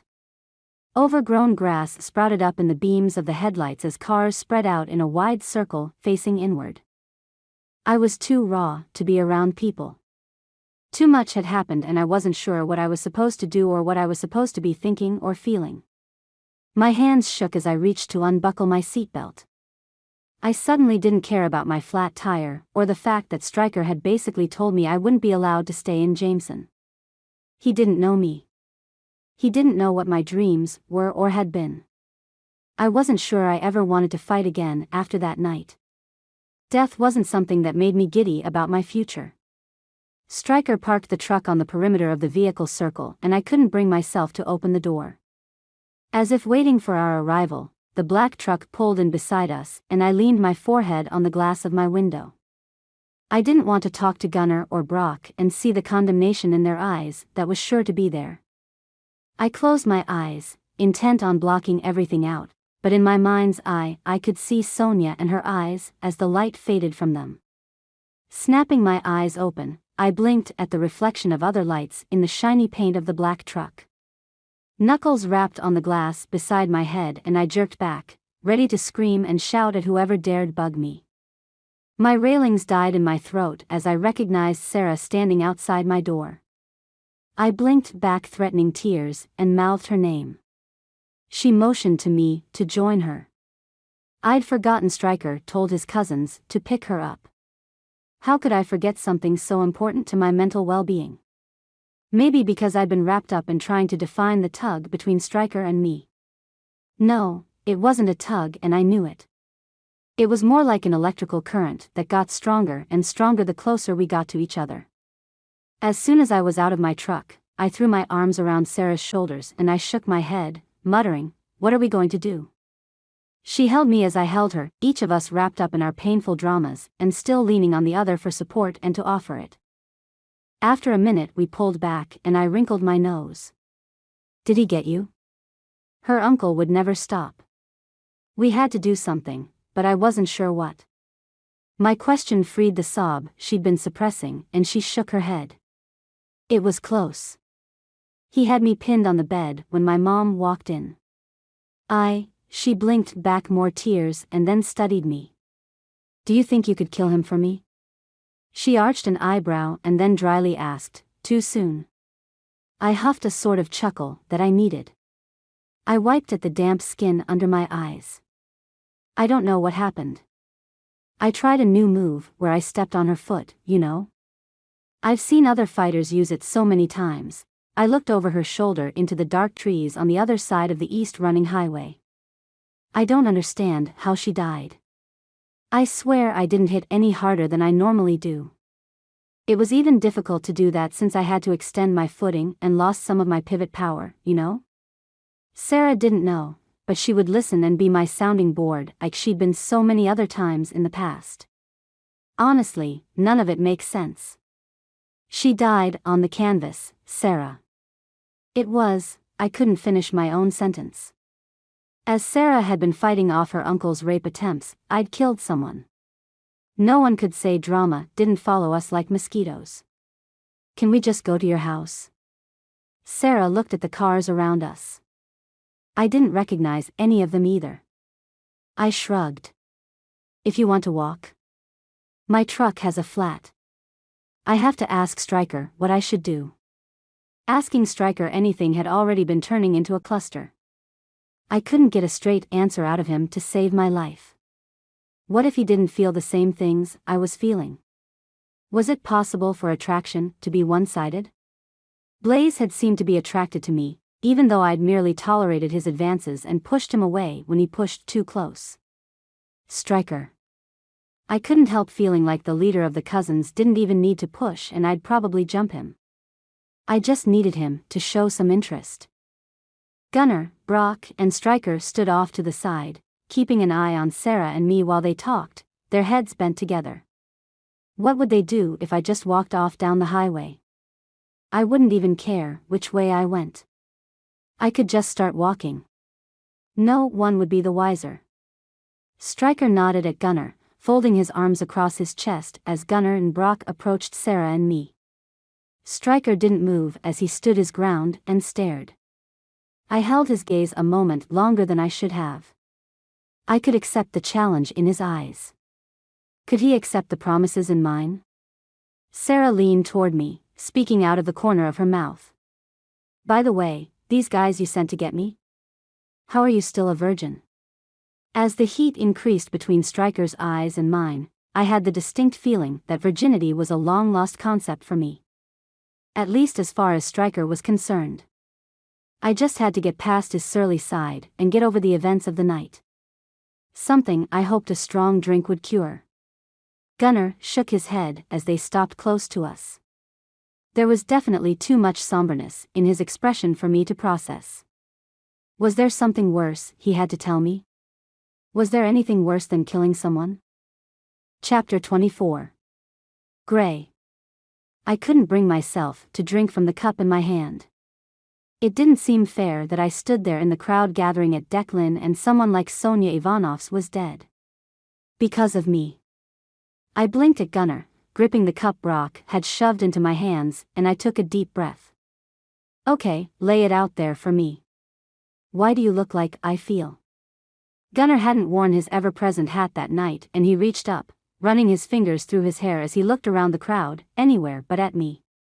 My life had changed that night, not his. Not Stryker's. No one's but mine. With my free hand I reached up and snapped my fingers in front of Gunnar's face, bringing his attention back to me. I thrusted my chin forward, overwhelmed at the ferocity inside me. Tell me. Quit stalling and just spit it out. He swallowed and glanced once more over his shoulder at Stryker, who had moved closer to the small group I stood in made up of Sarah, Gunnar, Brock, and myself. I followed Gunnar's gaze, furious as Stryker nodded, giving his permission for Gunnar to speak. My nostrils flared as I realized he really did have control. The thing is, we heard on the scanner that the police are looking for Alex Asher with your description. He shot another wary glance at Stryker and continued without a needed nod.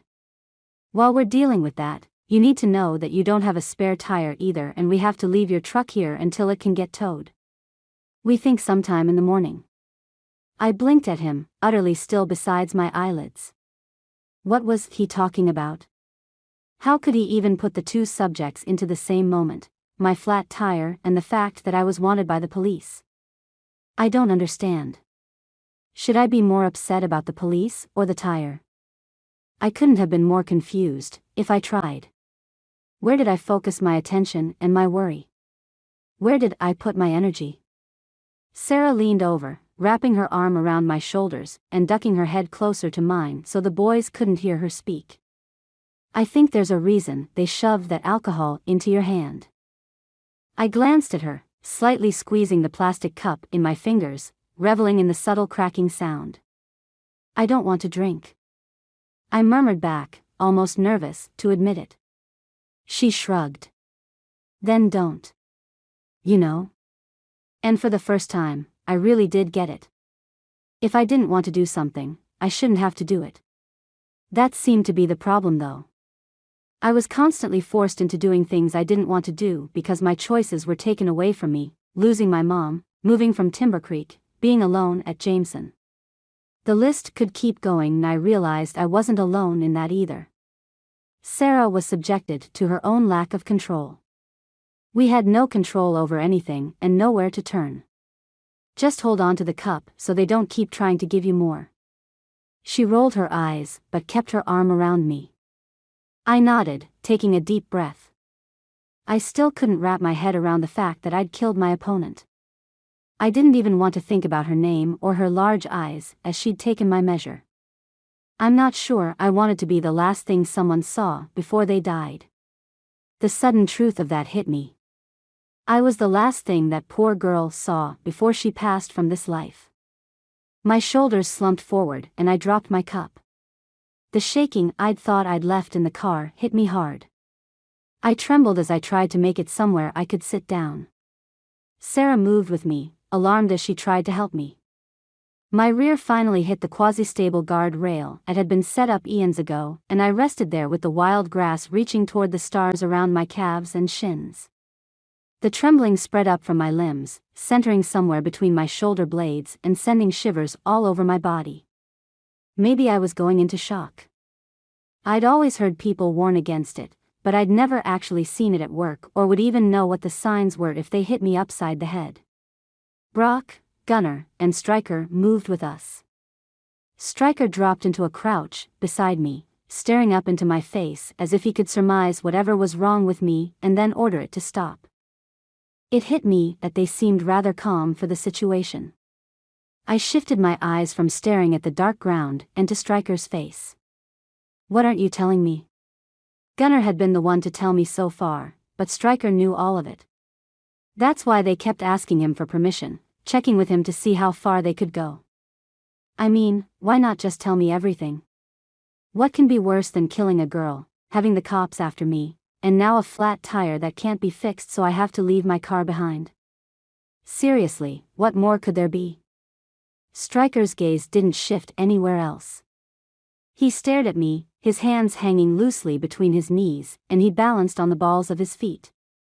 Why had I never noticed the angles of his face, and the way he looked more like a man than a teenager? Why was it okay for him to be so devastatingly handsome while he was such a prick in other situations? Why was it okay for him to shift around in the persona he gave off and go from jerk to rescuer in the space of moments? It wasn't fair or okay, and the fact that he was doing it only intensified the frustration inside me. In the silence as I waited for Stryker to explain, the noises of the growing party became more pronounced. A group of girls giggled to the side while another kid did some kind of a chug challenge with another boy. The end of a cigarette glowed, giving away the position of another small group of people by the end of a truck on the other side of the lot. The party was cohesive while still feeling private, something I didn't mind in the least. What we're not telling you is the fact that Sonia Ivanovs was the Dom's daughter. She was what is known as the princess of the Russian mafia. Her brother entered her into the fight and now he's out for blood since you killed her. Stryker's emotionless voice actually kept me calm, keeping the hysteria from rising up. He continued as if there could possibly be more. The concern isn't that he's after you, exactly. We can protect you. The issue is that you used your dad's name. They'll go after him first. We can't protect your dad, Gray. My dad. All this time I'd used his name to protect me and now, it was going to be used to harm him. I shook my head, unable to focus on any one thing.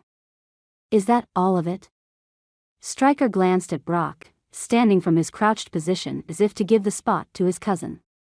Gray, we're not sure yet, but we think you're being set up. Brock's voice took on a comforting lilt, almost as if they'd practiced the handoff. Stryker had been calm, filling me in on the information, while Brock would ease me into some kind of comforted state. What would Gunnar do? What would he possibly say to me that would make this okay? That's when I started to get really angry. I pushed up from the cold guard rail and brushed past them, leaving Sarah where she'd been sitting beside me.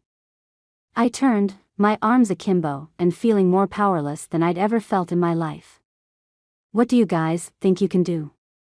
Huh? They're the Russian mafia. There's not a lot you can do from your thrones in school. I lifted my chin and crossed my arms over my chest. After a long second, I bit out, I should just let them catch me. Then all of this will be over. And by all I meant everything, the pain of being at school, the feeling of loneliness, the uncertainty and doubt around my mom leaving me, the hunger for Stryker and the conflicting emotions around him and his cousins, my worry over Sarah's situation, everything. Stryker stepped closer to me, reaching up with both hands to cradle my chin in his grasp. You're not giving up, Asher. It's not in you. Something in his eyes held me captive, and I realized just how much he'd done for me by challenging me. The part of me that wasn't as understanding wanted to lift my knee and plant a good blow to the crotch, and not in a good way. If you would have listened to us about the pike and fought at Curly's instead, you wouldn't be in this situation. Gunnar spoke up, almost as if he didn't want to say it, but did it anyway. Stryker dropped his hand and looked at his cousin, then back at me. He's right, you know. Right then was not the time for an I told you so. Gunnar avoided my gaze, drinking from the red cup he held of his own. Brock drank out of a bottle, while Stryker's hands were clearly empty with his warm touch still imprinted on my face. I swallowed and tilted my head, keeping my arms where they were. For your information, I can't fight at Curly's. I'm underage, and while Idaho is a little more lenient than Washington in some things, they don't tolerate everything. Brock scoffed and shook his head, sipping from the bottle and staring out over the group. What? You haven't found that to be the case? I had to divert cops from whatever it was you guys were doing last night. What would have happened if you'd been caught doing whatever it was you were doing? Throwing the fact that I'd saved them from discovery as a low tactic on my end, but I didn't care. Someone else needed the attention on them, and if I didn't redirect for just a few minutes, I was going to bend over again and throw up the nothing that was in my stomach. Gunnar moved closer, keeping an eye on Stryker, as if the darker-haired guy had a say in what or who I was close to. Reaching out to set a comforting hand on my shoulder, Gunnar ducked his head to see me more clearly as he spoke. We can pay off some cops, but mostly it's a bidding war between the different legalities. The state police are more fickle than local jurisdictions, usually because they aren't a constant fixture in our lives. He dropped his hand and then folded his arms over his chest. You don't need to know what we were doing to have our gratitude for pulling the cop away. He inclined his head.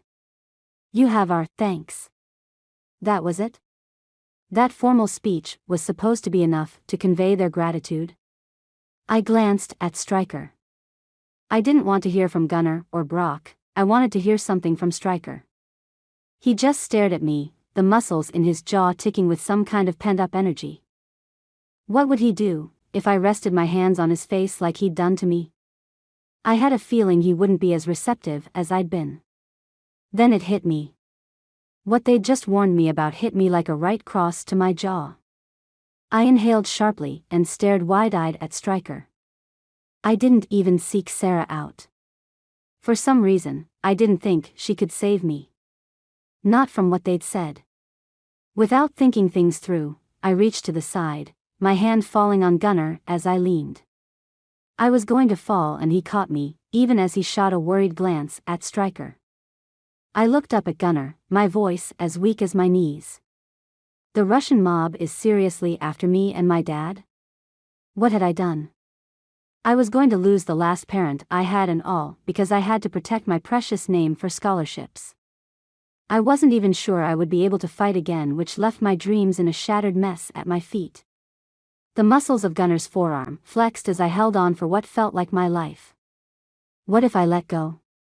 He was steady and safe, and while I found him attractive, I was fast becoming aware that no one sent my muscles into spasms like Stryker, or burned me from the nerve endings inward like him either. Gunner was hot in more ways than one, and he was an excellent kisser. There was just something about the way Stryker's silver eyes watched me, catalogued me, owned me that kept me from being interested in anyone else. "Yeah, they're after you, Gray." Gunner's soft tone pulled me from my jumbled thoughts. He reached up, carefully taking my elbow in his hand. "You're okay.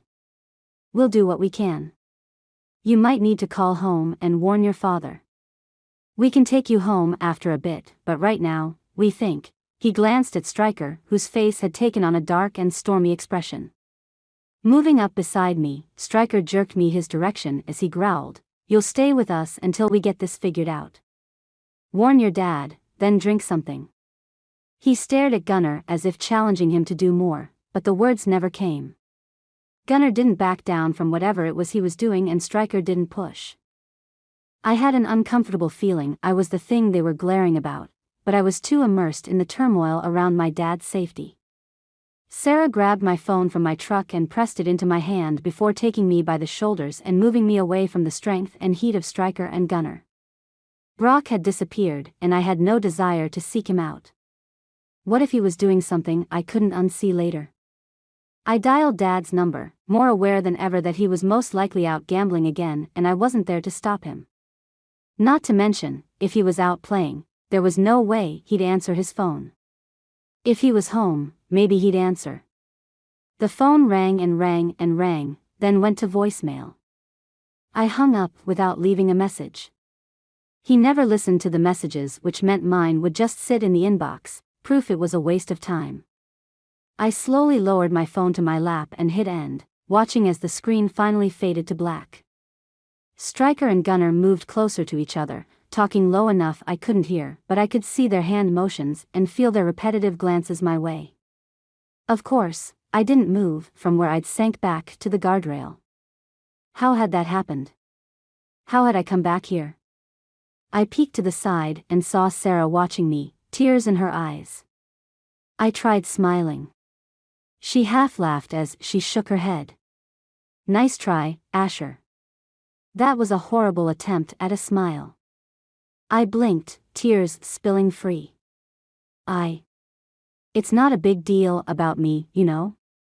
I mean, it's all just consequences for what I've done, but my dad. He doesn't deserve this.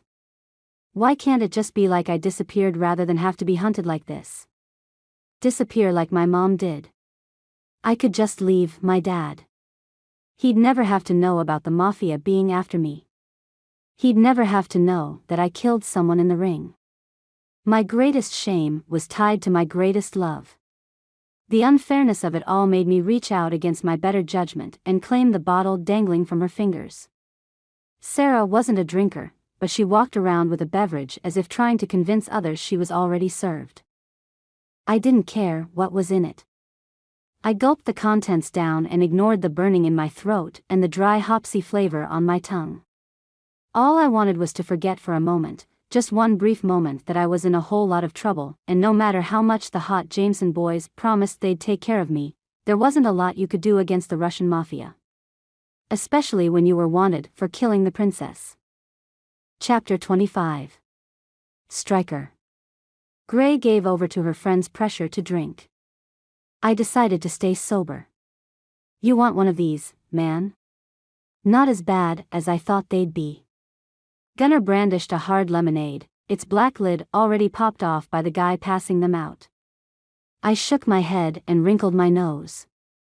"Your dad would freak if he knew you were drinking that. What did he call it? Foo-foo stuff?" I grinned to take the sting out of my words, but our dads had never been in favor of drinking anything less than beer and liquor. Even wine was for those who couldn't stomach a stronger spirit. Gunner grinned. "It's giving me a buzz. I think under these circumstances, they'd get it." He glanced toward Gray, who swayed to the music blaring from someone's car speakers, her eyes closed. The moon wasn't sure if it was coming or going as the clouds blew across the sky. I didn't need a lot of light to see the shape of Gray's body or remember what she felt like under my fingertips. I also didn't need any help remembering that she'd leaned on Gunnar when she needed help. She'd kissed him and gone to him for comfort. Could her choice be any clearer? I didn't want to push her one way or the other, and I didn't begrudge her choice. Gunnar was more like my brother than anyone else, besides Brock, and Gray couldn't pick a better man. So, what if I wanted her? So, what if she made me hyper-aware of every breath and movement of my heart? None of that mattered when I'd already caused her more pain than she needed to be in. How dare I try to add to her problems? If my dad were there, his disappointment in me would be crushing. I could feel it like a cape of guilt, and every time I glanced at Gray, it heightened, tightening around me like a vice. I didn't have the right to keep her suppressed or to try to protect her.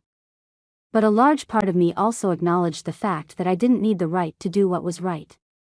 She was earning the respect of the students at the school, and that was despite my efforts to keep her down and out. Now, she'd made a mistake, and I was taking upon me the responsibility of keeping her away from the consequences. No matter what Dominic said. I didn't even want to tell him about it. How could her fight at the Pike have anything to do with Dominic Jameson? He didn't need to know. I lifted my water bottle and sipped from the mouth, careful to keep up appearances that I was partying. One of us had to be the designated driver, and since I didn't want to be drunk and miss something that might happen to Gray, I had inadvertently chosen the role for myself. Brock strode by, surprisingly stable for how many drinks he'd had already. He jerked his chin my way and glanced at Gray's slow dancing form. He arched an eyebrow and sidled alongside her, raising his drink and bending his knees to bump beside her. Was she even aware of him? My chest tightened as my own awareness hummed under my skin. How had a waif of a girl who was stronger and more solid and she appeared managed to wiggle her way under my nerves? I didn't appreciate her getting under my walls, but now that she was, I wasn't going to let her out. More cars joined the lot, avoiding the circle and pulling into a straight line that blocked the west entrance and exit. I straightened from where I'd lounged against the side of my truck to watch Gray and ignore the rest of the party as it gathered. The door opened to the lead truck, a silver Nissan, and someone stepped out. He climbed into the back of his pickup and called out, "Where's Stryker?" Blaze roostered his chest as he held his shoulders back in a posturing position. This I could deal with. This I wanted to deal with. I pushed off the truck, tossing my water bottle into the front seat through the open window. "Yeah, divers. I'm here." Gray stopped her swaying, her eyes coming slowly into focus as she moved around behind Sarah and Brock. The fact that she was hiding from anyone or anything worried me.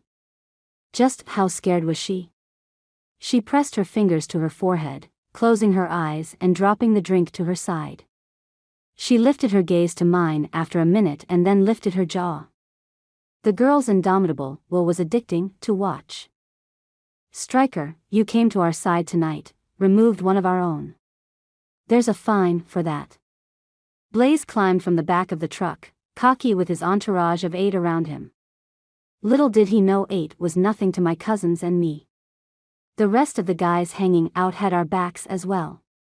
Even the girls would do what was needed. But the fact that he claimed Gray as his rankled me, and I didn't care about who would fight and who wouldn't. I stepped forward, ready to lay my fist into his face for even showing up and challenging me. But Gray stepped in front of me, blocking my route with her back to me. She held up her hands and shook her head. "Blaze, I'm not a Timber Creek anymore. I go to Jameson now. You know this. We've talked about this." Her stance suggested she was comfortable where she was and not looking for a fight, but my experience with the little firecracker was that she could drop into stance in a heartbeat and throw some punches that could flatten people. Even kill apparently. Blaze dropped his gaze from my face to hers and his eyes hardened. He wasn't a guy in love or even territorial, there was something off about the way he looked at her, like she was a meal ticket to the best buffet in the area. His expression sent chills up my spine and I inched closer to Gray. If I had to, I could toss her out of the way. A fight with Blaze and the other Timber Creek bastards wouldn't follow any rules and might even break into the illegal realm. Something we were already in trouble for. Gray, you need to come with me. Blaze reached out, wrapping her arm in his meaty fingers. His beady eyes narrowed when she pulled back, but he didn't let her go. Let go of me, Blaze. I'm not going anywhere with you. She shook her arm, but he was like a dog on the other end of a rope. Oh, yes, you are. They're after you and I'm going to keep you safe. But the look in his eyes promised something more, something dark. Get in my rig, Gray, enough of this. Let go, Blaze. Sarah stepped up, gripping Gray's other arm and pulling her toward the Jameson side. His eyes flicked to Sarah and then back to Gray. You're switching sides now, Asher? What about you, Sarah? You think this is something you can come back on Monday from and be normal? You're done at Timber Creek. The only thing you'll be good for is a fast screw under the bleachers and the random orgy at a party. He laughed as he folded his arms. Your uncle will be the least of your concerns. Sarah reared back, her shoulders tightening as she stepped beside Gray, her knuckles whitening as she gripped Gray's arm. That may be, but it shows how shallow and unloyal Timber Creek is. I don't want to be a part of something like that. Screw you, Sarah. Blaze dropped his hands to his sides into fists and stepped forward, his eyes narrowing in the exact signal I needed that a fight was ready. I shoved Sarah and Gray behind me, thrusting my arms out as I stepped forward. Brock and Gunner fell into place beside me, protecting my flanks and in a position to have my back as well. We had an unspoken rule that I attacked first. I was the most likely to draw the most attention with my larger size and longer reach. The distraction would garner more of an upper hand than if we worked without it. Blaze tilted his head back, as if he were doing it to be stronger instead of the truth, which was that I was taller by a few inches, and he had to look up to see me more fully. I leaned over, pushing into his space as I pierced his gaze with mine. I don't care what you do, little man. All I know is you better do it before I do it for you. My gaze was hard and challenging, and I wasn't backing down. After everything that had happened over the last couple weeks, my tension had hit an all-time high.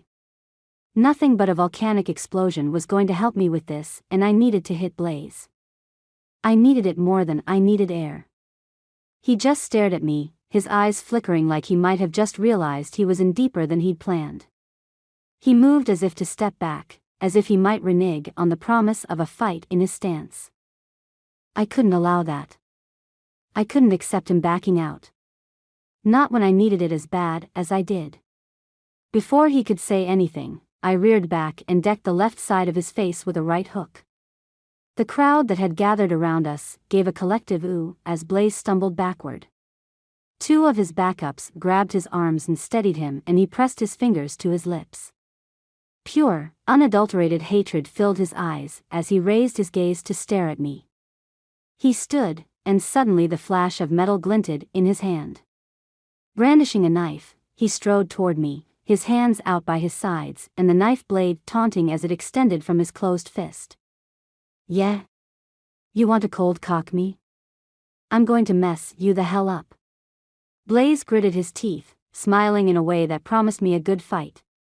I wanted to thank him for upping the ante and giving me somewhere to direct my anger. I would have to be careful that I didn't kill him like Gray had accidentally killed the Russian. Mine wouldn't be an accident though. Blaze, put that knife away. What is wrong with you? You're such a coward. Gray didn't yell as she admonished the other guys, and I could have thanked her as well. Calling him a name only spurred on his anger, and he lunged forward, swinging the knife with psychotic zeal toward my midsection. I reached forward after his swing and grabbed the back of his forearm, pushing his hand toward his knee and breaking his hold on the hilt of the knife. The piece fell to the ground, the sound of metal striking a rock filling the sudden silence of the clearing. Everyone watched us, their eyes wide. Some pulled out their phones, the flashes acting like spotlights. I could easily see Blaze's intentions as he searched the group, his gaze landing on Gray and then flicking to his friend. He gripped his hand with the other and growled, "Call the cops and tell them we found her." He smirked at Gray. "You won't come with us, you can go to jail. Even they can't save you there." He laughed, the bark loud and all-consuming but humorless. I didn't wait for him to make another move. I stepped closer and popped him straight across with a tight jab, shutting off the maniacal laughter in a split second. Stepping back into a fighting stance, I nodded his way. "Come on, princess. Do something. Let's make it worth your while to call the cops." I had a promise in my eyes he wasn't going to miss. Brock must have heard what I didn't say. He grabbed Sarah's arm and turned her toward the black truck as I moved in on Blaze, holding him at bay while Gunnar and Brock got the girls out of there. As if sensing a mass exodus was to take place, the rest of the Jameson High students that had shown up started peeling away from the circle. Blaze shot a glance around at the dispersing crowd and his face grew red and tight. "Stop them." He moved toward me as if he alone could stop me. But the guys he'd come with each shot off in different directions, focusing on different targets and spreading out their strength. The deep rumble of my truck echoed behind me, filling my chest with the deep engine bass of the aggressive cam shaft. "Gunnar, now." I leapt forward, popping jab after jab into Blaze's face, then ducked, pivoting and slamming my fist into his unsuspecting abdomen. He grunted and fell to his knees. Using the moment, I turned and motioned for Brock to slide in the back. He climbed from the driver's seat and jumped into the bed of the truck. I took his previous spot and waited for Gunnar to shut the passenger door after he loaded Sarah in after Gray. Gunnar patted the top of the cab when he got in back and I shifted into first, peeling out of the gravel lot before Blaze had even reclaimed his footing. The lights of cars evacuating the divide flooded the forest across the highway. Everyone tore off toward the north. I turned south. We needed to get into Jameson as fast as possible. Taking a back road would be the best way there. Gray lifted her head from the seat back and stared out the windshield. "Where are we going?" I was dancing. She reached for my arm as if she was going to turn the wheel herself. I blocked her grab and claimed both her hands with mine. After a minute, I glanced at her, my eyes searching her face for a sign that she knew what she was doing or if she was still inebriated. She bit her lower lip, her eyes wide as she met my gaze. "Seriously, Stryker, where are we going?" Sarah beside her was quiet as she stared out the window. "Anything is better than back, isn't it? We're not going to Timber Creek, are we?" I released Gray's hands to shift into fourth and grip the steering wheel. I was acutely aware of her thigh pressed against mine. She smelled delicious and I couldn't place the scent exactly, but I wanted to see if it was all over her or just in her hair. "No, we're not going back to Timber Creek." I softened my tone. "Sarah, what does everyone keep saying about your uncle? What exactly is the problem?" It probably wasn't my business, and yet I needed to know. She scoffed and then her laughter fell off into a sniff. "Truth? He keeps trying to rape me. Nothing big, right?" Anger flooded through me, not that it was ever that far away. Someone she should have been able to trust had destroyed that trust how many times? I made a mental note to put out some feelers and see what needed to happen to get rid of the uncle on more than a temporary time frame. "Where's Gunnar and Brock?" Gray sagged against my side, her voice soft yet worried. "They're in the back." It rankled that she wondered about them. "Won't they get cold?" She tried sounding like she didn't care, but the things I was learning about Gray left little doubt that she could rage against anyone, but that her heart didn't let her hate easily. She cared about my cousins. I couldn't get in the way of her being happy. Of course, Gunnar and Brock were attracted to her as well. Who wouldn't be? Her thick, dark brown hair and brilliantly blue eyes were hard to ignore. Add to that her curvy yet muscular frame and her sassy attitude, and she was the ideal woman in the making. An aftermarket slider in the rear window easily opened from the outside since I never locked it and Brock poked his face inside. "Hey, pass me a drink, will you?" Sarah glanced down by her feet and passed back another hard lemonade. You drink this stuff? It's not like I can go in the store and pick out what I want. Beggars can't be choosers, right? I'll take what I can get. The only real problem with these is I have to drink more for a harder buzz and piss every 15 minutes, but other than that, they're not bad. He laughed at something Gunnar muttered, then said back to Sarah. Can you pass me a couple? Gunnar might try to steal mine. Gray didn't say anything to them as Sarah passed back the bottles. The girls fell silent and then Gray spoke up. You shouldn't have taken us like that. They wanted to turn us in. Now you're going to get caught with us and you're going to get in more trouble because of it. Let me worry about that. My phone buzzed in my pocket. I pulled it out, glancing at the text preview that still glowed on the screen. Ivanov's point of contact is looking for you. Don't go back to the house tonight. Go to the mine offices.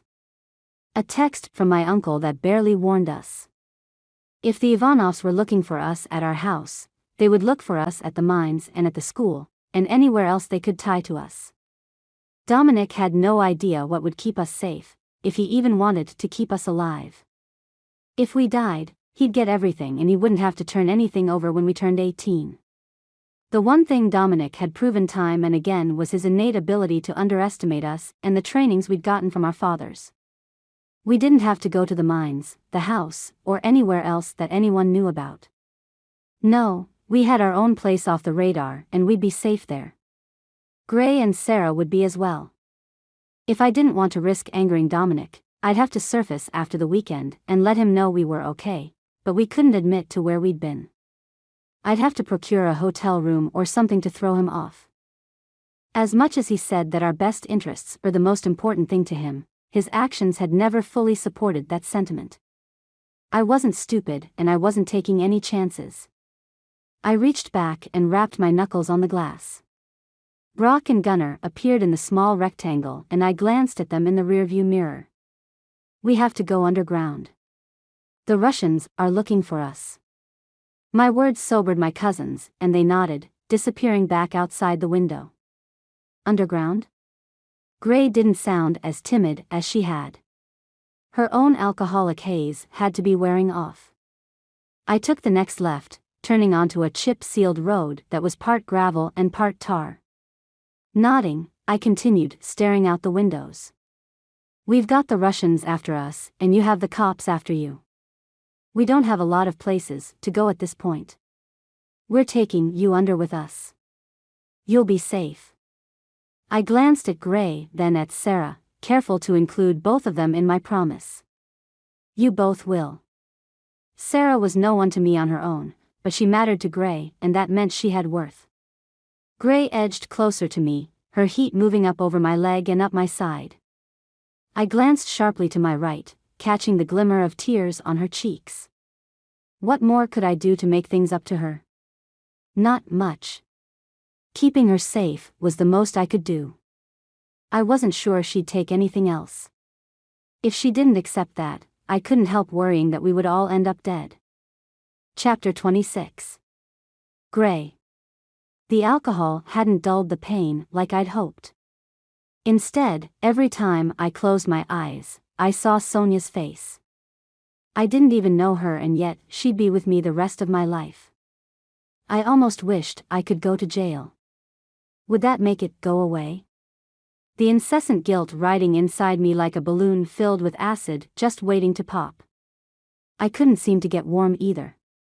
Every inch of me felt ice cold. Well, that is except the parts that were pressed against Stryker. I wanted to curl into him, ask him to wrap his arm around my shoulders. I needed to feel something besides the sting of the chill. Anything would do at that point. He'd said something about going underground. I wasn't sure what that meant. Were we going into the mines? I had a problem with tight spaces, and if I went underground, literally, I'd have a problem with the fact that I was underground. I didn't even do well snorkeling in a pool or in basements. Being under things wasn't my idea of being safe. Are the Ivanovs looking for you because of me or because they know you were at the fight? I glanced at Stryker. I'd seen the text on his phone. If he tried to act like he didn't know what I was talking about, I'd be more than willing to call him out on it. Raindrops spotted the windshield in small sprinkles. Brock shoved his head through the back window. It's starting to rain. Grab the tarp, we need another 45 minutes to get there. I can't make it any faster, guys, sorry. Stryker glanced at me and looked back at the road. I'm not sure. We'll all have to hide together at this point. I'm not sure how much they want from us, and I don't know what they want to do to you. I laughed softly under my breath. You don't have to lie. He turned his head sharply my direction, flicking his gaze towards Sarah, who had slumped against the door, and then back at me. I don't know what you're talking about. Another lie. I shook my head and folded my arms. You know exactly what they do to me. Everyone knows the Ivanovs don't mess around. I'd be dead in a week if I lasted that long. The Russian torture had hit infamy in the Timber Creek area as the vengeance spread from Seattle eastward. I didn't have any hope or any delusion that I would be treated any differently. He shook his head and reached for my hand, wrapping my fingers in his. You're one of the most confusing people I know, Stryker. I couldn't help the honesty. My buzz was wearing off, but the truth serum part of alcohol would hang on, I had no doubt. How so, Gray?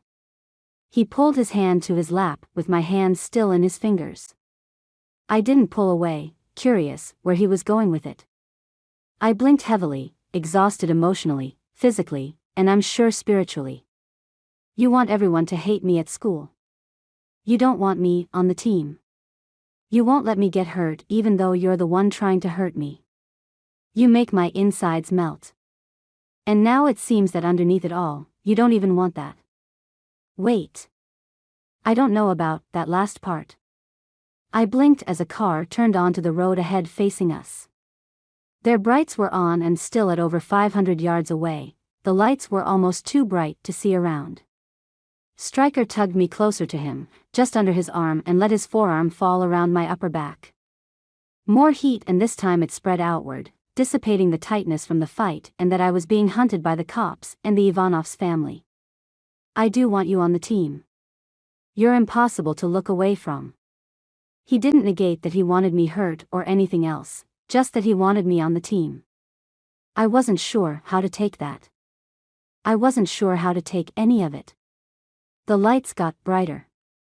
We were both going fairly fast since the speed limit was about 50, if I remembered right. Stryker called out, Brock, you see this? Brock stuck his head back in, joined by Gunner. This prick won't turn his brights off. Stryker flashed him with his own brights, a universally accepted reminder to the other driver that their brights were on and blinding. The other car ignored Stryker's reminder. He flashed again, this time only 300 yards away. Again, at 200 yards. I shielded my eyes, the lights insanely bright. Oh, my word, that is bright. Stryker met Brock's gaze with his in the rearview mirror. Yeah, this prick needs a lesson. Brock nodded and disappeared into the back again. The sound of clinking glass carried through the open window with the sound of rushing air. I turned to my left, watching out the side and rear windows to see what he was going to do. There wasn't much that could be done when you were passing a car on a straight thoroughfare going 50 miles an hour. Hooking his fingers into the mouths of 2 lemonade bottles, Brock leaned to the side. He watched as the other car approached, its lights so bright we were momentarily blinded. Brock swung his left arm back and then whipped the bottles into the direction of the windshield of the car as it passed by. An odd crunch filled the air along with the sound of screeching brakes. I turned to face forward, glancing up at Stryker, whose face had taken on a tightly grim expression. He glanced back in the mirror again, keeping the speed up. His eyes widened and I snapped around again. Red and blue lights flooded the length of the empty long road. Holy shit, man, go. I can't believe that was a cop. Brock pounded a fist on the top of the truck's cab. Get down, you fools.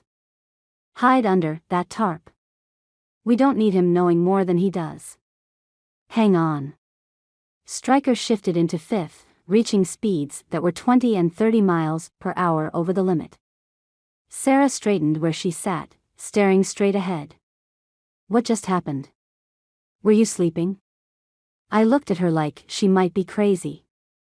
How was she able to sleep through any of that? No, I was just lost in thought. She glanced behind us and then back at me. The cops. I nodded at her, anxiety tightening my throat and making it hard to speak. The cops. I wasn't sure if we'd gone into Idaho yet, but if we were in Washington and the cops caught up to us, I'd be delivered right into police custody. At that point, the Ivanovs would know exactly where I was and there'd be no way out for me. Pushing me aside, though, what Brock had just done would probably be a number of felonies, not to mention they were minors under the influence. Stryker didn't speak as he took the next curve without slowing down, running the risk of flinging his cousins from the back of the truck.